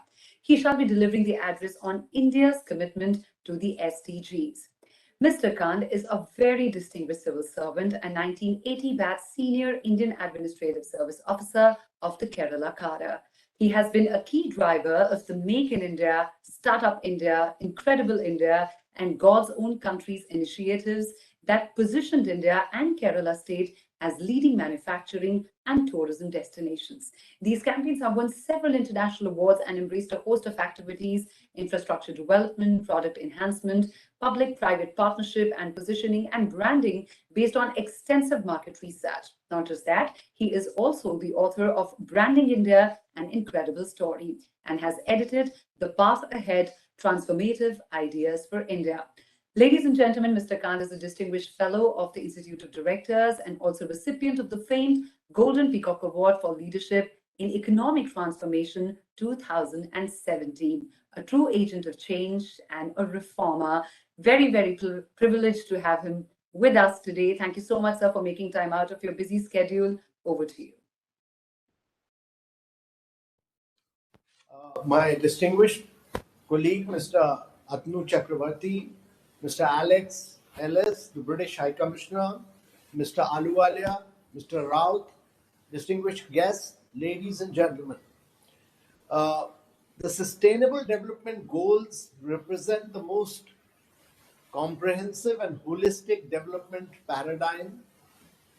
They encompass the social, economic, and environmental dimensions of development and were adopted by India along with the world community in the year 2015. The Prime Minister had expressed deep commitment of India to this UN resolution on the 2030 agenda at the UN General Assembly Summit. And he stated that India holds the key to the world achieving the SDGs, and the SDGs are perfectly mirrored in our national development agenda. The core SDG principle of leave no one behind resonates with the essence of our development agenda of Sabka Saath, Sabka Vikas, Sabka Vishwas, Sabka Prayas. Now, India is home to 1/6 of all humanity. It is cognizant of its role and responsibility in working towards a sustainable future of the planet and all its life. It is indisputable that achieving the targets set under the framework is imperative for the country to develop faster and sustainably, as well as to merit the aspirations of its large, young, and vibrant population. We have pledged to accelerate implementation to achieve the SDGs by 2030. Niti Aayog is the nodal agency in Government of India for overall coordination and supervision on the SDG goals, and this involves building preparedness across the nation for adopting and integrating the SDG agenda in the overall policy planning process, monitoring the progress on SDG achievements. I think more important, localizing the SDGs at the states and union territory level, and building capacities of the state governments in SDG implementation, and further localizing at the district and below levels by intensive engagement with our states and union territories. The SDG framework has actually redefined development policies and government priorities across the world And India, together with the world, has marched into the decade of action. With less than 10 years left now to achieve the global goals, nations are accelerating the design and implementation of sustainable solutions to the world's biggest challenges, ranging from poverty and gender inequality to climate change. Our commitment to SDGs has only strengthened in the wake of COVID-19 global pandemic and amidst our efforts to chart a new course of development for the post-pandemic future. Our states are active stakeholders in our SDG action, and it is our firm belief that India can achieve these ambitious goals only if our states and union territories take the lead in adopting and steering the process of SDG localization. Through our SDG localization efforts, we have actually taken SDGs to the states and to the districts on the ground. And fostering subnational peer learning and competitiveness is the approach we took when we released the world's first government-led subnational SDG index in 2018. The SDG India Index and Dashboard, with all its 3 editions till now, annually ranks our states and UTs based on the SDG performance. This comprehensive policy tool captures the progress on our SDGs, considering the complexity of the interlinked global goals and their reflections in our national priorities. Now in its 3rd year, the index has been comprehensively documenting and ranking the progress made by states and union territories towards achieving the SDG goals. The index has reshaped the SDG framework, adoption and localization discourse in the country. It has resulted in states and union territories instituting monitoring systems and preparing development strategies aligned to the goals of the 2030 agenda, which are customized to the local and hyperlocal content. Through the localization efforts in the index and now the country's first district-level SDG index for the 120 districts of the 8 northeastern states, we continuously foster cooperative and competitive federalism both for our states and union territories and also for our districts. Our goal is to ensure that the fruits of India's progress and development percolate to all our citizens, leaving no one behind. States and union territories play a crucial role in localizing the SDGs. There are many exemplary interventions which have taken place at that level, including the institution of SDG-focused units in the Planning and Finance Department of States, thematic working groups headed by senior officials, and periodic reviews by the political leaders. This has engendered a whole of government approach towards the SDGs with both horizontal and vertical convergence across multiple government departments. The pandemic and its multifarious impacts have further intensified the endorsement of this approach, which appreciates the interlinked nature of SDGs. This cross-sectoral approach prominently features in our national agenda and flagship programs. While governments are key actors in this journey towards achieving the ambitious targets under the 2030 agenda, the global goals cannot be realized through efforts of the government alone. Civil society and the private sector have a very critical role, which is embedded in the agenda itself. During the formulation of the SDGs, civil society organizations were acknowledged and recognized not only as a conduit for the voices of the most vulnerable, but also for their operational capability as localizers of the SDG. Their role is unique in a country like India, where geographic and socio-economic specificities and diversity, all of them require a highly localized approach towards development. The partnership between CSOs and community organizations and the government plays a very vital role in working towards ensuring that no one is left behind. Strengthening and consolidating India's position as a global leader on SDGs at the highest SDG forum of the United Nations, we presented the country's second voluntary national review to the UN member states which comprehensively encapsulated national level SDG achievements and good practices. As part of this process, Niti Aayog, along with UN and India, curated one of the largest listening exercises through regional and national consultations with over 1,000 CSOs, NSOs, and community organizations.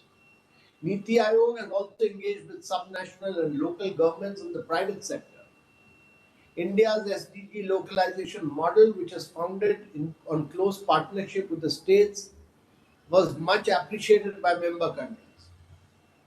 Similarly, and as an engine for growth and innovation, the private sector and private sector investment is crucial in galvanizing the market forces. Increasingly, private sector investors are seeking investments that meet both financial objectives and non-financial objectives. These investment strategies include environmental, social, and governance investments, responsible investments, impact assessments, and green finance. While different in mandate and scope, the investment strategies aim to achieve positive social, environmental, or developmental outcomes in addition to financial return. The Indian markets have seen considerable momentum in the sustainable finance society over the last few years. We are also witnessing corporate action which go beyond corporate social responsibility activities. Companies have begun adopting the SDGs in their core operations and procurement with the aim of embedding environmentally sustainable and socially conscious practices in the entirety of the value chain. In this journey of ours, especially in expansion of social infrastructure and climate change, technology and innovation will continue to play the crucial disruptive role. While we take pride in our accomplishment, we are well aware of the path ahead in our journey. To meet the targets under the SDG framework on time, India needs to progress faster on nutrition, learning outcomes, women's active participation in the economy, and reducing pollution. Various government-led initiatives have been rolled out in these areas in conjunction with establishing monitoring and review systems for tracking the progress. The COVID-19 pandemic has taught us that the resilience of a nation is severely tested when faced with unprecedented adversities. Efforts from all walks of society and the government are being channelized in the fight against the pandemic. We have put forward the vision of Atmanirbhar Bharat, through which we are building forward better. Through focused effort, we are bringing the economy back on track, building world-class and resilient infrastructure, putting in place technology-driven systems to fulfill the new ambitions and aspirations, and fully utilizing the energy of our vibrant democracy and taking advantage of the power of our market demand and supply forces. We must remind ourselves that we do not have the luxury of time. We have just under 10 years ahead of us to achieve the goals and targets. We have set ourselves together as one community. A true whole of society effort towards realizing the SDGs, which include everyone, government, civil society, private sector, and citizens, is the need of the hour. We cannot leave anyone behind in this endeavor. We must remind ourselves that our efforts in the coming year will determine the kind of planet to our children, their children, and generations to come will be born into, and the quality of life they will inherit. Our access and actions in this decade will have a strong bearing on our future generations' scope of aspirations and ambitions. And therefore, this alone should motivate us and do our best. I wish the best possible achievement and implementation of the Sustainable Development Goals by all of us, and I wish this conference all success. Thank you very much, ladies and gentlemen. Thank you so much, Mr. Amitabh Kant, for being here despite your busy schedule. If you could spare a few more minutes, we would quickly like to take 2 questions that have come from the boardroom community for you. May I? Yeah, please go ahead. Yeah. So the first question that's come is that India has always been committed to SDGs, whether it's the hike in the current union budget for education or our commitment to climate change or innovation in clean energy and sustainable cities. How can India Inc. contribute and drive the SDGs? Well, India can be a leader in many ways. We've taken leadership in climate change. We are one of the few countries in the world, probably the only country in the world, which is able to fulfill its targets of NDCs, which we had committed to at Paris COP21. We believe in short-term action. We believe that the green hydrogen is the future. We are pushing for clean mobility, and we are pushing to ensure better learning outcomes, health outcomes, and nutrition for all. Our actions during COVID-19 demonstrates that we took care of people below the poverty line. So we are committed to growth with sustainability. We are committed to the commitments we have made at COP26, and we are committed to making India fossil-free by the time it turns 100 in 2047. Sure. And while India's ESG story is gradually unfolding, how private sector can play an important role towards sustainable development goals, also by integrating such development policies with SDGs and ensuring the proper monitoring, implementation, and execution. So we have a very strong monitoring framework, which we do. We rank states in the performance of the SDGs. We name and shame them. We put this in public domain. And I'm particularly delighted that all the states have played a very key role. Our teams are constantly in the field. We work in partnership with the states. India is a very large country. It's bigger than 24 countries of Europe. And therefore, much of the action is in the states. It's in district. And our implementation of the aspirational district program reveals that where there's good data, there's good governance, there's monitoring, there's putting out of data in public domain, and there's ranking, you get results. So the country has moved towards output and outcome-based governance. The country has moved towards data. The country has moved towards ranking. All this was not possible when I was a young officer. All this is now, technology has made this all possible, and technology, we are using it to make a quantum leap forward in better outcome delivery, better governance, and better performance on ground. And that is what is leading to better delivery on ground. And that is why the country is pushing for saturation of various schemes on ground at the field level, whether it's housing, whether it's nutrition, whether it's electricity. We have ensured that there is saturation of all these activities at the grassroots level. Thank you. Right. And Mr. Kant, a great momentum has been set up by our government. How ESG can play an important role in improving our economy and meeting the 5 trillion economy target? Well, the country has taken various measures, GST, IBC, RERA. We've come out with a production-linked incentive scheme. Mr. Atanu Chakravarti is here. He drove the national infrastructure pipeline. We are doing the asset monetization. All these are path-breaking schemes to make private sector as the key driver of India's economy. And the Institute of Directors should ensure that the private sector, our belief is that the Indian economy will grow if the private sector invests, private sector creates growth. The government should be a facilitator, government should be a catalyst. So all these reforms, including the reform for lower corporate tax and very many other reforms which I talked about, all these will lead to India becoming both a driver of manufacturing and services. And that should lead to our achieving $5 trillion growth economy in the days to come. But it's an economy which should be driven in the long run on the basis of both sustainability, on the basis of digitization, on the basis of use of technology to leapfrog. And all these things, while government is doing its best for digitization, for reforms, for sustainability, all this in the long run must be driven by the private sector of India for it to be a sustainable growth over a long period of time. Great. Thank you so much, Mr. Amitabh Kant. Just before we let you go, your one message that you would like to leave the boardroom community that's watching you right now with? The only message that I have is go digital, go green. That's the future. Thank you so much, Mr. Amitabh Kant. That was a guest of honor. Thank you so much, sir, for taking time out from your busy schedule and being here for IOD India's global webinar. Thank you.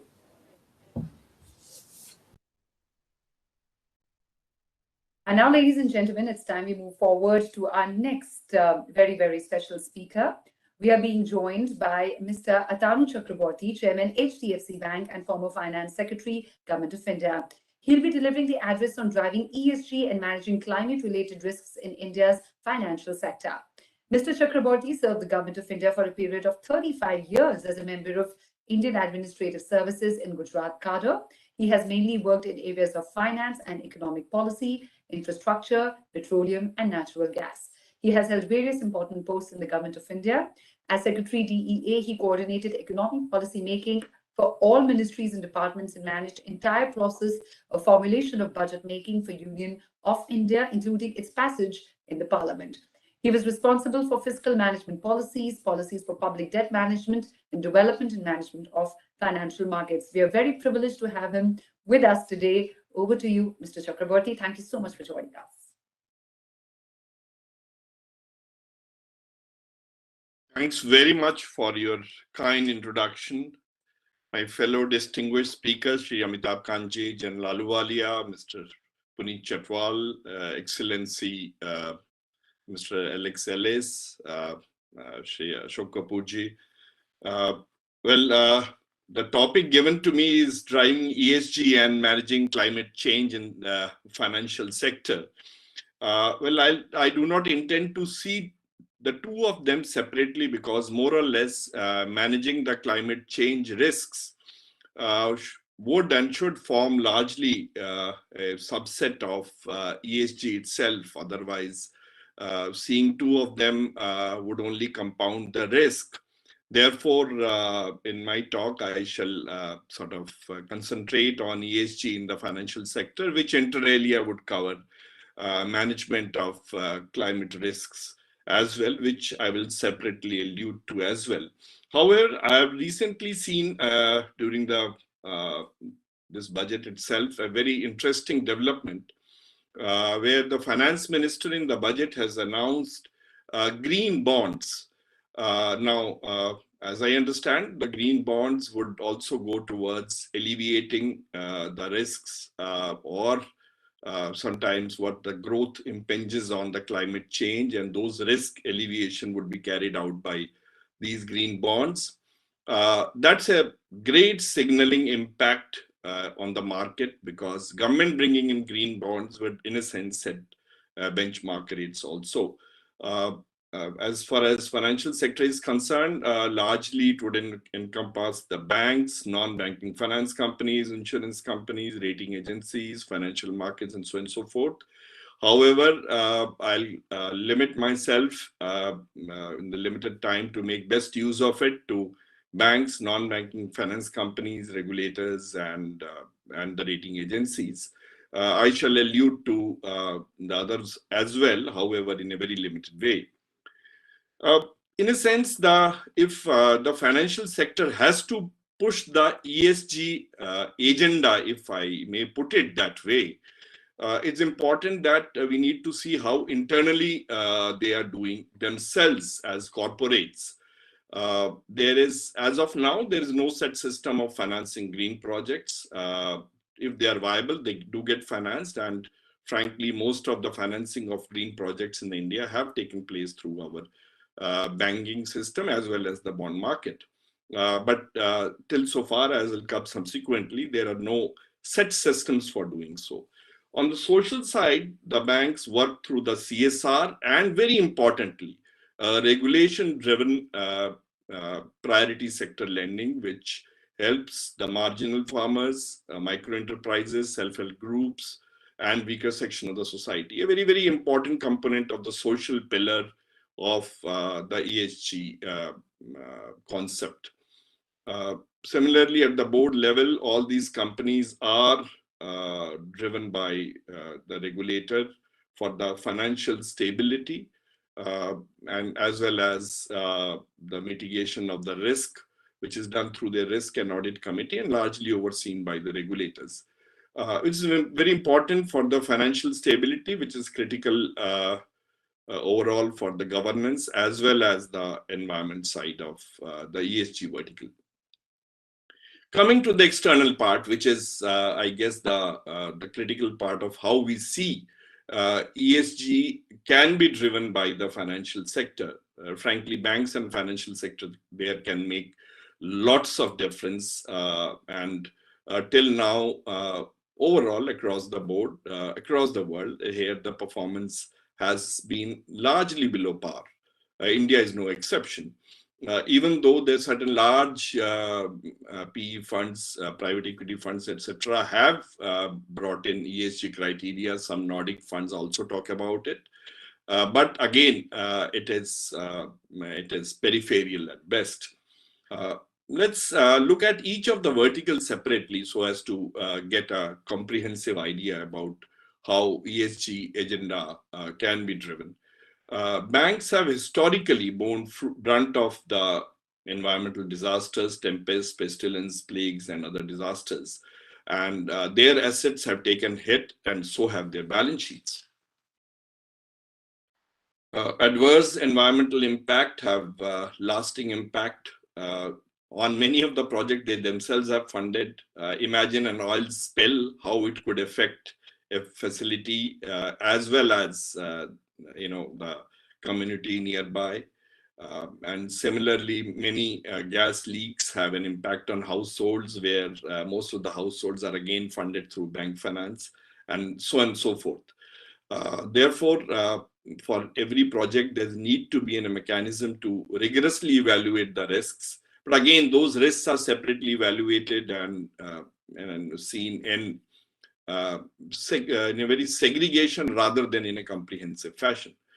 One of the big things which has happened post the recent COP is the PM's vision of net zero by 2070, and more importantly, significant reduction of carbon footprint by 2030. That would involve solar, wind, carbon sequestration, use of, just now Mr. Amitabh Kant talked about green hydrogen. I guess those are big changes being driven by the government and very important because that would be a very important signal. I had alluded to green bonds. And these are the kind of things that would pave the way of greater innovation by the corporate sector as well. However, looking to the humdrum of life where ESG needs to be driven, it is critical to see as to what kind of risk that the climate change poses on the entire financials or for a company's own health. They can largely be segregated in two parts. One is at the company level, they normally get what is known as a transition risk. Just to explain this thing further, let's take a coal-based plant. A lot of investment would have come into it and they may be expanding, but their risk would come from the fact that sooner than later world will move out of coal and start getting towards renewable sources or reduction of carbon footprint, etc. Now, that enhances the risk profile of that particular company. And that needs to be factored in by banks, non-banking finance companies, and other financial institutions. Similarly, take case of automobiles. Now, automobiles driven by your internal combustion engines. EVs are already being talked about. Now, if EVs are coming in and someday ICE have to go out of business, then obviously, there the costs would be high. There would be a lot of sunk costs. And again, certain amount of risk profiling from that angle needs to be done. I've taken these two commonplace elements just to drive home the point as to how a company risk needs to be seen by the banks, because they are the major financiers, or any other financier for that matter, including rating of the bonds. There are rating agencies today who are now rating individual companies. The rating models which are being used by various financial institutions I'll revert to that subsequently. The other type of a risk is at a segregated level, which happens on account of, that's post facto, on account of already climate change that is taking place. For example, water stress. Water stress in an area where diesel engines are being financed would only create further problems, and maybe one day make all those financed diesel engines or similar kind of assets completely worthless. Possibly funding a drip irrigation could be extremely useful there. Similarly, we have coastal areas where there could be a case of inundation by rise of water level. Mapping of that has been done across the globe, but data there is lacking, but certainly that poses a risk. That brings in the case for a very strong risk modeling by banks and financial institutions. My own bank is carrying it out because only after risk modeling can you assign capital to it. As you would appreciate, unless financial institutions are able to attach certain capital to a particular factor that is posing risk, it becomes very difficult to price that product. Therefore, risk modeling is key to not only understanding the risk, but also key for the operations of these banks when they are wanting to fund the products, because unless there is a financing of all these products which reduce climate change, whether they are at a gross level of power plants or automobiles, even change of packaging systems, and even projects where there is a replacement of certain commodities by commodities which cause lesser impact on the climate. One would need their access to financial system, and vice versa, the financial system driving those projects through a robust risk modeling system, which I just talked about. This is a work in progress and shall continue to be for some time, and that's a situation all over the globe. India is, again, as I mentioned, no exception. And I guess we'll have to continuously see and work towards that. On the social side, there is a need for, and has in India has happened in a big way, financial inclusion. Again, banks have to play a big part there. India is a very large country, and the larger the financial inclusion, the better, the benefits, financial products, credit can be reached to the population at large. Actually, during COVID-19, the financial inclusion that was carried out during past few years helped in a great way in reduction of destitution. This also helps in making available products like insurance, pension, and other risk-based saving scheme. That brings us to the issue of access to financial product, again, a very important part of the ESG framework. India has a history of small savings, UTI, etc. And with increase in the range of financial inclusion, possibly, as I mentioned, one can reach out to products of like pension, insurance, etc. However, presently, reach of these products are very, very limited. And this is an area where, as financial intermediaries, banks can do lots of work. Again, the other issue on the social side is access to healthcare and education. Government can only do as much in this area. It continues to fund healthcare and education in a big way, but the time has come to finance them. There's certain strata of the society, which is fairly large today, which is willing to pay certain amount of user charges in this case. I mean, fees in the case of schools and fees for doctors in case of healthcare, etc. Banks are funding healthcare, they are funding education, But again, the lack of viable products, the collaterals which cannot be invoked do pose issues which do call for certain amount of innovation.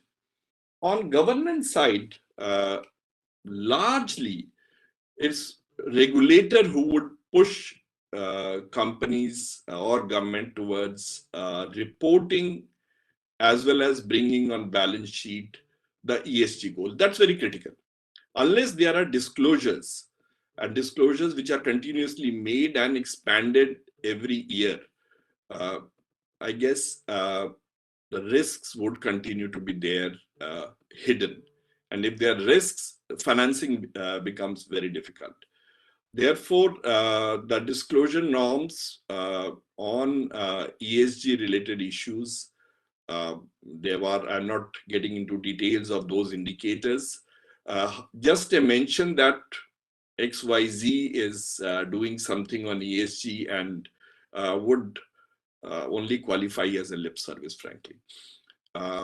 This also involves disclosure on geographical risk, especially if the company is working in an area where there are large geographical risk, such as water stress, or company working in an area there is possibility of landslides, so on and so forth, which need to be disclosed. And that disclosure actually reduces risk for those companies because product pricing becomes that much easier. For doing all this within the governance of companies, it's having an ESG committee independent of CSR committee, I guess, is now the need of the hour.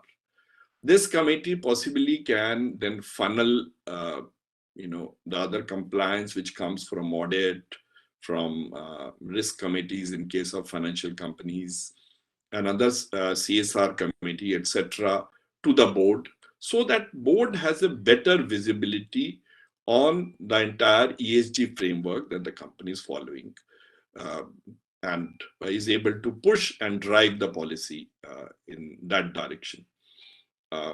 This would help the financial institutions and banks to develop climate risk or ESG risk-weighted overall rating for the company. I guess that is the ultimate objective.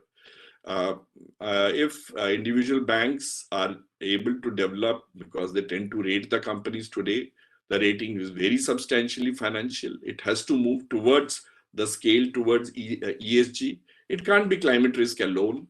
As I mentioned, it has to be a function of the whole lot of items briefly, which I have touched upon.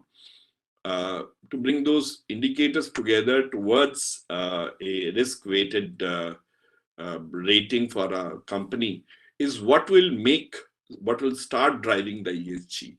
However, how to drive it, financial institutions and banks may like to do it, but a nudge both from the government and the regulator is must in this direction. I guess, as I said, very positive happening on green bonds, Prime Minister's announcement, etc. has happened. Many things have been done by the Ministry of Company Affairs, but I guess on the side of both on the financial markets, by the rating agencies, and by the banks. Certain proactive bank like mine are already working on those models. However, it's going to be a very iterative process. But having said that, while regulatory changes are critical to nudge the companies, the capital flows to ESG compliant firms would pick up when their products are fairly robust, and they are able to, through innovation, and that's critical, whether they use digital or they use alternate products or they use sources of energy, through innovation, are able to reduce the risk and bring in very robust cash flows on the table. My guess, as I mentioned earlier, is going to be an iterative process where there will be a lot of back and forth, and that possibly will give us, in years to come, a fairly robust ESG framework through a good supporting financial system.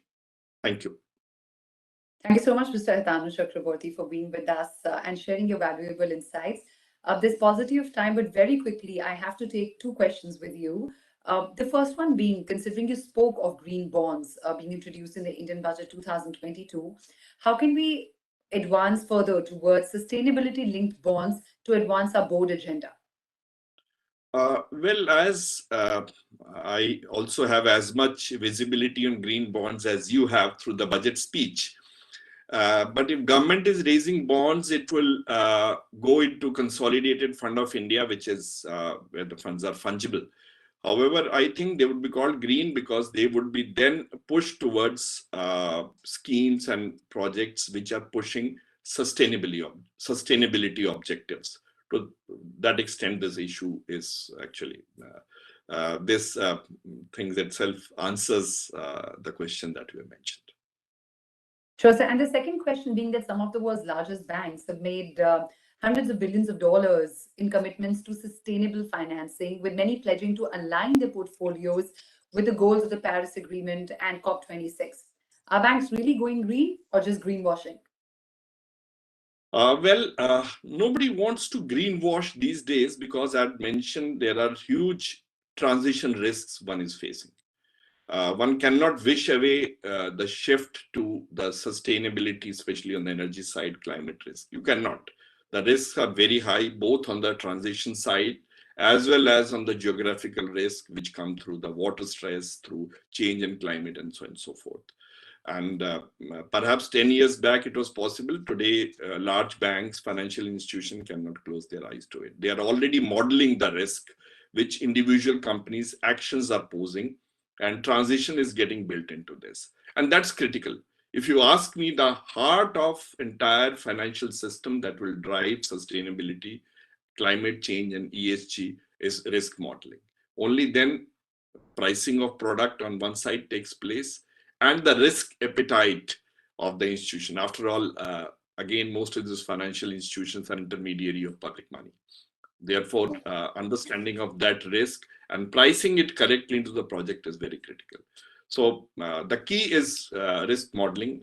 But again, few institutions internationally have done some, but it also has a very strong local flavor to it. And that's important. That and my bank is leading in the way in this, but hopefully we'll have much robust systems in times to come.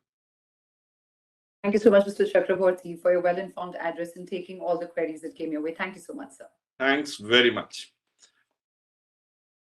And before we move on to the next keynote speaker, I have to inform our audience that Mr. Arvind Singh, Secretary Minister of Tourism, was supposed to join us, but we are being informed that he's been pulled in for a last-minute meeting. We hope he can make time for this.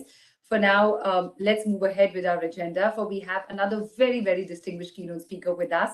We have Lord Karan Moria, President, Confederation of British Industry and founder and chairman of Cobra Bear Partnership Limited with us. He shall be delivering the address on COP26 and the role of business in getting to net zero and also sustainable finance. Lord Billy Moria is the founding chairman of the UK-India Business Council, a deputy lieutenant of Greater London, a former chancellor of Thames Valley University, now the University of West London. He was the youngest university chancellor in the UK when appointed. He is one of the first two visiting entrepreneurs at the University of Cambridge and a founding member of the Prime Minister of India's Global Advisory Council. In 2006, he was appointed the Lord Billy Moria of Chelsea, making him the first ever Zoroastrian Parsi to sit in the House of Lords. In 2008, he was awarded the Pravasi Bharti Samman by the President of India. We are very privileged to have him with us today to deliver the keynote address.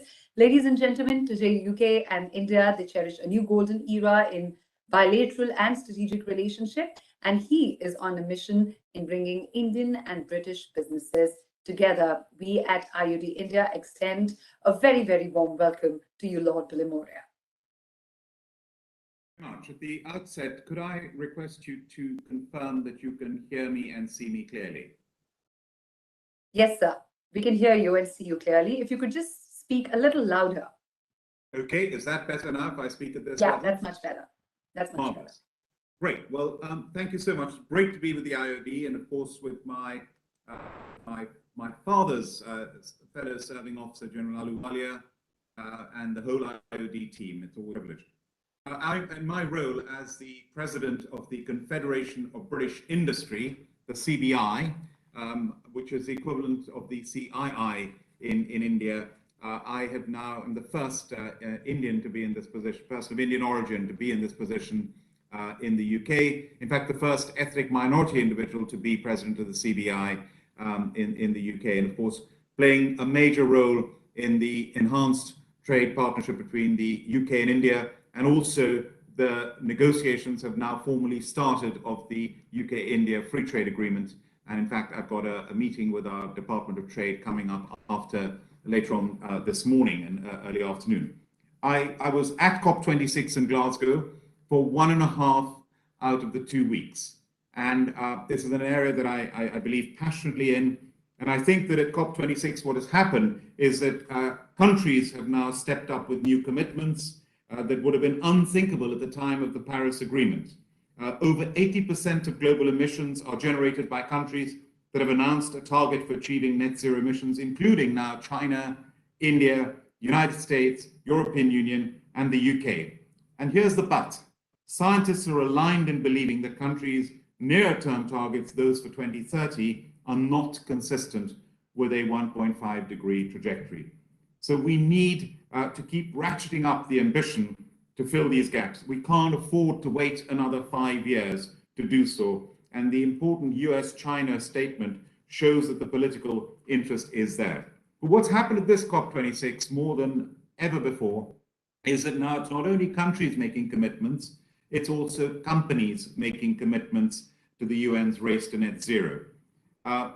In the UK, the CBI includes most of the top FTSE 100, FTSE 250 companies are members. 60 of the FTSE 100 companies have now signed up to net zero by 2050, which is absolutely fantastic. So the destination is not in dispute.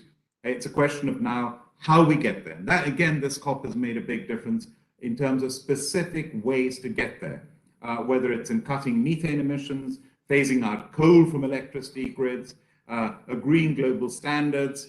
All this has become so much more prominent now at this COP. We've got carbon markets, we've got transparency, we've got agreement of timelines. And just putting it into context, in the UK, we've been a leader in wind power, and one of our biggest challenges is going to be connecting 40 gigawatts of offshore wind by 2030. But put this in context, in the last decade, we've built 10 gigawatts. So we have another 9 years in which to build 30 gigawatts. So that's the scale of the challenge. And it's not a linear graph, it's a graph that is going to be like a hockey stick. If you look at Sir David Attenborough, now not only a UK national treasure, but a global national treasure, he has said that every day we do not act now is a day wasted. It will take planning, it will take partnership, and it will take passion for us to succeed. And only about 12,000 companies out of 1.5 million globally regularly disclose greenhouse gas emissions. So it's in our hands to build on and accelerate the progress made. It's in our hands to secure the sustainable future our planet needs and future generations deserve. And as our Prime Minister Boris Johnson said, together we can mark the beginning of the end of climate change and the end of uncertainty once and for all. And you can cut reliance on coal and grow your economy and create many skilled jobs. And to put this again, give you an example, the UK cut CO2 emissions by 44% on 1990 levels. That's in a 3-decade period. And yet over those 3 decades, our economy grew by 78%. So as the CBI have said, as Boris Johnson has said, let us seize the moment. Let us make this happen now. One of the stars at COP26, in fact, he was the chief guest at the CBI dinner attended by 700 politicians and business leaders from around the world, was John Kerry. And John Kerry, he said that this COP was already different and better than any other COP that he's been to. And he said there's there was a different, in terms of an increased sense of urgency than before. And business, he said again what I said earlier, business was present more than ever before, and business was taking the lead in different initiatives. And right up in the early days of this meeting in November last year, we made such progress. We had a commitment to end deforestation. We had targets for long-term net zero and interim decarbonization, as well as a phasing out of coal. We had the methane pledge, which was fantastic. We have more public climate finance commitment. The private sector stepping up to its game, $130 trillion in private finance is available to achieve net zero. And that's up from $5 trillion in 2019. I mean, this is staggering, the level of finance that is now going to be available. So financing, of course, is key problem. London is becoming more and more a green finance center in the world. And of course, public and private sectors must work together on this. And Prime Minister Johnson has urged countries to pull out all the stops. And the exception is, of course, that the expectation is that COP26, everyone is now realizing that the race to net zero is not a zero-sum game. And this is really, really important. And is net zero affordable? People say, won't it just cost more? Isn't it going to cost consumers more? Well, the evidence is showing that green technology will boost the global economy over the next 25 years. And a recent study from Oxford University, where I'm a fellow, has suggested it could be worth up to £20 trillion. So it's going to be a benefit rather than a cost. And in the UK, we've seen the costs of renewable energy fall rapidly within the last decade. Renewable power is now the cheapest power that you can buy. The cost of electric vehicles is going in the same direction. And for businesses, it's already cheaper on average to buy an electric van fleet rather than a petrol or diesel one in the UK. The cost of solar power has gone down 15% a year since 1990. And so how can we as business go forward with this? How can we today, with millions of people across the UK now depending on cheap, reliable energy from wind farms, from solar panels, and India, of course, is a leader in solar power, from tidal generation over here in the UK. It's created lots of jobs. I had the privilege of chairing the Heat Commission at the CBI, and we've got professors at Heat from the University of Birmingham, where I'm proud to be chancellor of one of our Russell Group universities, largest universities in the country. And with that Heat Commission, in 1/3 of greenhouse gas emissions comes from heat, and half of that comes from buildings, houses. We've got 29 million houses in the UK. Only 1 million of them are up to the standard if we're to reach net zero by 2050. So this is going to require huge numbers of amount of investment, hundreds of thousands of jobs and reskilling, so that the houses are upgraded using heat pumps, using community heating, and I think the future is hydrogen. I was talking to one of our CBI members just yesterday, Cadent. They're already doing experiments, live experiments with houses of heating houses using hydrogen. And within a decade, I predict we will have houses not powered by natural gas, heated by natural gas, houses heated using hydrogen with zero emissions, using pipes into the houses that can be plastic pipes, modifying the boilers. That will be absolutely transformational. And as Boris Johnson said when I chaired the B7 before the G7, which the UK hosted in June last year, I chaired the B7 in May, he said, green is good. And at the CBI, we have, in the midst of the crisis last year in May 2021, we looked ahead to the next decade and we said, what is the opportunity? If you look back to the Second World War, in 1942, the Beveridge Report was commissioned. He was saying, Beveridge Report, 3 years into war, how much longer is this war going to last? And you're thinking of planning for the future after the war when we don't even know when this war is going to end. But that report was put into practice 3 years later. The war lasted another 3 years. And when it was put into practice, the Beveridge Report transformed the history of this country, the United Kingdom, with the welfare state and the National Health Service. So similarly at the CBI, we produced a document called Seize the Moment. And Seize the Moment is our economic strategy for the next decade. And we've identified £700 billion pounds, that's over $1 trillion of opportunity, and we put it into 6 pillars. Number one in that pillar is decarbonizing our economy. Next is putting innovation and future technology front and center. Next is reinvigorating our global trade. The next is building thriving regions and nations. The next is adapting to a changing workforce, a more dynamic, a more skilled, a more inclusive workforce than before. And finally, building a healthier nation. And of course, all these interact with each other, in particular, the first pillar, which is decarbonizing our economy.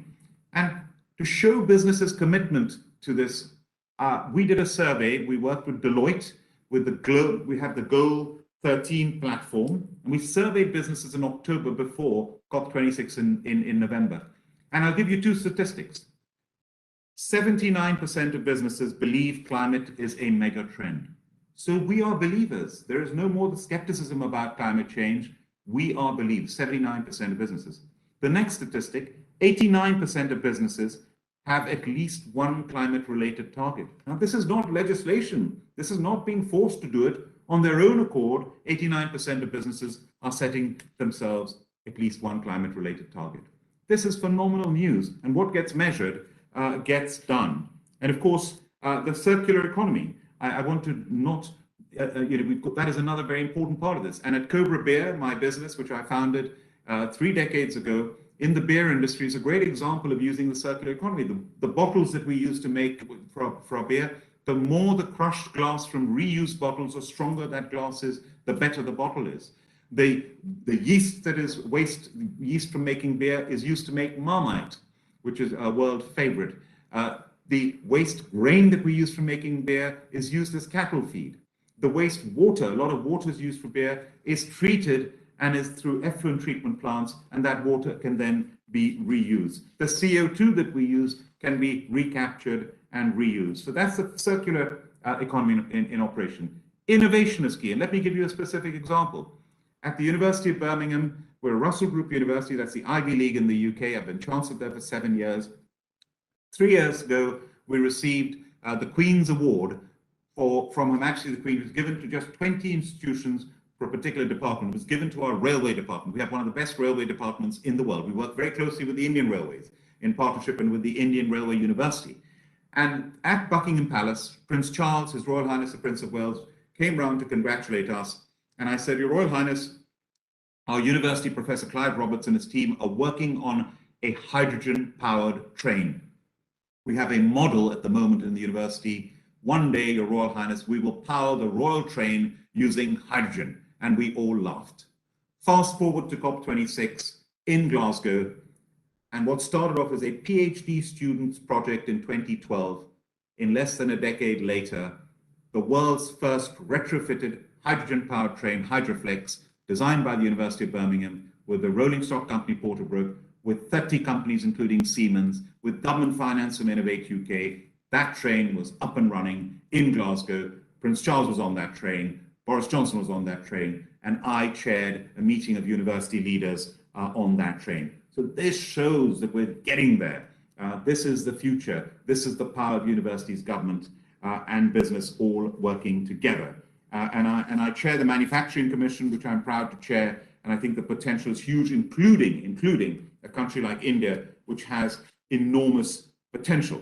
So to conclude, as I move towards concluding, we need to invest more in research and development and innovation. In the UK, we invest about 1.7% of GDP. A country like Germany or USA invests 3.1, 3.2%. So we need to invest more. The more we invest, just imagine an extra 20 billion pounds, how much more we could achieve. And finally, healthy cities. I'm on the Oxford University Healthy Cities Commission. That is so important. And again, climate change, air pollution plays a major part in it. So to conclude, let me leave you with these facts. Bloomberg, just recently, the Bloomberg NEF, only now, last month, had their 10 predictions for hydrogen for 2022. And here they are. Electrolyzer sales will quadruple, with China being the largest market. The US will see many hydrogen project announcements, but action will lag. New subsidies will spur a boom in the European hydrogen market. A flurry of hydrogen companies will go public in 2022. Hydrogen strategies will be adopted by 22 countries in 2022. Net zero will drive hydrogen demand more than carbon pricing. Heavy industry will dominate clean hydrogen demand. Green ammonia announcements will rise, and policy will keep blue hydrogen on life support. Alkaline electrolyzers will increase their market share over other technologies. And I conclude with this. I mentioned that biodiversity, and Professor Sapartha Dasgupta wrote The Economics of Biodiversity at the University of Cambridge. And I conclude with this, and I quote him. He said, nature is our most precious asset, and 1 million animal species are at danger of extinction. And Sir David Attenborough said that this is the compass that we urgently need. Economics is a discipline that shapes decisions of the utmost consequence, and so matters to us all. Dasgupta Review at last puts biodiversity at its core, and by bringing economics and ecology face to face, we can help to save the natural world, and in doing so, save ourselves. And Lord Martin Rees, my colleague in the House of Lords, the Astronomer Royal, former Master of Trinity College, Cambridge, and the former President of Royal Society, said this, and I leave you with this. Our Earth is 45 million centuries old, but this century is the first one when one species, ours, can determine the biosphere's fate. So together we can prevent this. Together, the transformation is possible. The work starts right here. The work starts right now, and it starts with us. Thank you very much. Thank you so much, Lord Karan Villimoria. We almost had a walk into a hydrogen-powered future thanks to your address. You almost made us visualize what all can happen. So just a few minutes of yours to take a few questions with you. Please. Yeah. So the first question that's come in is that you've been known as a distinguished leader of adaptability and resilience, and also how to turn an adversity into an opportunity. What message would you like to convey to the boardroom community to lead sustainability in this true VUCA world? Absolutely. And this is a challenge. There's no running away from it. This is a race. And that's why I think we need as businesses to lead by example. And I can give you example after example. I remember last year, in February last year, I got a call from EY, and I declare my interest as I would in the House of Lords. I'm an alumnus of EY, qualified as a chartered accountant with them in London. And the head of sustainability for EY globally said, Karan, this year, 2021, EY is going to go carbon negative. I said, what? In the middle of a pandemic, you're making a commitment to go carbon negative? And guess what? They got there by October last year. You have to walk the talk. And so that we've got to lead by example. I gave you the example of my own industry. And this is serious. And what's also important is one of my friends has started something called the Climate School. And the Climate School is all about educating every employee in a company about the importance of climate change. So it's one thing for a company to make the commitment. Well, what about every employee in the company understanding that commitment and playing their part in that commitment and believing in that commitment? So there's a lot more that we can do. Sure. And do you think, Lord Villimoria, that sustainable finance can be given an incentive-based push? Absolutely. So there are two aspects here. One is the actual sustainable finance itself being available. And I mentioned the GFANs and the $130 trillion. Mark Carney, the former governor of the Bank of England, he's the one that announced this $130 trillion. So the money is increasingly going to be there. And in fact, infrastructure banks, we've got a new infrastructure bank being set up in the UK. Basically, it's going to be a green infrastructure bank. And governments can do a lot as well in terms of incentivizing this behavior. And I gave you the example of electric vehicles, where there are huge incentives to buy an electric vehicle for a consumer, and that incentive leads to an increase in volume. So there are measures that governments can take as well to help this happen. Thank you so much, Lord Villimoria, for making time out for delivering this address at this very, very special Directors Dialogue series. It was really enlightening to hear you. Thank you so much. And thank you to Mr. Ashok Kapoor as well. Great to see you, sir, and to General Ahluwalia. And thank you so much. A pleasure to be with you. Wish you all the best. Thank you very much. All the best. Thank you. Thank you. And now, ladies and gentlemen, please join me in welcoming the next distinguished keynote speaker for this keynote session, Mr. Puneet Chhatwal, Managing Director and Chief Executive Officer, the Indian Hotels Company Limited. Mr. Chhatwal is a global professional with close to 4 decades of leadership experience at highly acclaimed hotel groups in Europe and North America. Under his leadership, IHCL has embarked on a journey of reimagination to achieve sustainable, profitable growth. Prior to this, Mr. Chatwal was the Chief Executive Officer and member of the Executive Board of the Sejenberger Hotels AG Deutsche Hospitality. He was also the Chief Development Officer of the Residor Hotel Group, Carlson Hotels Worldwide. Ladies and gentlemen, today Mr. Chatwal is leading the Tata Global Hotel Empire, its iconic brand Taj, now named strongest hotel brand worldwide, maintaining same quality, same world-class service to every single guest. Millions every day. It's commendable, it's laudable, a lot to celebrate, and of course, a very big accomplishment. We are very privileged to have with us today to deliver the keynote address. Over to you, Mr. Chatwal. Thank you. Good afternoon, ladies and gentlemen. It is my pleasure to be with all of you today, alongside such eminent dignitaries, especially the speaker before me, Lord Karan Vidamoria. Let me start by commending the IOD team and Mr. Kapoor for choosing the theme of ESG for today's discussions. ESG is certainly gaining more importance on the minds of companies, investors, and regulators, and is one of the key trends reshaping the tourism sector globally. I would like to take this opportunity to talk about the potential of Indian tourism and how such shifts in travel trends and customer behavior are becoming increasingly relevant for the sector. On the Indian tourism industry, with its rich biodiversity, culture, and heritage, India is now at the cusp of transformation as a key travel and tourism destination.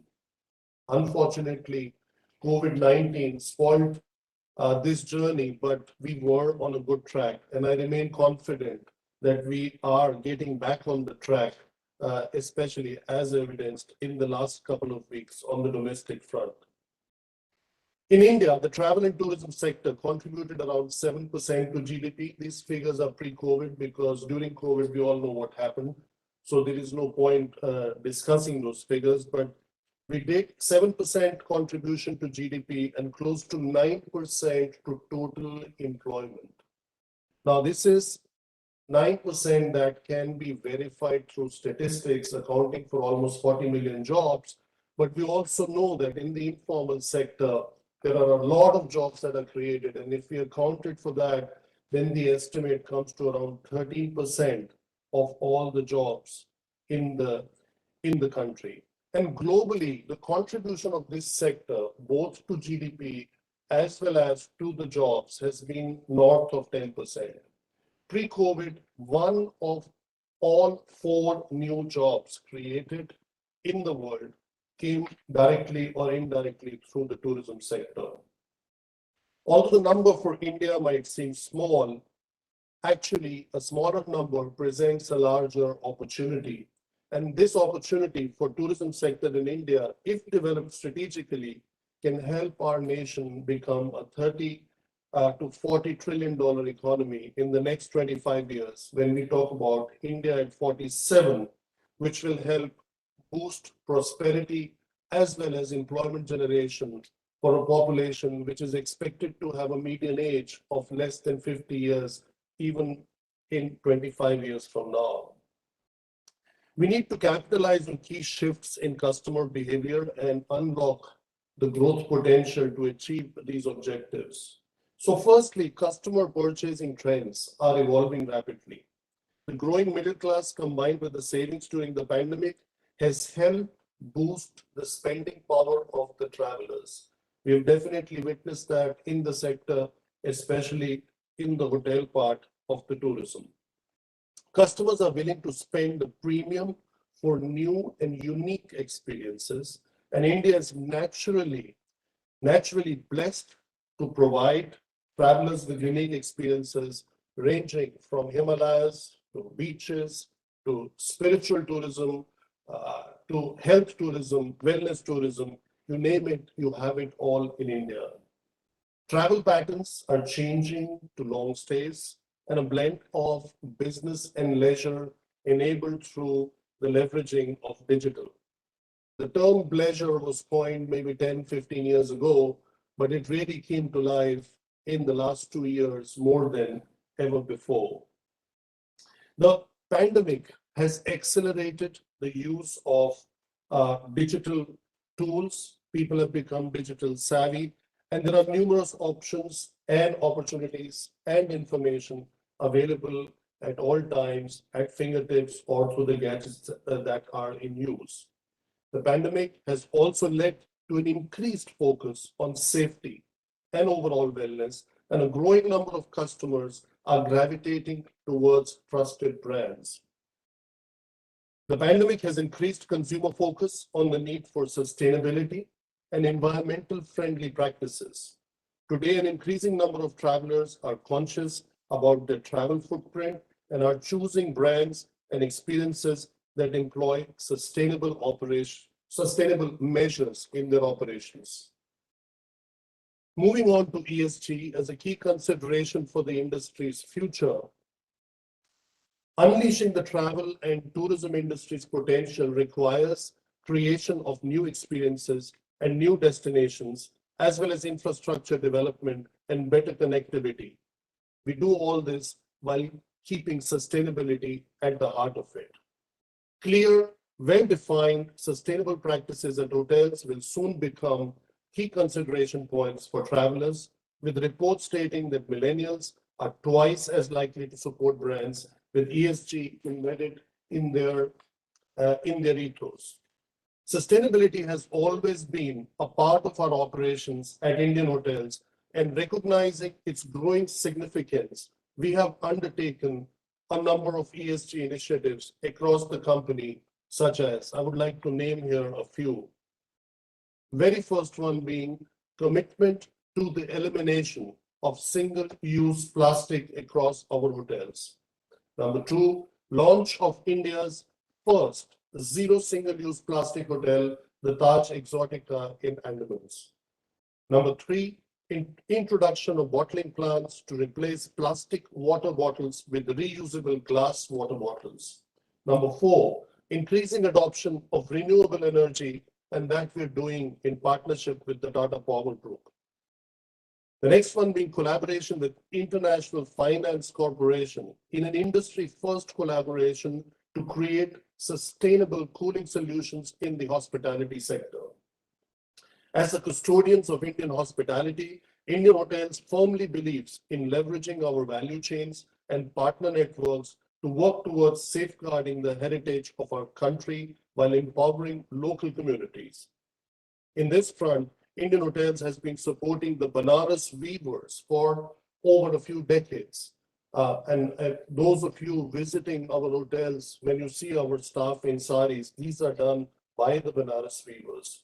We recognize that there is an urgent need to shift from debate to action and are in the process of creating holistic ESG strategy, and will soon be launching an umbrella brand which will become synonymous with ESG within our company.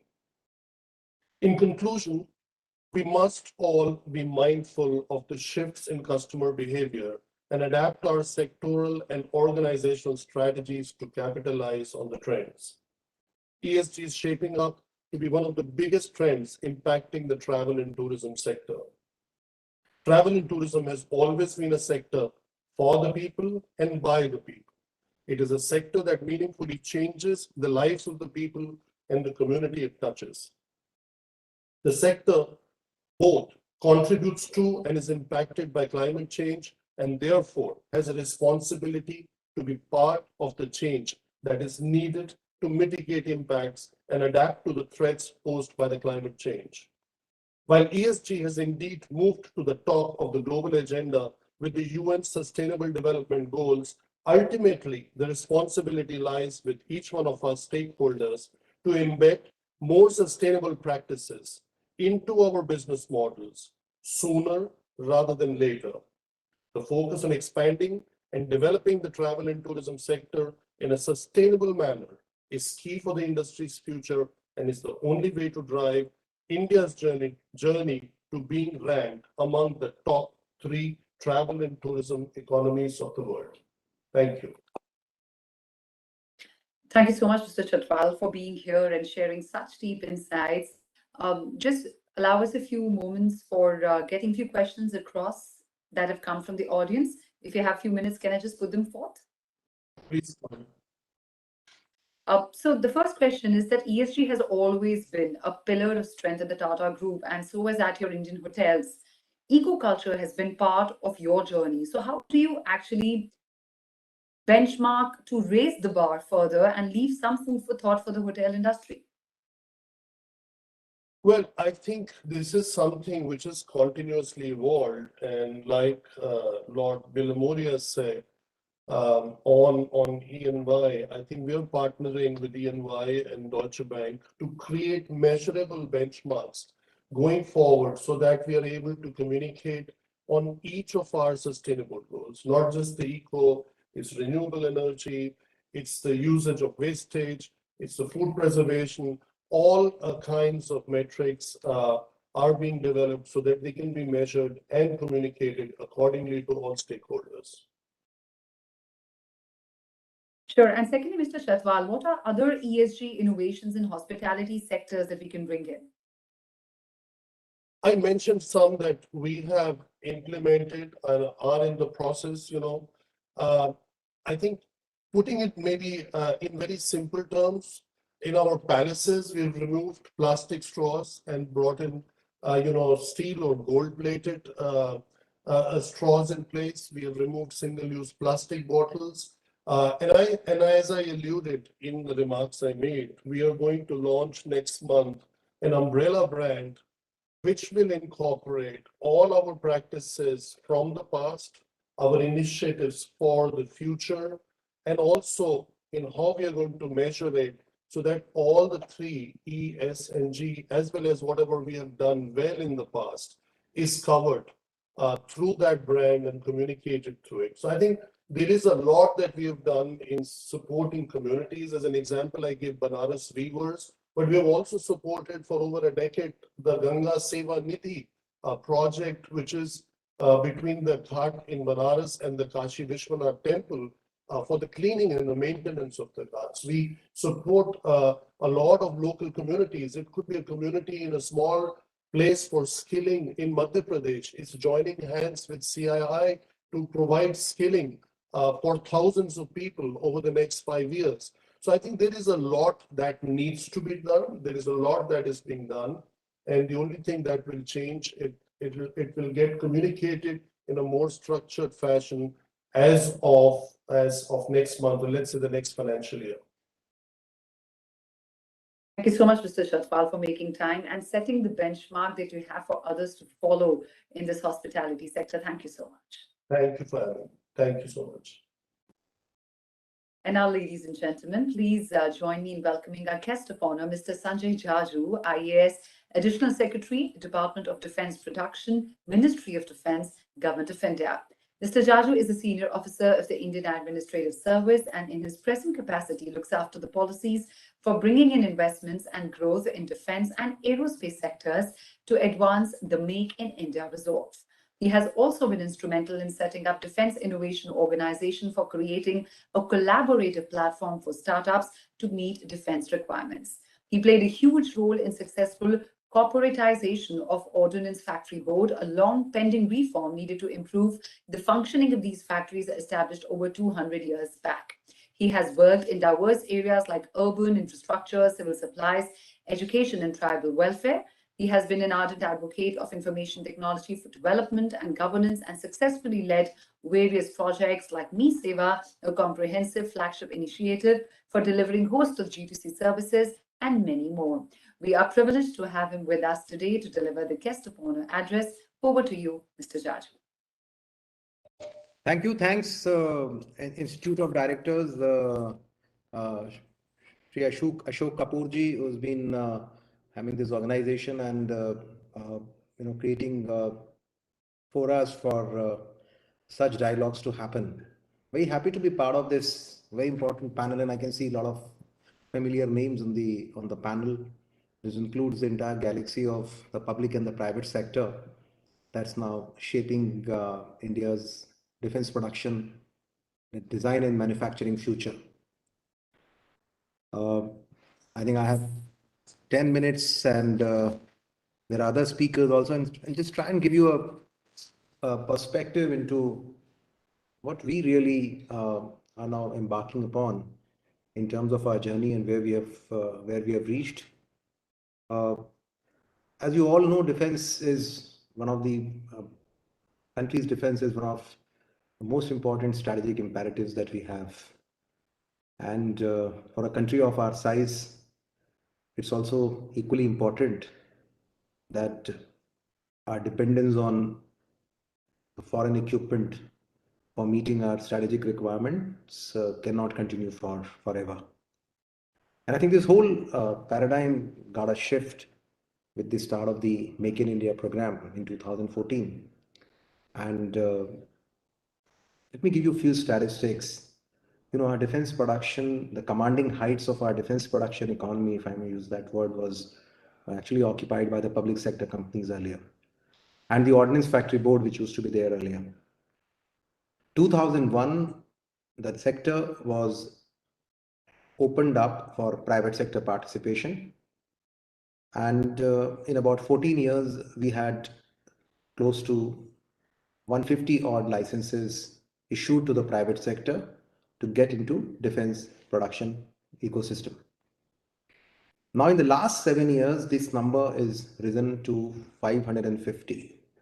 So 3 times of what we had issued in those 14 years has not been done in the last 7 years. And our private sector is one of the important partners when it comes to the defense production ecosystem that we have. On the other hand, the foreign direct investment, which used to be restricted earlier, has also now been opened up. And under automatic route, 74% of the ownership can be held by a foreign partner. And we can even allow 100% of foreign direct investment if it's under the government route. Now, why is all this being done, and what's the rubric, and where do we want to take the defense production ecosystem of our country into, is what I'm trying to cover in this 10 minutes. You know, it's very important that when we start a journey, we know what our end objectives are. And I can see the likes of Lockheed Martin, BAE also present in this webinar. You know, when we talk of and this I mentioned in one of our sessions yesterday.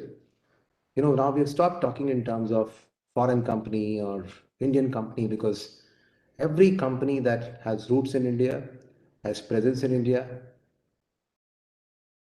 we are ownership agnostic. Be it Lockheed Martin or be it Munitions India Limited, all companies to us are part of our ecosystem.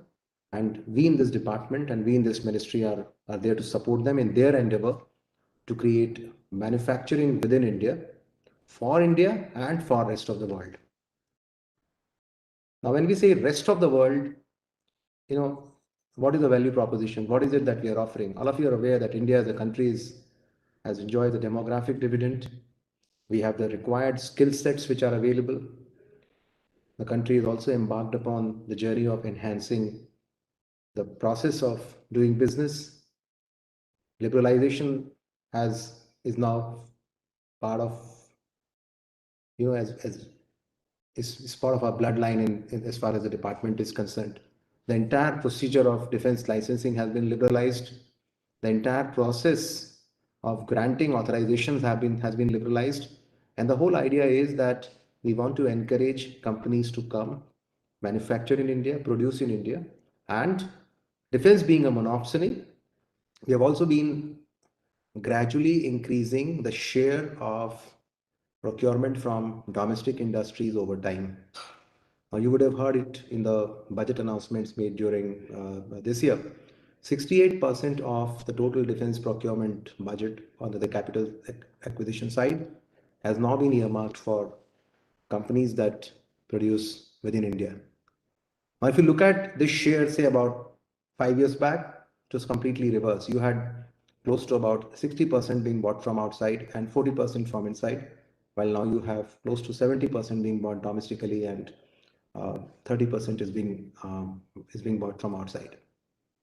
And the whole objective now is that we're not looking at these opportunities only in terms of the licensed manufacturing that used to happen earlier. While we were doing build to print earlier, we're now talking in terms of doing build to specifications.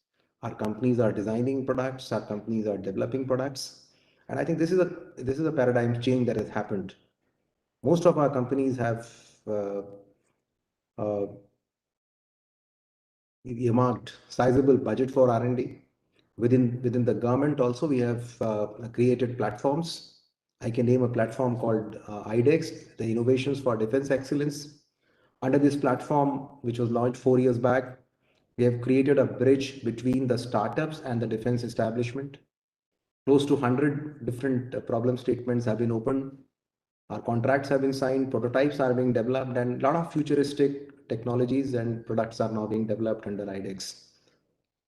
Now, all these products would then later get commercialized and would then be used about domestic procurement and then also be available for exports. Now, when we talk of exports, India was considered as a top importer of defense equipment in the world, and we had to face this ignominy for many years. And if our countries had to be, if our companies had to become competitive in the domestic market, it was imperative that they become competitive in the global market, competitive on costs, competitive on quality.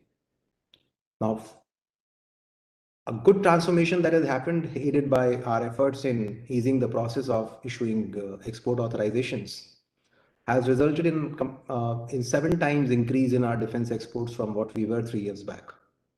From a paltry 1,500 crores, we have moved to a number of about 10,000 crores. And I'm very confident that this year this number will be much higher. But for COVID, possibly we would have reached 10 times of this number by this time. And all these companies are acquiring this export business by being competitive, by participating in bids, and by outbidding other companies in the world. This goes to show that there are these inherent strengths which have come into our companies because of the investments that they have done in developing futuristic products and technologies, and the arbitrage that India possesses in terms of the skill sets and the low cost that we can offer.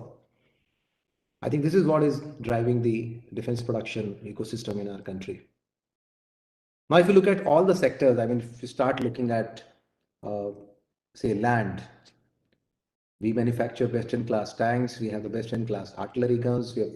We've decided that we are not going to be importing small arms.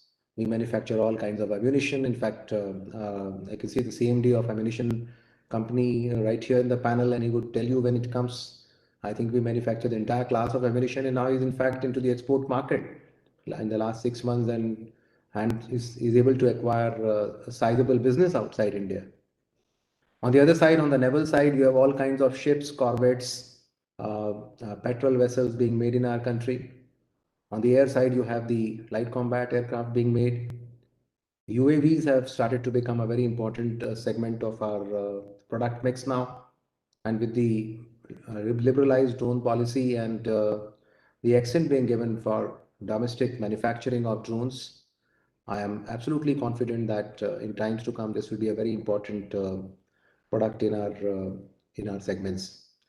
So it's just a brief understanding into what we entail doing as part of the Atmanirbhar Bharat announcement. Defense is considered as a very important vertical, not just from the perspective of the strategic requirements of our country, but I think from the economic imperative as well. We consider defense to be one of our major economic drivers because it has huge multiplier effects. Many of the businesses have a lot of dual uses. In fact, when we talk of defense, we always say defense and aerospace sector. And that's why we're talking in terms of having a $25 billion economy of the defense and the aerospace sector in the next 3 years. And out of which we envisage 20%, that is $5 billion to come in from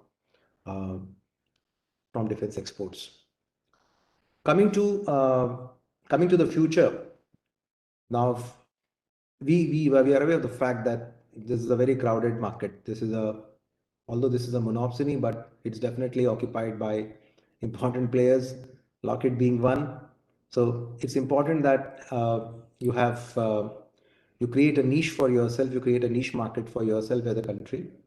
And I think that's where we are trying to, position ourselves.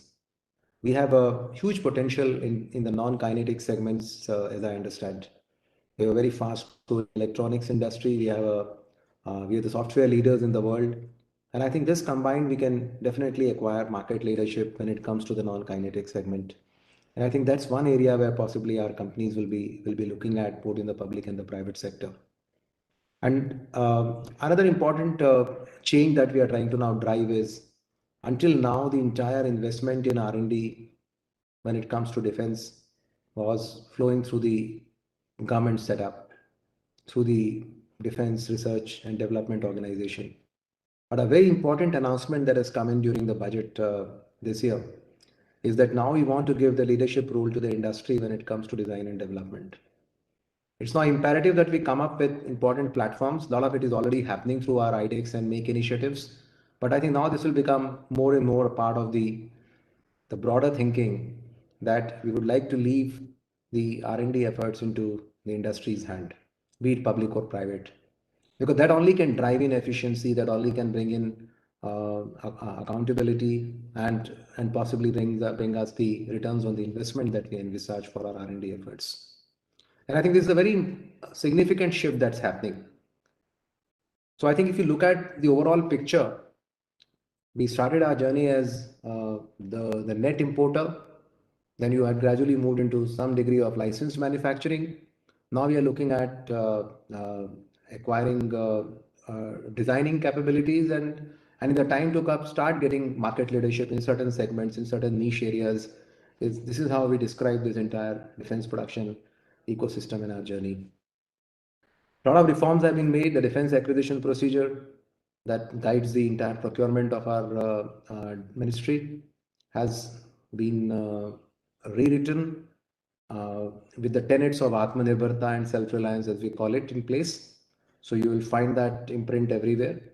And then we are very, very happy and encouraged by the fact that most of the foreign OEMs, especially in the times in which we are living now, with the post-COVID geopolitical situation emerging, a lot of companies looking at diversifying their supply chains, and we're getting wholehearted participation and cooperation coming in from all the global companies to come and participate in this entire process.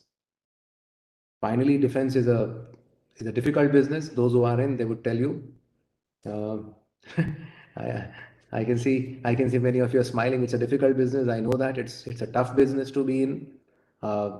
As many of you would agree that it requires a lot of deep pockets. Problem is that you have very limited buyers. You have a lot of restrictions. So it's not a business which can be run like a regular commercial business. But I think one thing is pretty certain, that when you are in defense business, you are in the business of protecting the security and the safety of the people around, country agnostic. I mean, you can be from any country, but as our entire strategy is to defend, and when you defend, you need to have access to the latest technologies and latest equipment, not just to fight the state actors, but also to fight the non-state actors. And I think all that is now part of our process that we follow within the department. And we're looking at very good participation of the public and the private sector.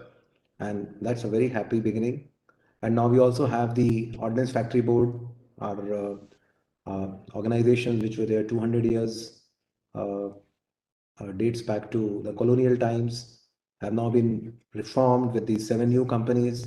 And all these 7 companies, along with the earlier 9, now we have 16 public sector companies, close to about 550 private sector companies, and supported by a huge segment of smaller players, MSMEs, vendors, close to about 12,000 to 15,000, who are now working day in, day out to ensure that the requirement of our country are met from domestic sources, and we are in a position to supply to all the friendly foreign countries.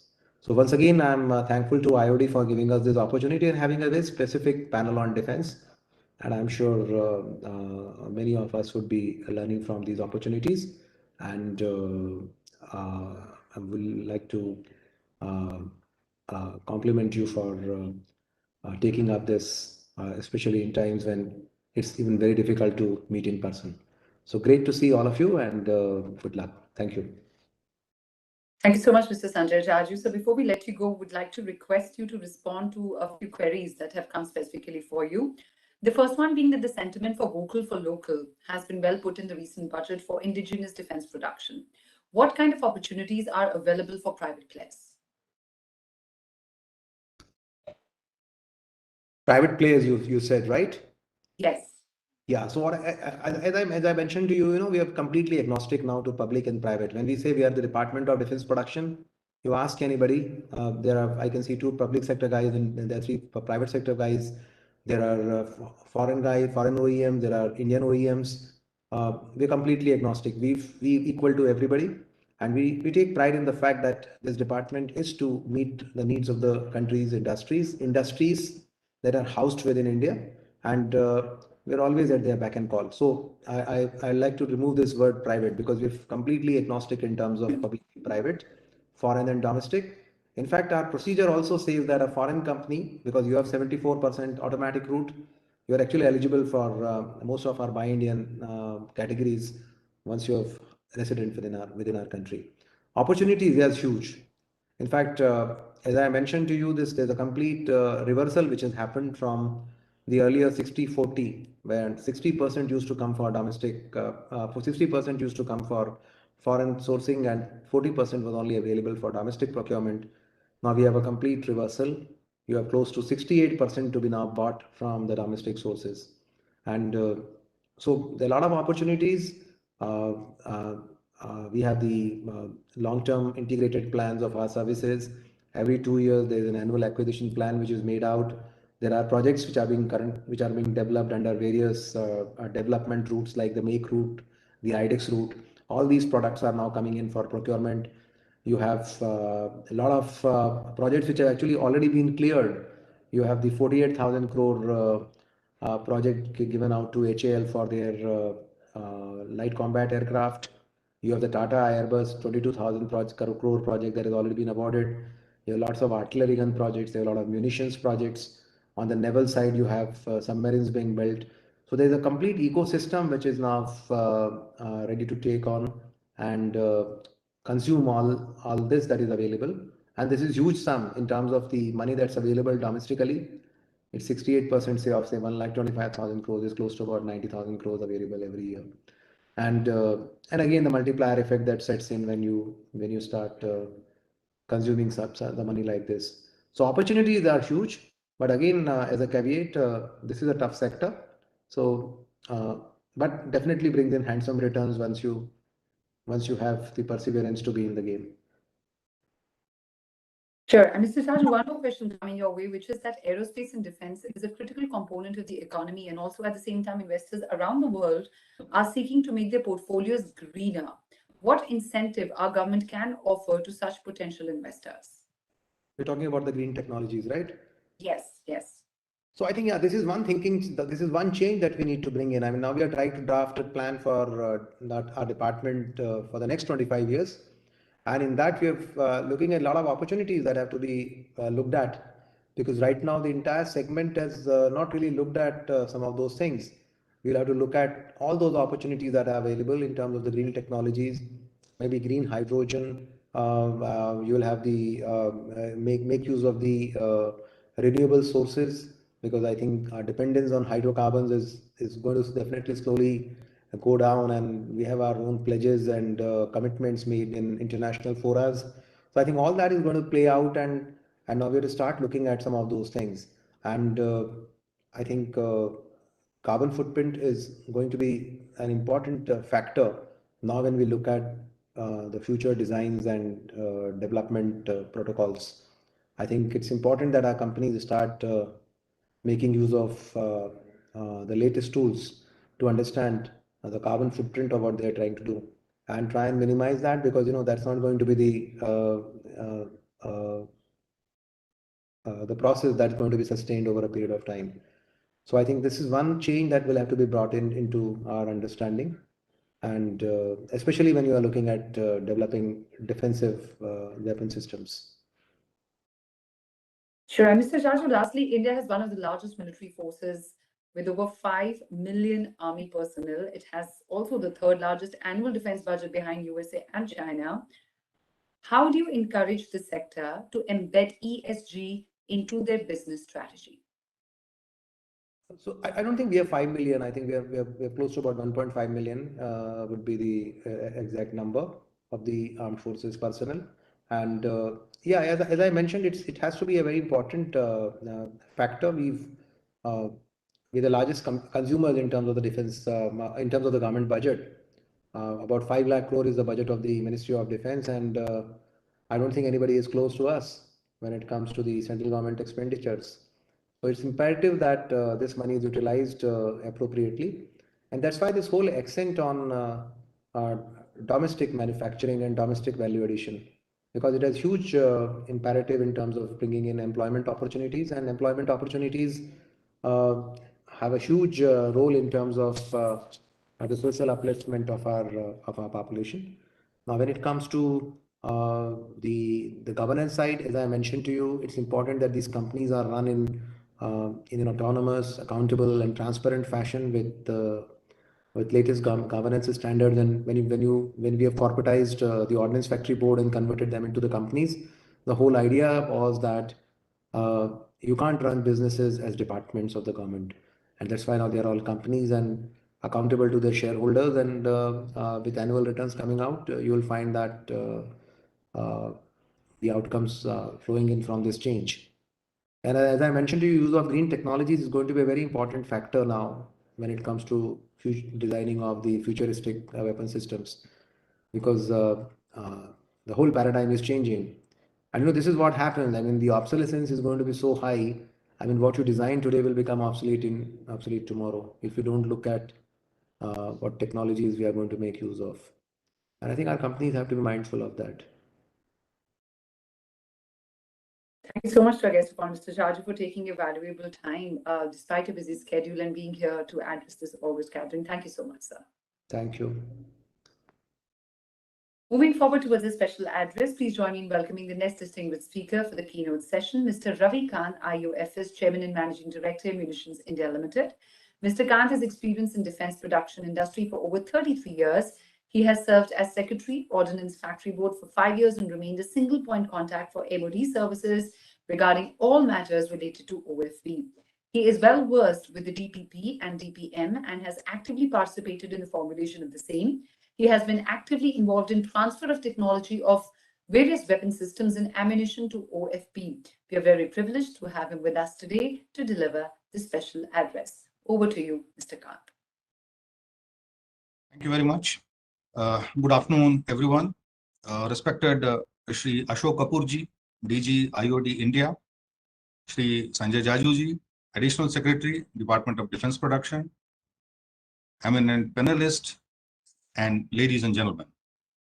At the outset, I would like to thank the Institute of Directors for inviting me to share my thoughts on preparing the defense sector for future self-reliant India. This is a subject which is, I must say, very relevant for our country, particularly when it is in its journey to becoming one of the major powers of the world. So before taking this subject, I thought it appropriate to dwell for some time upon the journey which defense production sector in this country has traveled so far. If you see, the defense production in our country started in a structured and an organized manner somewhere around 240 years back.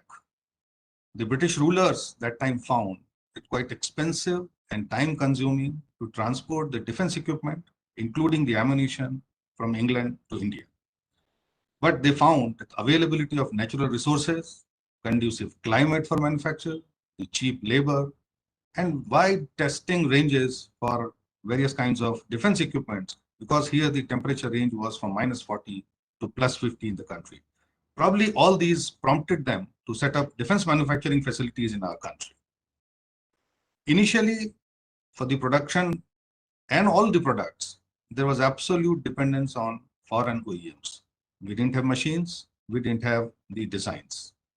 Transfer of technology was done to the defense production units that time set up by them, which were known as ordnance factories. Since the country did not have industrial infrastructure, all the components were being manufactured in-house by these factories. I would like to tell you that in the organized sector in India, the steel was for the first time melted in ordnance factory near Kolkata. As the industrial infrastructure started growing in private sector, the ordnance factories started transferring the technology for manufacture of all these components to the Indian industry.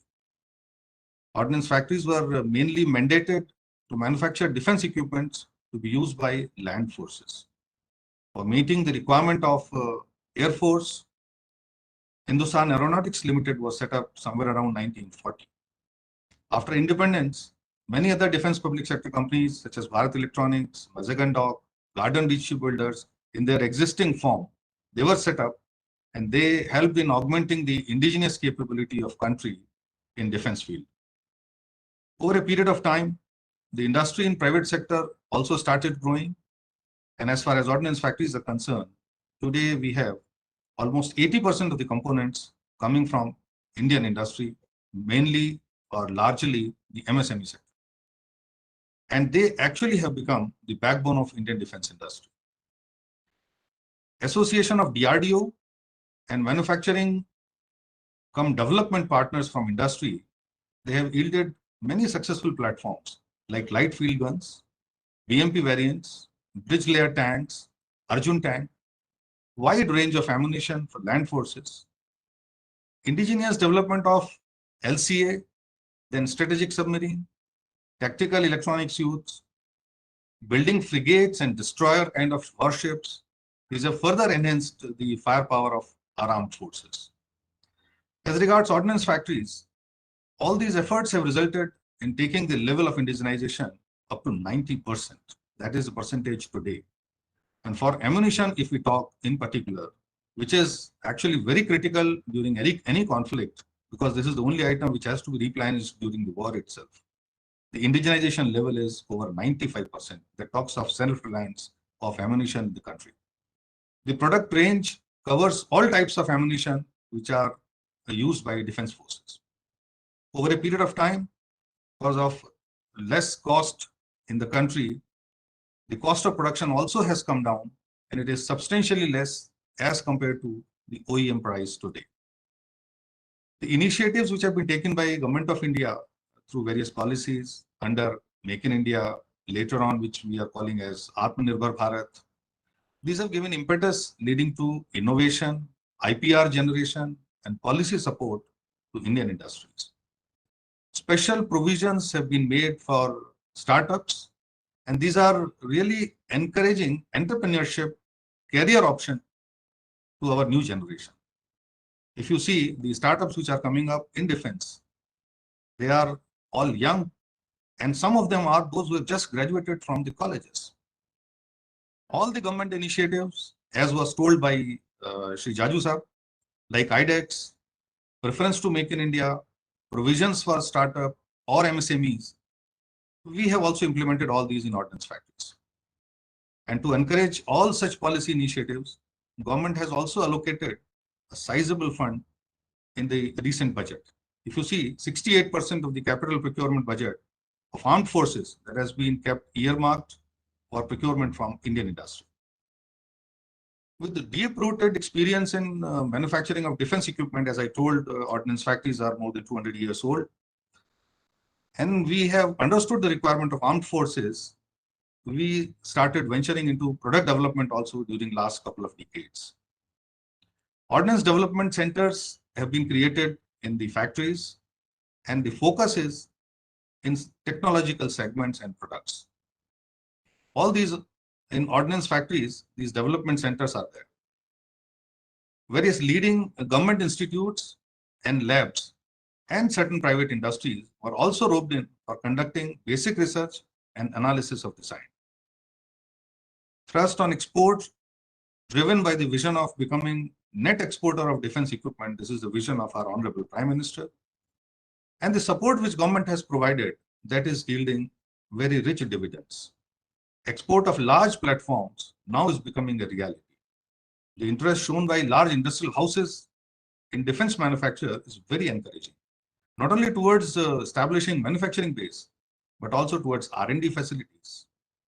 Interest which has been shown by foreign OEMs in establishing joint ventures, MOUs, tie-ups, that all is a testimony of their confidence in the schemes promulgated by Government of India. Now, when we talk of self-reliance, in defense production, it does not mean indigenous production alone. What it means is encompassing indigenous design as well.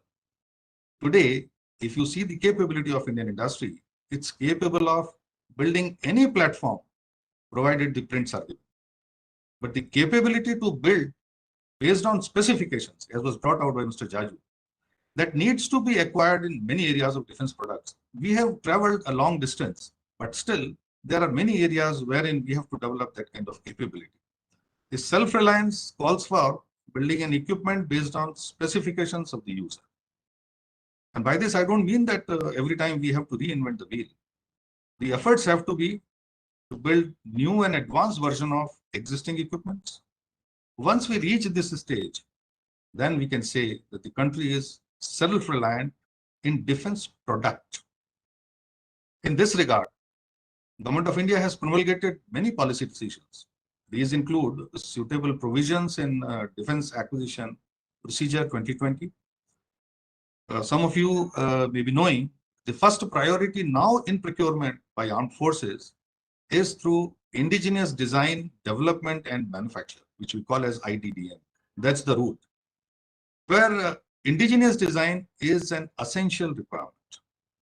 In addition to this, the strategic partnership model that was promulgated by MOD, and that also is going to go a long way in achieving the self-reliance. If I give an example, if submarine P-75I is being built to print today, then we expect that P-76 should be built to specification.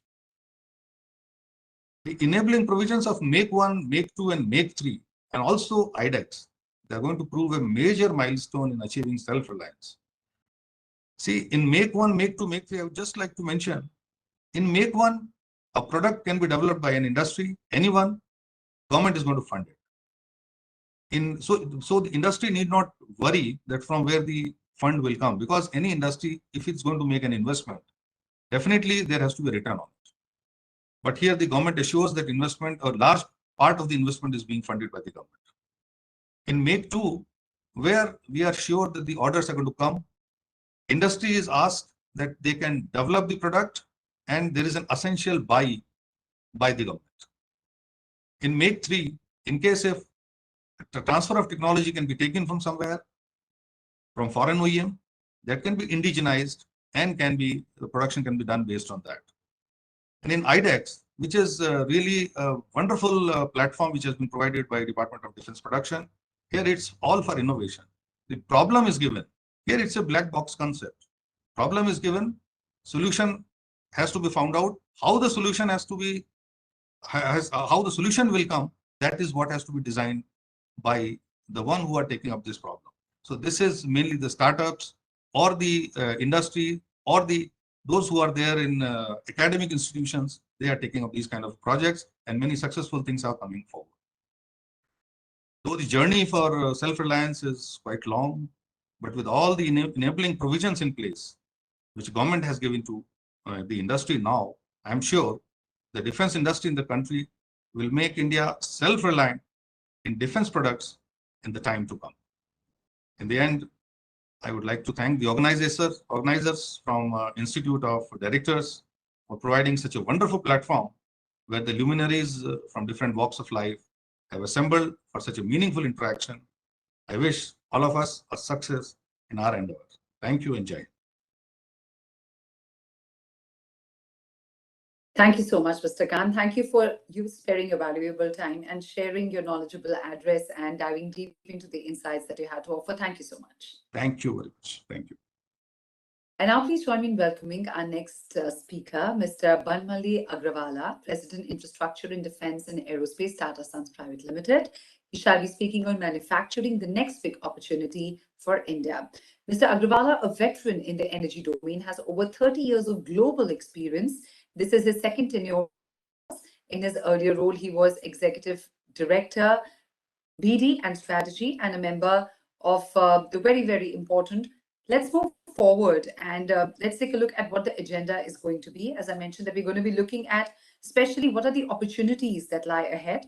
In the Tata Group, he is the chairman of companies like Tata Projects, Tata Housing Development Company, Tata Realty and Infrastructure Limited, Air Asia Inter Limited, and is also on the board of Tata Power, Tata Advanced Systems Limited, Tata Electronics Private Limited, and Tata Medical and Diagnostics Limited. He also heads global corporate affairs at Tata Sons, including its international offices in ASEAN, MENA, North America, China, and Public Affairs Office, Delhi. An active member of the CII, he has held several official positions within CII and currently is also a member of CII's National Council. He is also a member of Board of Directors of the US India Business Council and Pratham Education Foundation. Very, very privileged to have you with us, sir. Over to you. Good afternoon to everyone, and thank you so much for that introduction. At the outset, may I thank the Institute of Directors for organizing this conference, and particularly on the subject of ESG. I requested that I may be allowed to connect ESG, particularly being focused on manufacturing, and that too in the context of defense, because I do see that there is a very strong connection between the two. And let me explain why. Let me first just start by the whole subject of ESG in itself. I think finally we do have the right balance coming forward between the short term and the long term as far as companies are concerned by the, let's say, strong emphasis on ESG. I know it's been discussed by various speakers ahead of me, and I think it's for once now we have this balancing out of the two areas which have otherwise, as we all know, have really challenged all managements, all boards, and all stock markets and so on and so forth. But the point I'd also like to make is that I think it might be a mistake to club ESG as just some kind of one center of excellence. I do get the point that it makes it very convenient for consulting firms to package it as a good product, but I would argue, and as a practicing manager, that E, S, and G are three very separate and independent areas and activities that need very clear and separate focus. Of course, at a certain level, they all come together, but maybe they come together only at the level of the CEO or of the board. And I think, therefore, I did hear certain thoughts and comments about, whether a board should have an ESG committee and so on. I would in fact go so far as to say that ESG is a matter for the board to be discussing directly and spend some time on going through its deliberations rather than relegating it to a committee of the board that just reports on what has happened. The next point that I would make in the context of ESG is that let's acknowledge that I think ESG will make the cost of operations more expensive. I think it would be a misnomer to believe that we can carry on with life as earlier without an increase in cost if we really truly want to adhere to the fundamental spirit and concept of ESG. I would also make the point that we in India, I think, are well poised to use ESG as a competitive advantage rather than use it as a defensive mechanism or a statutory obligation that has to be fulfilled and therefore is some kind of a millstone around our neck. And I would want to repeat that this is a competitive advantage. I can tell you from my own experience that I've stood up a brand new factory over the last 18 months, employing over 25,000 people, catering to the global supply chain. And one of the main reasons why our global partners chose to be in India was because of the manner in which we dealt with S, or the social norms, which to my mind, again, we in India do better than many of the other competing nations. And I can go on about some other dimensions as well. But the fact that we should leverage this as a competitive advantage rather than a defensive position is something I think that we need to all understand and appreciate well. The other point that I'd like to make is that I think when we decide to embrace or understand the importance of ESG, I think it's important to start with first sensitizing the members of the board as to what does it mean for them. I think you can't paint ESG, to my mind, with the same brush for all companies. A steel company is different from a power company, is different from an IT company, is different from a consumer goods company. Within the Tata Group, for example, I can take the example of Tata Steel. They spent almost more than a year bringing in people from all over the world just to sensitize their board in terms of the importance, how can we use it as a competitive advantage, and therefore, what are the commitments that we would make? And it's also crucial that one is all in as far as the commitment to ESG is concerned, rather than simply dipping one's toes into it or making incremental changes and differences. Without being all in, I don't think we can really seize the opportunity and make the most of it. Let me now quickly try and connect this to in the context of manufacturing. As I said earlier, I think the application of ESG perhaps is the most dominant or predominant rather when it comes to manufacturing, because that is where you have all these issues relating to all the three elements of ESG that really get accentuated and that really have to be dealt with properly. And particularly when you look at some of the large legacy businesses, I think the challenge is even bigger. And it is here, therefore, as I was explaining earlier, that the cost of business will certainly increase. There is no question about it. It is therefore crucial, I think, for us to look at manufacturing as a high margin, high value added business, rather than simply a commoditized conversion or trading business. If we are not able to generate higher margins and value in manufacturing, I don't think we will be able to fulfill all the requirements of ESG that the world and that other people expect out of us. And if we have aspirations to position ourselves as a manufacturing destination and country for the world, then I think we also need to make sure that we embrace manufacturing in its true form, which is to really make sure that there is a lot of value that is created in the process of manufacturing. I'd also like to say that I think we need to stop positioning India as quote unquote a low cost destination. I think we need to position India as a high value add destination where you can do things on scale, add tremendous value on the back of intellectual inputs and know-how, rather than simply large sweatshops that are simply converting material from one form into another.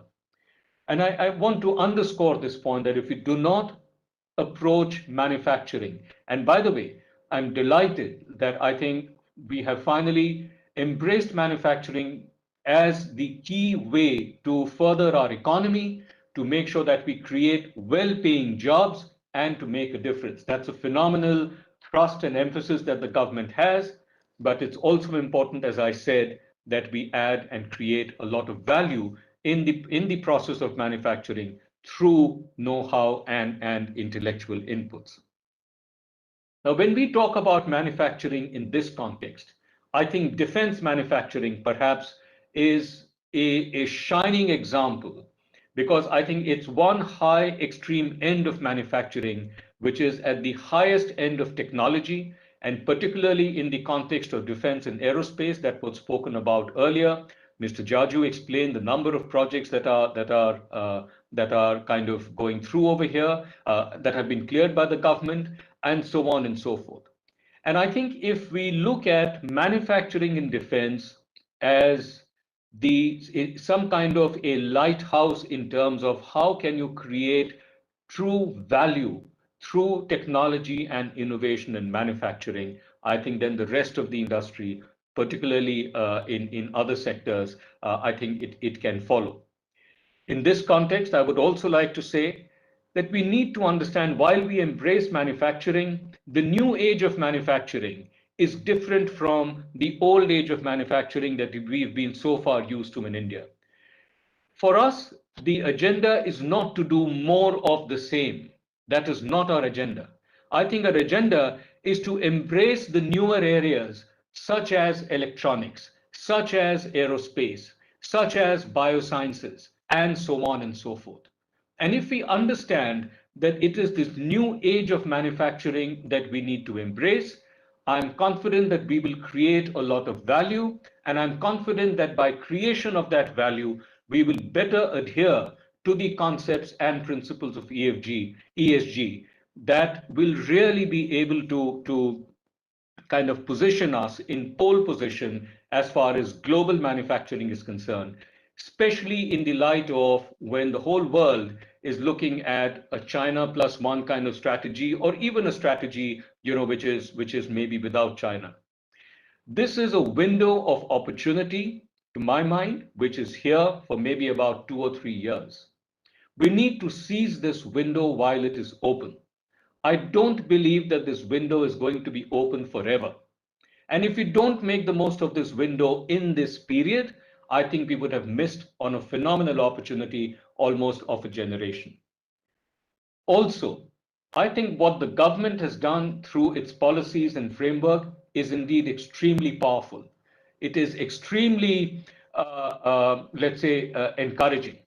And the ball, to my mind, is squarely in the field or in the park, or whatever term that you want to use, of the private sector and of businesses and public sector as well. What I mean to say is it is now for people like me to deliver, and companies like Tata's to deliver on the enabling environment that has been created.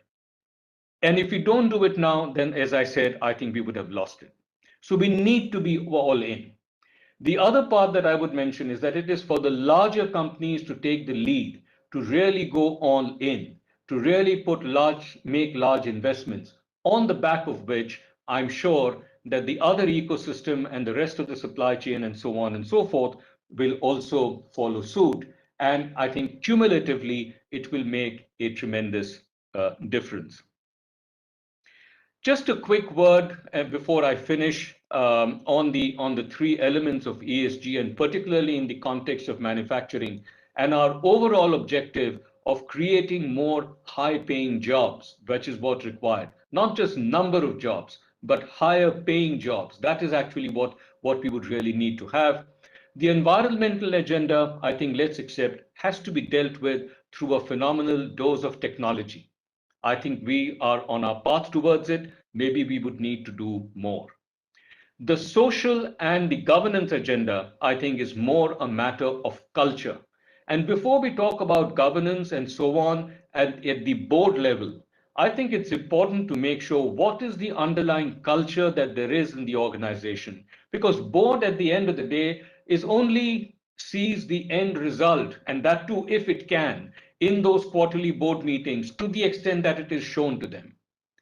It all boils down to the culture that lies beneath the company, which is extremely important. And I think those are the elements that we need to focus on. Sometimes I do feel that we get lost in measuring metrics and what does the board do and what does the board do not do.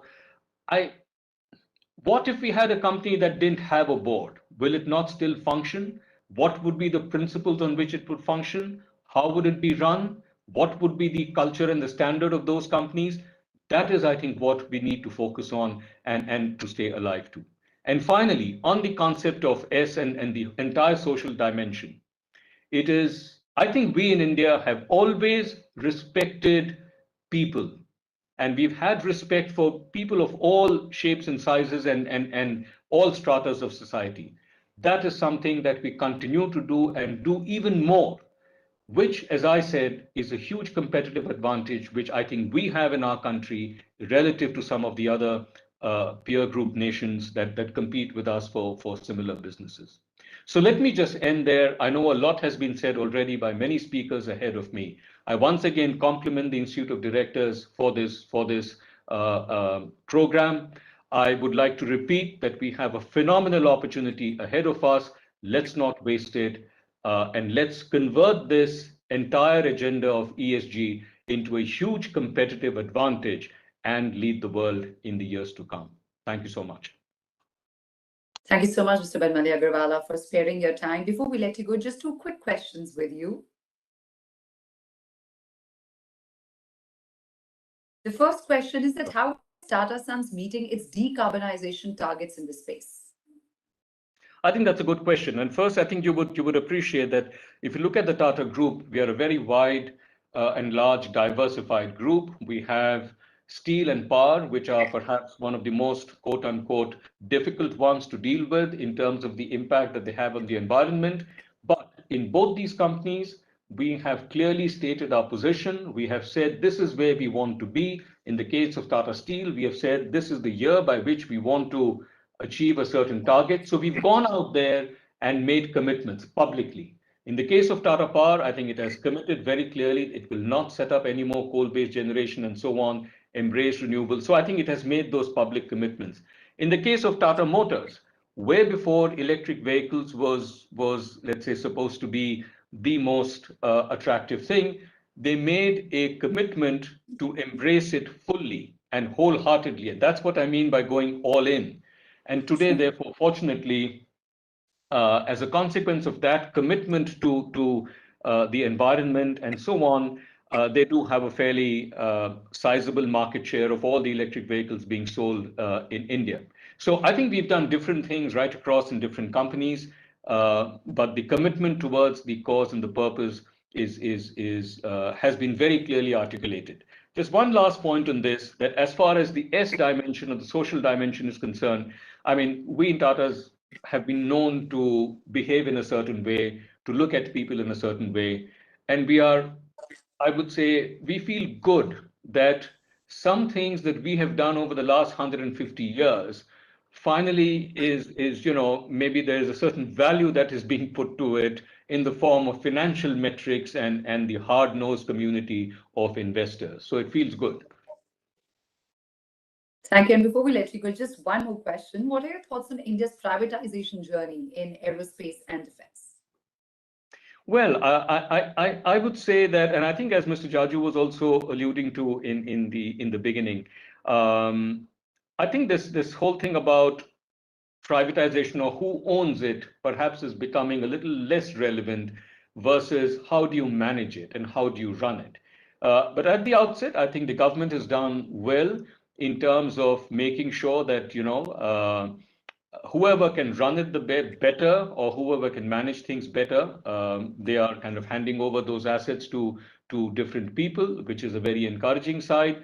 As you know, we ourselves have our let's say, Air India is a classic example. We've also seen in the defense space for the first time, private company like Tata Aerospace and Defense would be making a full-blown aircraft all the way from aluminum ingots, which will come in and then we produce a flyaway aircraft at the other end. Never happened before in the country by the private sector, and it was the government that said that, yes, this is what you're going to be doing to cater to the Indian Air Force and so on. So overall, I must say the actions and the speed with which actions are being taken by the government certainly sound extremely encouraging. Thank you so much, Mr. Agrawala, for sparing your valuable time and sharing the deep insights with us. Much appreciated. Thank you so much. And now join me in welcoming our next distinguished speaker of the keynote session. That's Mr. William L. Blair, Vice President and Chief Executive, India, Lockheed Martin. Mr. Blair is responsible leading the growth and development of Lockheed Martin's business in India and serves as executive representative for all of Lockheed Martin's programs, products, and services in the country. Lockheed Martin has a strong history of partnership with India and is considered to be the world's preeminent leader in fighter aircraft development, manufacturing, production, and sustainment. They are committed to supporting India's vision of achieving greater self-reliance. Very, very happy to have you with us, Mr. Blair. Over to you. Oh, great. Thank you very much. And I'd also like to thank the Institute of Directors for this opportunity and joining you here from New Delhi. And, you know, you know, given the topic, preparing the defense sector for the future, self-reliant India, and I appreciate the opportunity to follow after the eminent speakers before me, and in particular, working with our partner, Tata, which I'll talk a little bit about, Mr. Banmali Agrawala. It's been a great journey for us as Lockheed Martin in India. And I think given the overall topic, you know, addressing ESG, I'll try to work that into my comments as well. And because just as Mr. Agrawala spoke to Tata's mission we share the same mission focus as well. Meet our customers' requirements and needs, but do that in a very inclusive, compliant, and responsible manner going forward, and really creating jobs for our employees and with our partners that are high value, and they translate to tremendous opportunities for innovation and being inclusive, and getting the most out of our teams as we possibly can, again, to meet the customer's mission. What I wanted to share with you a little bit briefly is that as Lockheed Martin in India, we've established 2 joint ventures now that are well over 10 years old with Tata. First was Tata Lockheed Martin Aerostructures Limited, and that's producing the C-130J empennages. You'll see the C-130J flying within the Indian Air Force. But through this partnership with Tata, we've produced over 170 empennages now to meet a global requirement. And so really tying into some of the comments from Mr. Sanjay Jaju, leveraging an export requirement in order to be a catalyst to help develop and accelerate the growth of the aerospace and defense ecosystem, it's a great example. In that case, we started back in around 2010, and we were importing components to produce an empennage, which is essentially the tail of an aircraft. Very high-skilled, large-scale product. Over a period of really less than 10 years, we actually indigenized the content to produce that. So we're now up to about 90% indigenous content. So for every empennage that we deliver globally, it's really essentially being produced in India, except for the import of material and a couple of critical components that we're also trying to invest jointly with our partner to be able to indigenize that here as well. The other joint venture is Tata Sikorsky Aerospace Limited, and a very similar journey over the last 10 years. Both companies had a vision towards the future, again, leverage a requirement to produce for export, and then position for when the requirements come up within the Indian MOD. In that case, it's the S-92 helicopter cabin. We transitioned it from Japan to India, and now through the joint venture, we've produced 187 helicopter cabins. We export them to the US, and then it's integrated into a full helicopter and then meets either a US or a global requirement. Again, same journey where that joint venture has evolved from importing components and assembly to actually achieving 87% indigenous content. And so it's another really strong positive example.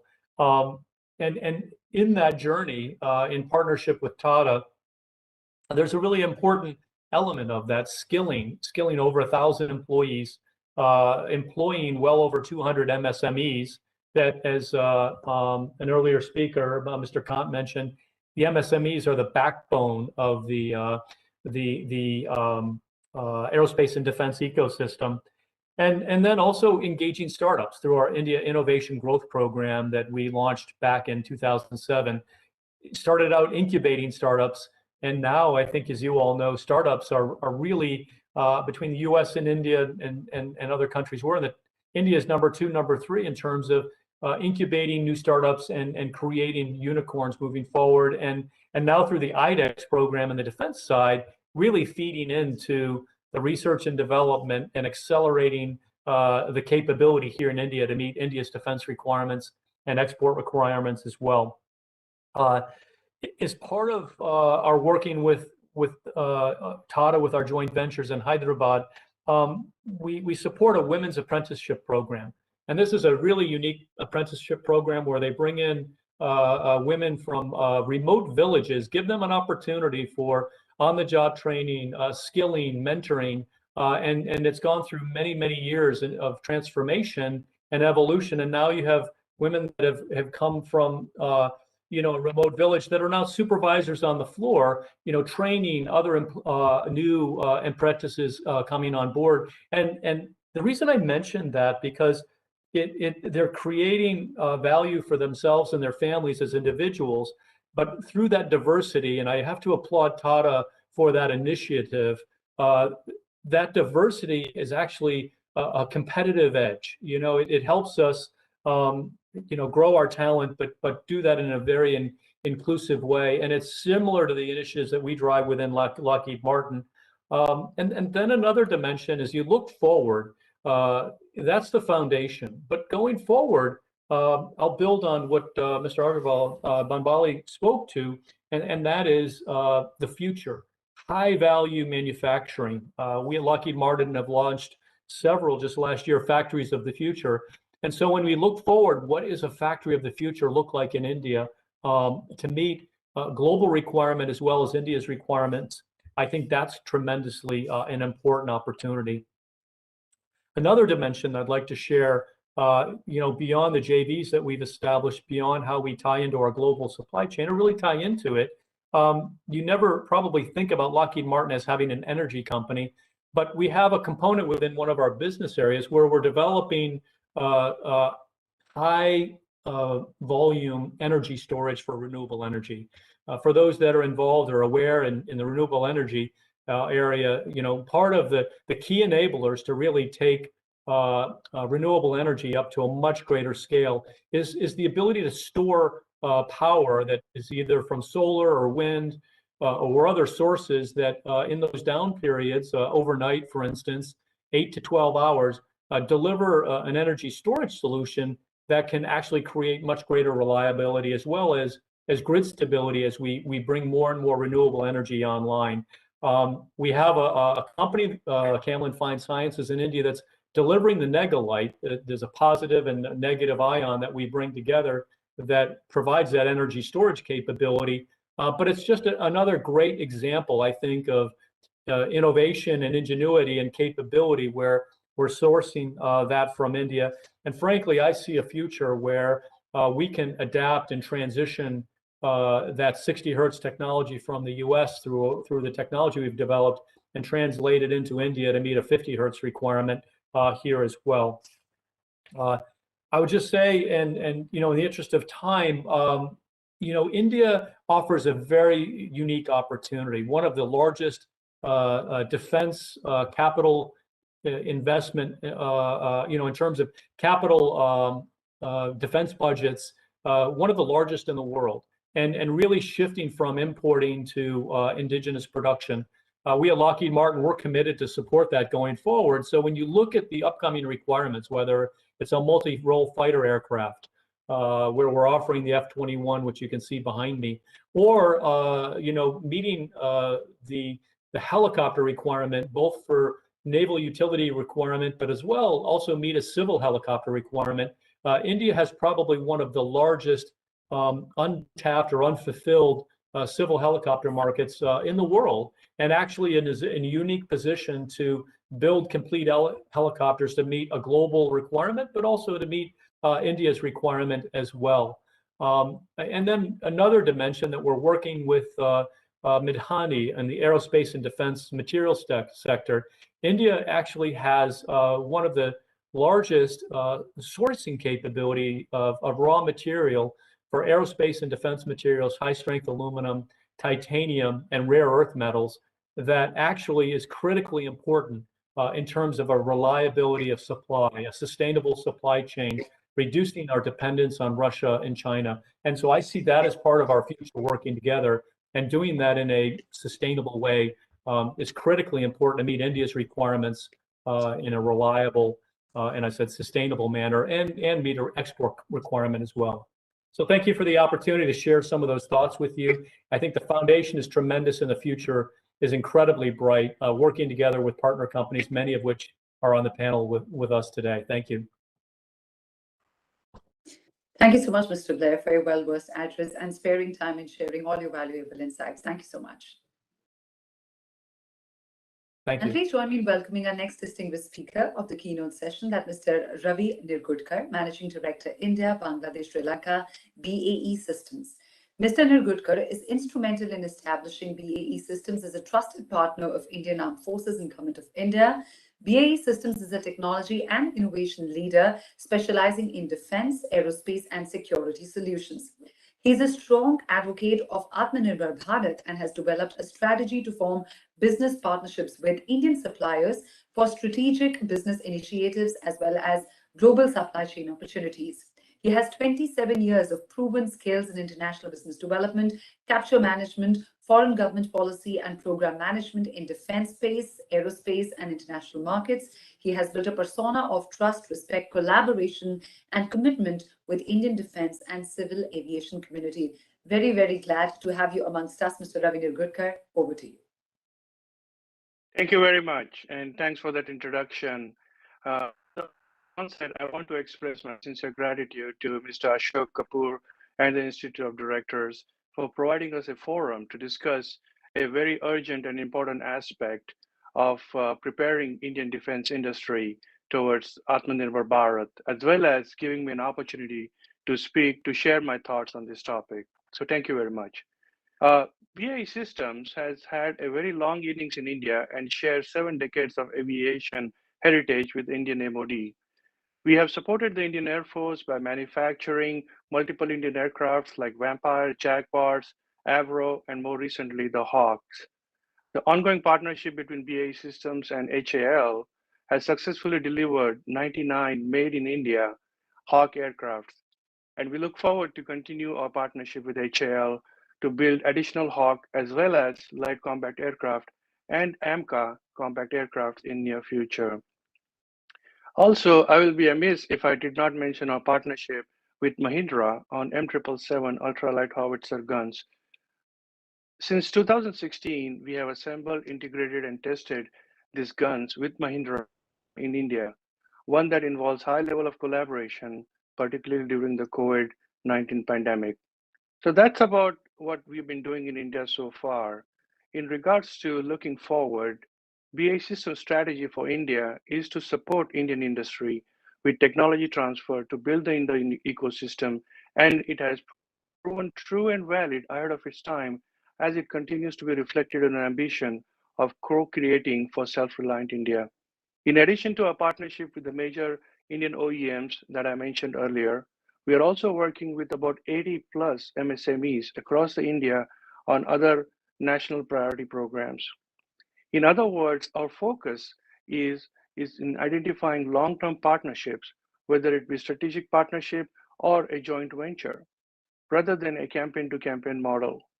This strategy not only generates business opportunity for BAE Systems in India, but also supports BAE Systems' global defense needs by expanding our supply chain to include Indian partners. It is our mission to be the trusted partner of the choice of the Indian Armed Forces. In a sense, this means helping ensure Indian government has the best possible solution to protect its national security, critical infrastructure, and vital information. As a global OEM, we do welcome the policy changes and reforms incorporated by Government of India in recent past. For example, in DAP 2020, the category of Buy Global Manufacture in India will promote indigenization. This category will encourage making of entire parts, assemblies, or sub-assemblies, and MRO for equipment through subsidiaries in India. This shift will promote Indian MSMEs at various levels. The recently announced budget is also a step in aligning India towards self-reliance, with 68% of the capital defense budget earmarked for the domestic industry. In addition, the defense R&D, as Mr. Jaju mentioned, will be open for industry, startups, academia, with 20% of the defense R&D budget earmarked. This paves the way for the private industry participation in the defense R&D. And what it does for us is it will encourage us to partner with the private industry in the R&D phase. In terms of the bilateral relationship between India and UK, I'd like to spend a few minutes on that. The bilateral relationship between UK and India is also peaking at the right time. In 2015, UK and India established the Cameron-Modi Understanding of Defense and Security Partnership, which uniquely enables the UK industry to transfer strategic capability between the two nations, including defense technology and manufacturing in the areas of mutual interest. It led to the UK-India Defense Technology and Industrial Capability MOU, which was signed in 2019. Under this MOU, the two countries will be able to conduct research into various new areas to progress their defense and science technology collaborative projects.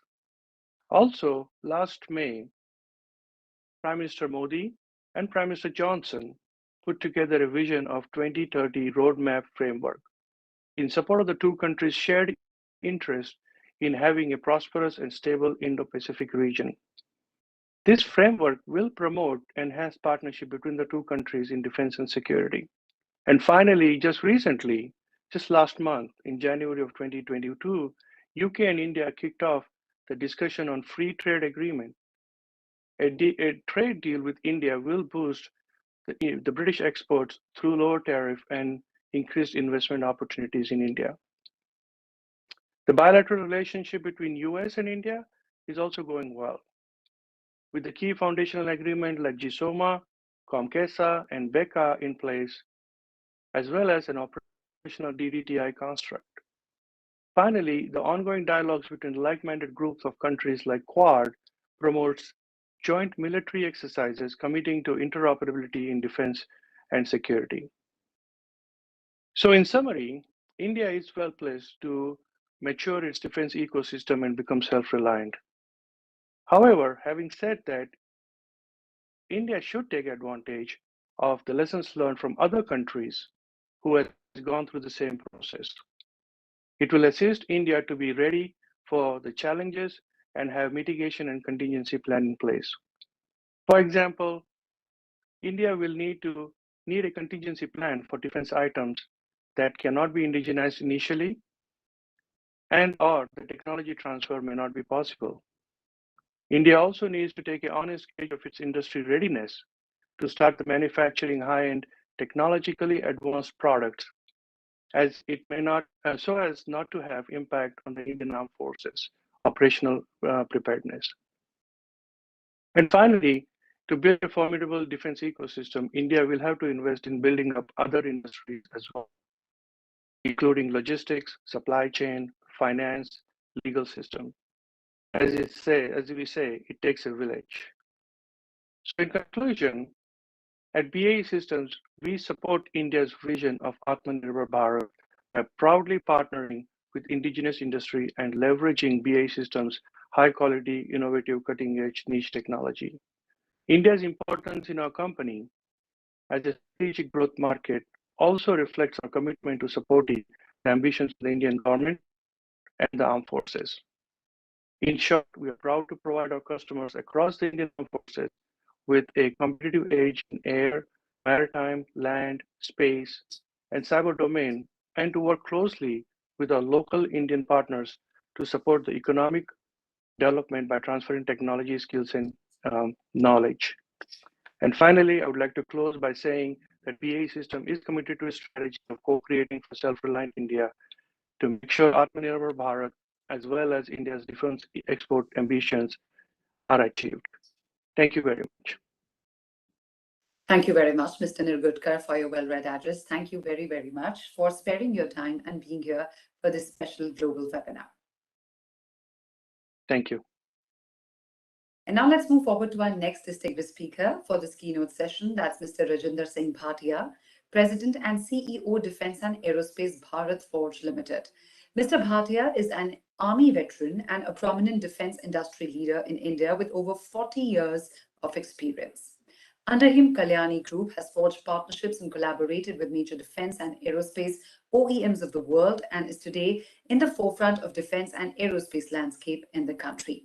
He is a key member of the strategic policy initiatives and directions as part of the government-sponsored bodies for defense and aerospace. We are privileged to have him with us. Over to you, Mr. Bhatia. Thank you so much. Mr. Ashok Kapoor, DG IOD, General Ahluwalia, fellow panelists, it's indeed a pleasure to be here and give our viewpoint as the Indian company which is stepping into the arena of defense and aerospace. The journey for the policy framework transformation actually started in 2002. It was a slow journey in which the so-called the defense business or the aerospace business was moved from reserved category to licensed category. But there was fits and starts, and it really took steam in the last few years. Taking an example, it was as early as 2006 when the Kelkar committee, for which I was member of one of the task forces there, recommended corporatization of the Ordnance Factory Board. It took a will of steel and perhaps a decade and a half to implement that earlier last year. But these are the signs which do indicate that India has stepped on a journey, and it is not the question of whether it will happen. The question now is when it will happen. Taking a look at the situation, just to give you one more little indicator, in 2002, the Defense Procurement Procedure, which has now become the Defense Acquisition Procedure, was a secret document. And if somebody was to put parts of it into the public domain, he would be court-martialed. To imagine to a situation roll on to today, when the Defense Acquisition Procedure 2020 was actually made along with the industry reps participating in its formulation. I am giving this example to indicate the change, the transformation in the policy framework which has taken place. I had the opportunity to have a meeting with a policy framework group called Defense High-Tech Innovation Forum. And we did have the opportunity to meet Defense Secretary about 4 days ago. His own opinion was that India today is at a momentous time in the transformation of defense and aerospace sector. If this opportunity is not grabbed now, probably we'll never get this opportunity for a very long time. So the self-reliance or the Atmanirbharta or the collaborative effort, which all my friends talked about, this is the time to put it forward. So my talk, and I had a presentation but decided against showing it for the paucity of time, will move around basically two major points. First is, for any defense industry to flourish, it has to have two bases. There are two pillars. The first one revolves around technology, and the second one revolves around manufacturing competence. The technology can further be subdivided into research and development, innovation, and breakthrough technologies. Innovation and breakthrough technologies, word over, has been the preserve of the startups and the small MSMEs. So what has galvanized the Indian Sea? Let me give you an example. India last year India is second to United States of America in having the startups. Last year, India had 8,000 new startups. Till 2020, most of them were not in defense and aerospace. But in 2019 and 20, we had some 500 startups in defense and aerospace space. And what was that galvanized that space was mere one small initiative, which is called IDEX Challenge. And if I tell you the amount of money spent on IDEX, it'll be laughable. We have spent close to only $4 million on IDEX Challenge, but you have 500 startups which have come up in that. We have all seen on the Republic Day parade or on the day preceding that, a swarm drone display where 1,000 drones took. The cost for that particular show, including making of those drones, runs below $100,000 US. A similar thing done anywhere in the world would have costed people in millions and millions of dollars. So what does it show? That India can kick at the innovation journey with a very little financial requirement, but just making an ecosystem light at the top is not that far away. Interesting part in this whole journey was that so many startups have started, so many challenges have been accepted. Now there is an ecosystem around this. The technology part is already taken care of. But on breakthrough, a number of such technologies are being taken up by IDEX. The second thing which really changed the scenario for research and development in the country was the activation of technology. Large companies have started to operate. We are actually picking up projects not alone, but with partners, with foreign OEMs, with foreign technology providers. A number of prestigious projects are already underway. And the third major change on the technology domain was the budget statement of 25% of the R&D budget being reserved for Indian industry. Now that can kickstart very many large platform developments, and need is to give impetus to what we call Make One, where 70% funding used to come from Government of India and 30% used to be done by the industry. So here is an opportunity to now start working on platform. We heard both our foreign OEMs talking about collaborative effort, bringing in their technology, joining hands at research and development. My last point, and I'll sum up after that, would be towards exports. Exports in a country can be divided into two parts. The first one revolves around what we call getting into the supply chain, which could get probably a breather or a kickstart by the offset obligations of the various OEMs. But that is a journey which exactly is China +1 or +1 alone by itself, but it is getting into the supply chain of the global OEMs. And now this will come on the strength of the Indian industry. This will come on the strength of our competitiveness into this domain. But exports also have a second area that India itself is looking to have a prominent place in the Committee of Nations. And hence, certain platform exports to the countries where we can go in are certainly to be looked at. And this will require government support. This will require government-to-government dealing. This will also require effective use of line of credit, which is available with India to provide to many countries in Africa and Southeast Asia. I think these two things can take a look and give a flip to the export which industry needs. Any major platform work in India would have a hacksaw curve, which means there'll be a demand followed by a period of lean period over a longish time. We need to ensure that we have some kind of a stability to the business by providing exports. With these two thoughts, I'd like to thank IOD and fellow panelists for giving me a patient hearing. Thank you so much. Thank you so much, Mr. Rajeev Bhatia, for being here and sharing your insights and your knowledge with our audience. Thank you again. Thank you. And we invite our next speaker. That's Mr. Rajeev Chaudhary, IOFS Chairman cum Managing Director, Advanced Weapons and Equipment India Limited. Mr. Chaudhary is a senior officer of the Indian Ordnance Factory Service. Advanced Weapons and Equipment India Limited is one of the 7 new defense PSUs formed by converting the Ordnance Factory Board into fully government-owned enterprises. We are very, very glad that we have it this evening. Thank you so much for joining us, Mr. Chaudhary. Over to you. Yeah.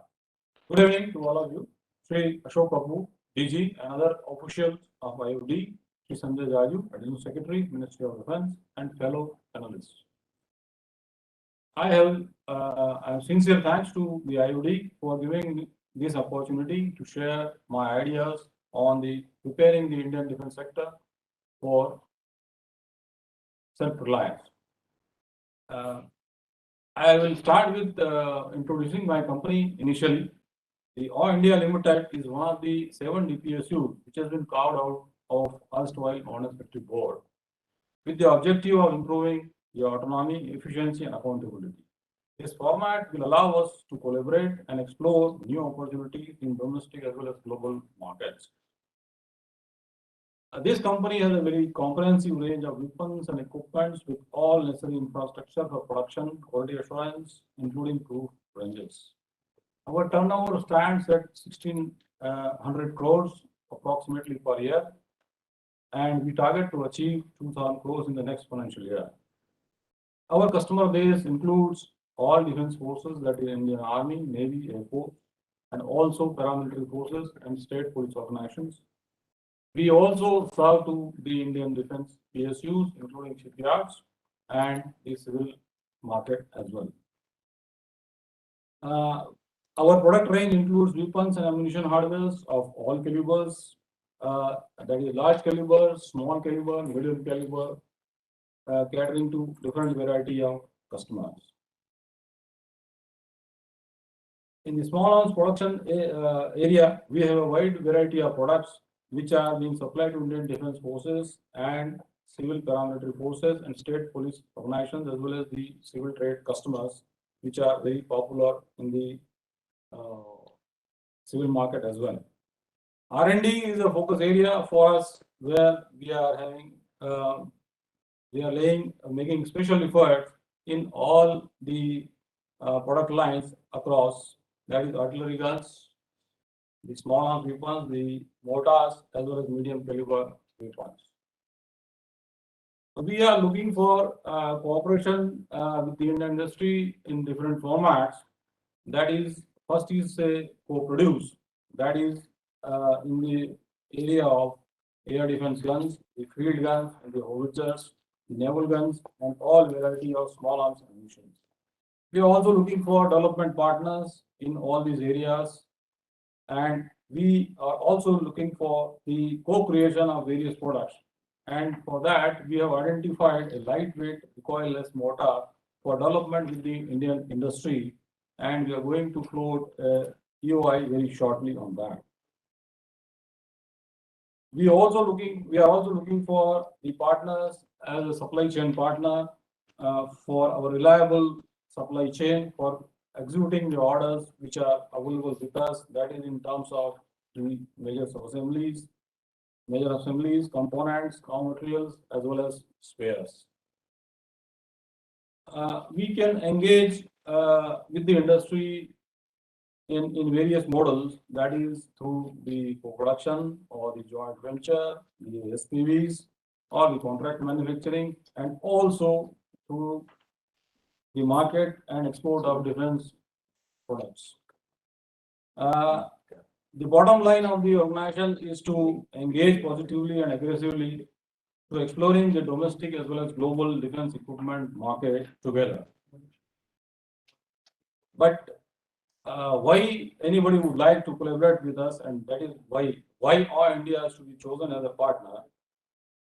The major strengths which we are having is a very vast experience in the field of weapon production with skilled manpower, a strong R&D infrastructure, the state-of-the-art manufacturing facilities. We also have an added advantage of having the 4 defense manufacturing units located in 2 defense corridors identified by the Government of India, that is Uttar Pradesh and Tamil Nadu as well. With this, I would like to once again thank the IOD for expressing my ideas and how we would like to collaborate with the Indian defense industry for taking the cause of the Atmanirbharta and defense production together. Thank you. Thank you so much, sir. It was really nice to hear you share your experience and your insights over this subject. Thank you very much once again for sparing your time. Thank you. And now, ladies and gentlemen, please join me in welcoming our next distinguished speaker of the keynote session. That is Mr. Adapalli Krishna Sai Kumar, Whole-Time Director Operations, Apollo Microsystems Limited. Mr. Krishna Sai is the Whole-Time Director Operations of Apollo Microsystems Limited. He is an engineering graduate in electronics and communications with 22 years of varied experience in marketing, finance, and operations. He joined Apollo Microsystems in 2003 at entry level and gradually grew himself along with the company, and with exemplary performance became one of the board of directors. How inspirational. As Director Operations, he handles new vertical development in emerging markets, joint ventures, M&A, investor relations. His immense passion towards technology is a driving force for several product and engineering innovations in the company with able team. He has established good corporate governance in the company. With his comprehensive technical and financial knowledge, he plays a key role in the top management under the guidance and leadership of Managing Director of the company. Thank you so much, Mr. Sai Kumar, for joining us this evening. Over to you.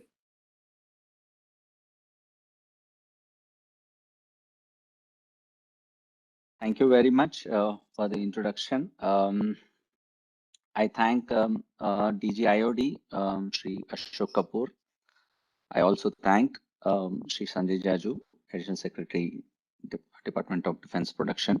So unlike the other panelists, I would like to present about our company for a few minutes, and then I would also like to give a small addressing on the future of defense production.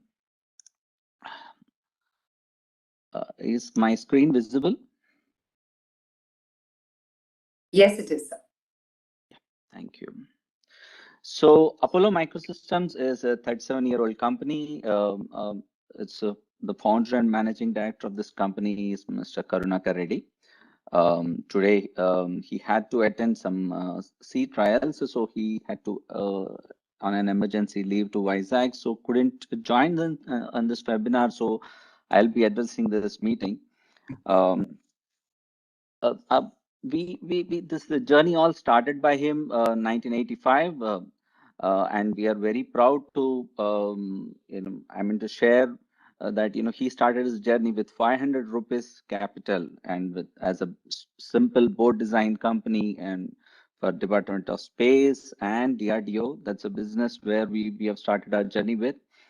Now, as other eminent panelists has told, and Shri Sanjay Jaju ji also has commented now, although this is a very niche and tough market, but now it's very crowded. But unlike those days, there was no industry who supported DRDO for their small or big works or engineering requirements or design requirement, which they wanted to outsource the scarcity of the time and other things. That's where this company was started, and fortunately, we have gotten a lot of opportunities. We have proved our mettle, and slowly from a small company, we grew ourselves to a listed company.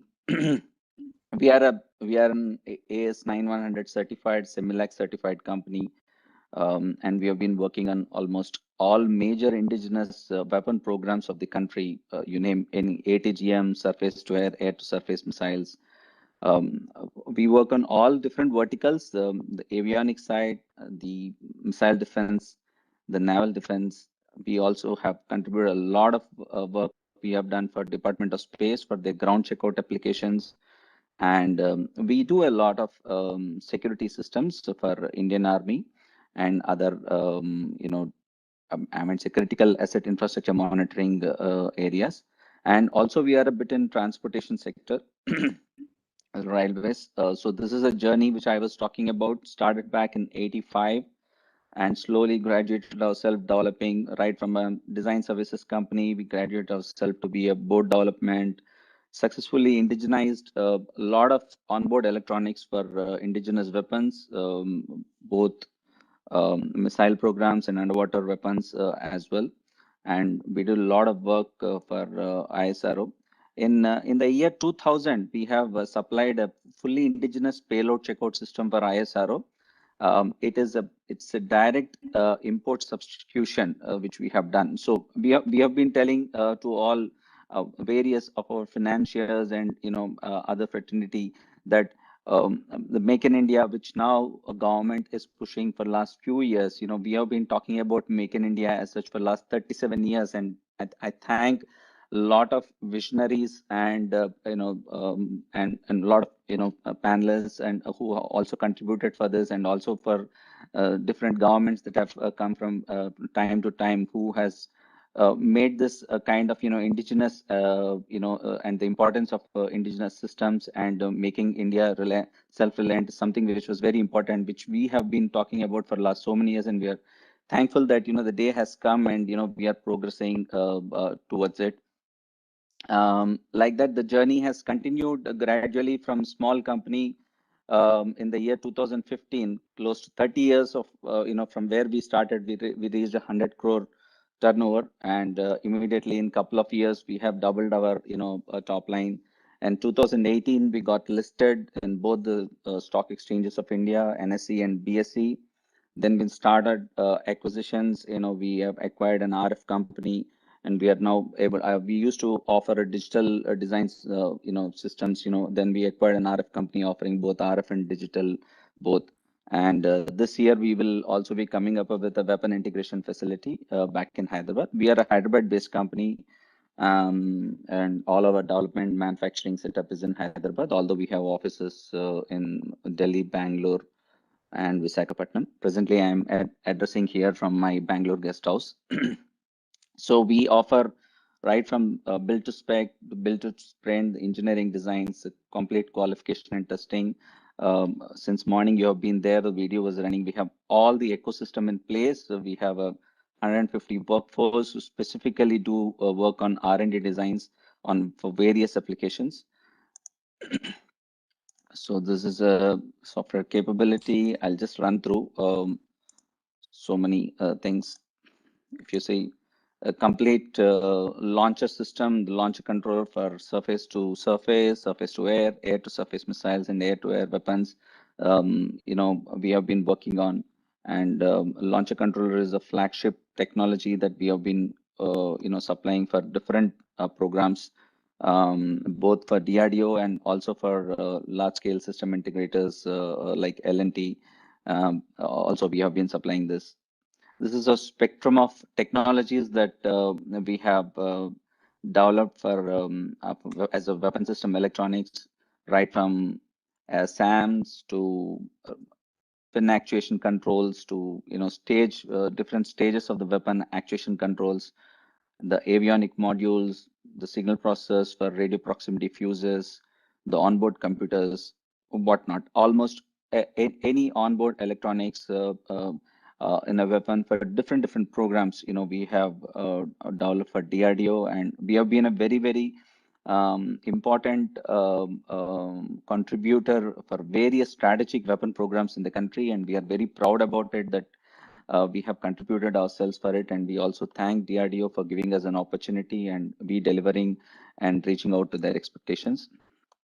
And on the avionic side, naval avionic onboard systems, we have done a lot for programs called TAL and all for the control panels, the fire control systems, the relay boxes, and all such stuff. This is one weapon which it's a favorite. We have almost 5 different weapons which India is presently developing, and some of them have developed and gone in for production. We have contribution almost all of them, and I'm also very proud to share that we are the only private company in India who have been consistently developing the homing systems for Indian torpedoes. The first batch around more than a decade back have been shipped to Indian Navy, and presently this particular weapon is being exported to different countries. And the first weapon that is exported from India, and that comes where the major systems we have partnered with Defense PSU, who in turn are exporting, and we have a significant contribution in it. The naval side, we have done a lot of work in expendable decoys. We have done the gun control systems for ships. Then we have been part of the nuclear sub programs, where we have contributed a lot of the entire power supply chain. The nuclear subs are supplied by us to one other defense PSUs. And torpedoes, as I told that, we have huge contribution for almost all the torpedo programs indigenously developed in India. So this is how you can see, the various technologies that we have developed for the torpedoes, which are air-launched, torpedoes which are ship-launched, heavyweight torpedoes, and some strategic, torpedo programs also, presently under development and trials.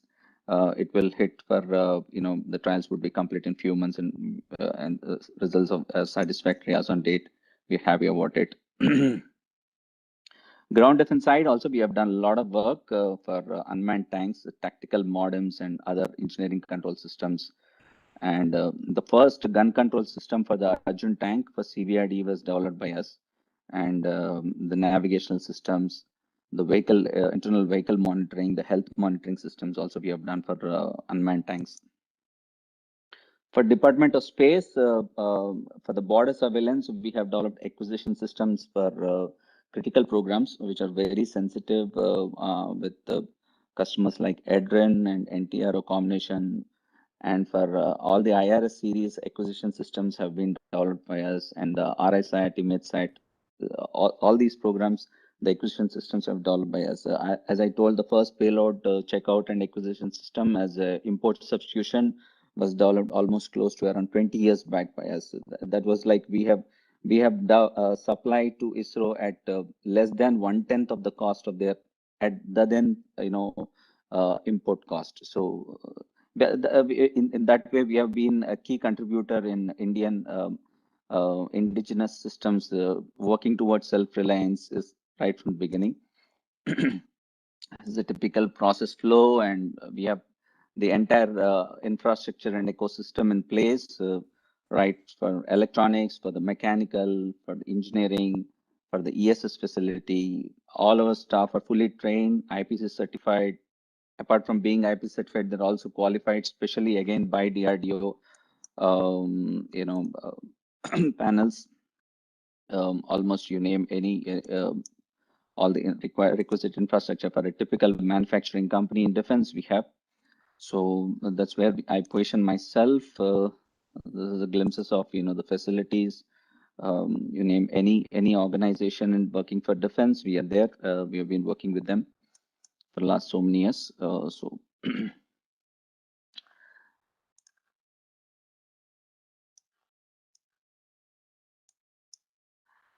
so that's basically about our company.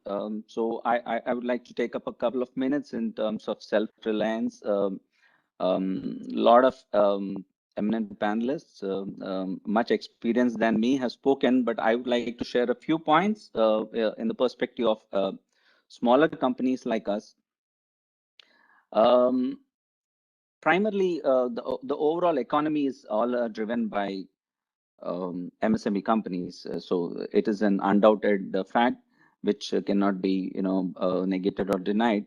And in this entire growth journey, where we are targeting a $5 billion exports from a country which has been the largest importer. Now we are talking about exports of $5 billion. This is really a kind of a it's a very, very big figure for which the contribution has to come from the grassroots level from the companies who have been working with defense. And it's a lot of welcoming gesture that a lot of startups have been coming, few hundreds of startups, like some of the panelists were talking about. It's because the business is growing, the ecosystem also has to grow if the defense production has to be met. So developing a technology is particularly because we are an electronic company and we develop a lot of weapon electronics. Developing a technology in electronics is something different for developing a technology or electronics for a weapon or for a defense requirement or a military requirement. So it requires a lot of understanding of the environmental condition, which platform it is going, and all that stuff. So there should be a good cooperation and collaboration between the large conglomerates who are a large system integrators who has deep pockets to actually manufacture weapons. Now that a lot of privatization talks is going on, and the companies who have already a matured, production, knowledge, something companies like me, many other companies are there, and startups who have a good technology. So we as a company, we are a technology company. Also, we are a production company. Yes, but we are not a large SI like us. At the same time, a lot of other technologies, upcoming technologies, we are talking about artificial intelligence, so many other things, which are further required, analytics, a lot of analytical, technologies which are required for which a lot of startups are working, so these three different, segments have to be, working collaboratively and hand in hand. And a proper framework also has to be there where at every level, they are not actually trying to kill the next level company. They should nurture the company at the next level and try to ensure that, their cash flows are protected. Like a system integrator, large system integrator should protect the cash flows of a smaller system integrator. And they in turn should try to see that, if they can protect and encourage some startups for a value-added technology or a value-added, IPs that they bring in. So in that way, in this kind of a collaborative framework, if something is prepared, so that the entire ecosystem keeps growing, and it will actually expedite the kind of a mission with which we want to make us fully self-reliant. So when I talk about, because we have been predominantly working on weapon system, today we can proudly say more than 90% of the indigenous weapons that presently are there, they're fully indigenous. 90% indigenization. That's a really a remarkable kind of figure that has been achieved, more than 90%. So this is something which was there in my mind, which I wanted to express as a part of thing, that a proper framework has to be there to protect the interests of different levels of the industry from a larger system integrator perspective. If it comes from the government as a proper framework, that would be really great for the industry to grow further and really make India self-reliant in this niche space. Thank you very much for giving me this opportunity. Thank you very much for giving us the opportunity to hear you, rather. It is very insightful to know all the details that you shared with us. Thank you so much. And now let's move on to our next speaker of the keynote session. That's Rear Admiral Rakesh Rawat, AVSM retired, Chairman and Managing Director, Naval Group India Private Limited.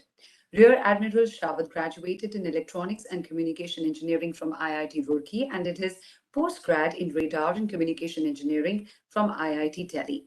As an electrical officer, he served the Indian Navy for 36 years. The main purpose of Naval Group to be in India is to support the indigenization through Make in India activities, to develop the Indian defense ecosystem, as well as to develop design services in India with talented Indian engineers.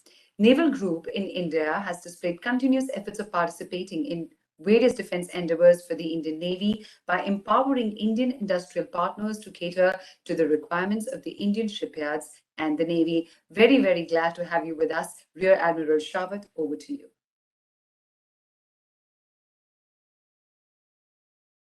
Thank you very much, IOD. I must thank IOD, the moderator, for introducing me, and of course, respected Shri Kapoor, who has been in touch with me. I've been working with him closely for a long time now. Now, the challenge of speaking at this sequence in a discussion is that whatever you like to speak has already been spoken by everybody else. So the subject has already been covered in detail by so many speakers, and who are all champions in their own sphere. So, but let me see. I will try to be brief to save some time for the moderator, because I'll not exceed certainly the time allotted. Briefly, if I say about self-reliance, my topic I would like to cover is self-reliance and the Indian Navy. Now, a lot of things have been said about it, but I like to summarize in one way that the Navy has demonstrated what is the meaning of self-reliance. It is a demonstrated performance of the Navy that today, in the field of whatever the platforms required for the Navy, they're all being made in India. As of today, 40 plus ships are being constructed, and all these ships are being made in India. There's nothing being imported. Now, that does not mean that we don't have dependence on for something, but it is very limited. And I would give the credit for this situation or this achievement to, of course, the visionary leadership of Indian Navy, immediately after independence during the 50s, that we acquired the three shipyards, Mazagon Dock, Garden Reach, and GSL in 1960. We acquired these shipyards. And the first warship was built by GRSE. It was a seaworld defense boat in 1961. And in 1961, we made the first ship for the Indian Navy. Around the same time, the Naval Design Bureau was set up at Naval Headquarters, Delhi, to supplement and take the design of future ships. And thereafter, we have not stopped looking. We have not looked back. At MDL, so many major platforms have been made. We started in collaboration with the Yarrow shipyard from UK. Leander class ships were made, 6 of them. Then we improved the design of that by a new designer. We made 16 ships called Godavari class. Then we repeated them at Garden Reach, called it Project 16 Alpha. All these were steamships. The Navy became more ambitious. We made gas turbine ships. We made a destroyer. Of course, in collaboration with Russia, we took the help. And as we speak, we know the turmoil in Ukraine. The gas turbine that we have on ships are mainly from Ukraine. They came from Ukraine. And then we made another very stealth ship frigate called Project 17, again made in Mazagondok. And this time the technology came from West. We used the gas turbine LM2500 from General Electric. They were used. And it was very stealth. So a lot of things have happened, and naval designers have done well. Today, I think 4 frigates are being made in MDL, 3 in GRSC simultaneously, all using these Western gas turbines and latest weapons. The other capability that we did was we gave the choice to the customer, to the end user, the Navy, that you decide, you get the weapon from anywhere, we shall be able to integrate them in India. So the world's eye facility has been developed, an organization called WESI, Weapon and Electronic System Engineering Establishment at Delhi in R.K. Puram. They have the ability to integrate, you get the weapon sensor anywhere in the world, they'll be able to integrate. It's a great facility. No other country in the world has this ability because most of the countries who are making ships of this class or this type are very advanced. They are not developing countries, and they perhaps don't need. We are the only ones. We have integrated Russian weapons, we have integrated Israeli weapons, we have integrated French systems on a single platform. And this has all been done by the organization called WESI.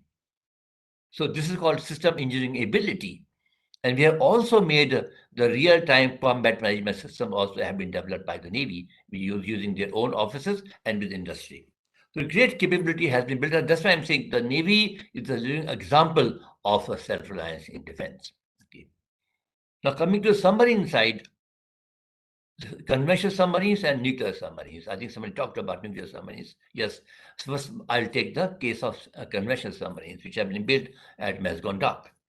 So in the beginning, we were importing complete submarines from Russia, mainly Foxtrot class and the Kilo class. They came, and then during 80s and 90s, we built 2 submarines at Mazagondok in license collaboration with the HDW Germany. We know about it. 2 of them were made in India, 2 were imported. And the next time, but there was a gap and so many problems came. We could not continue.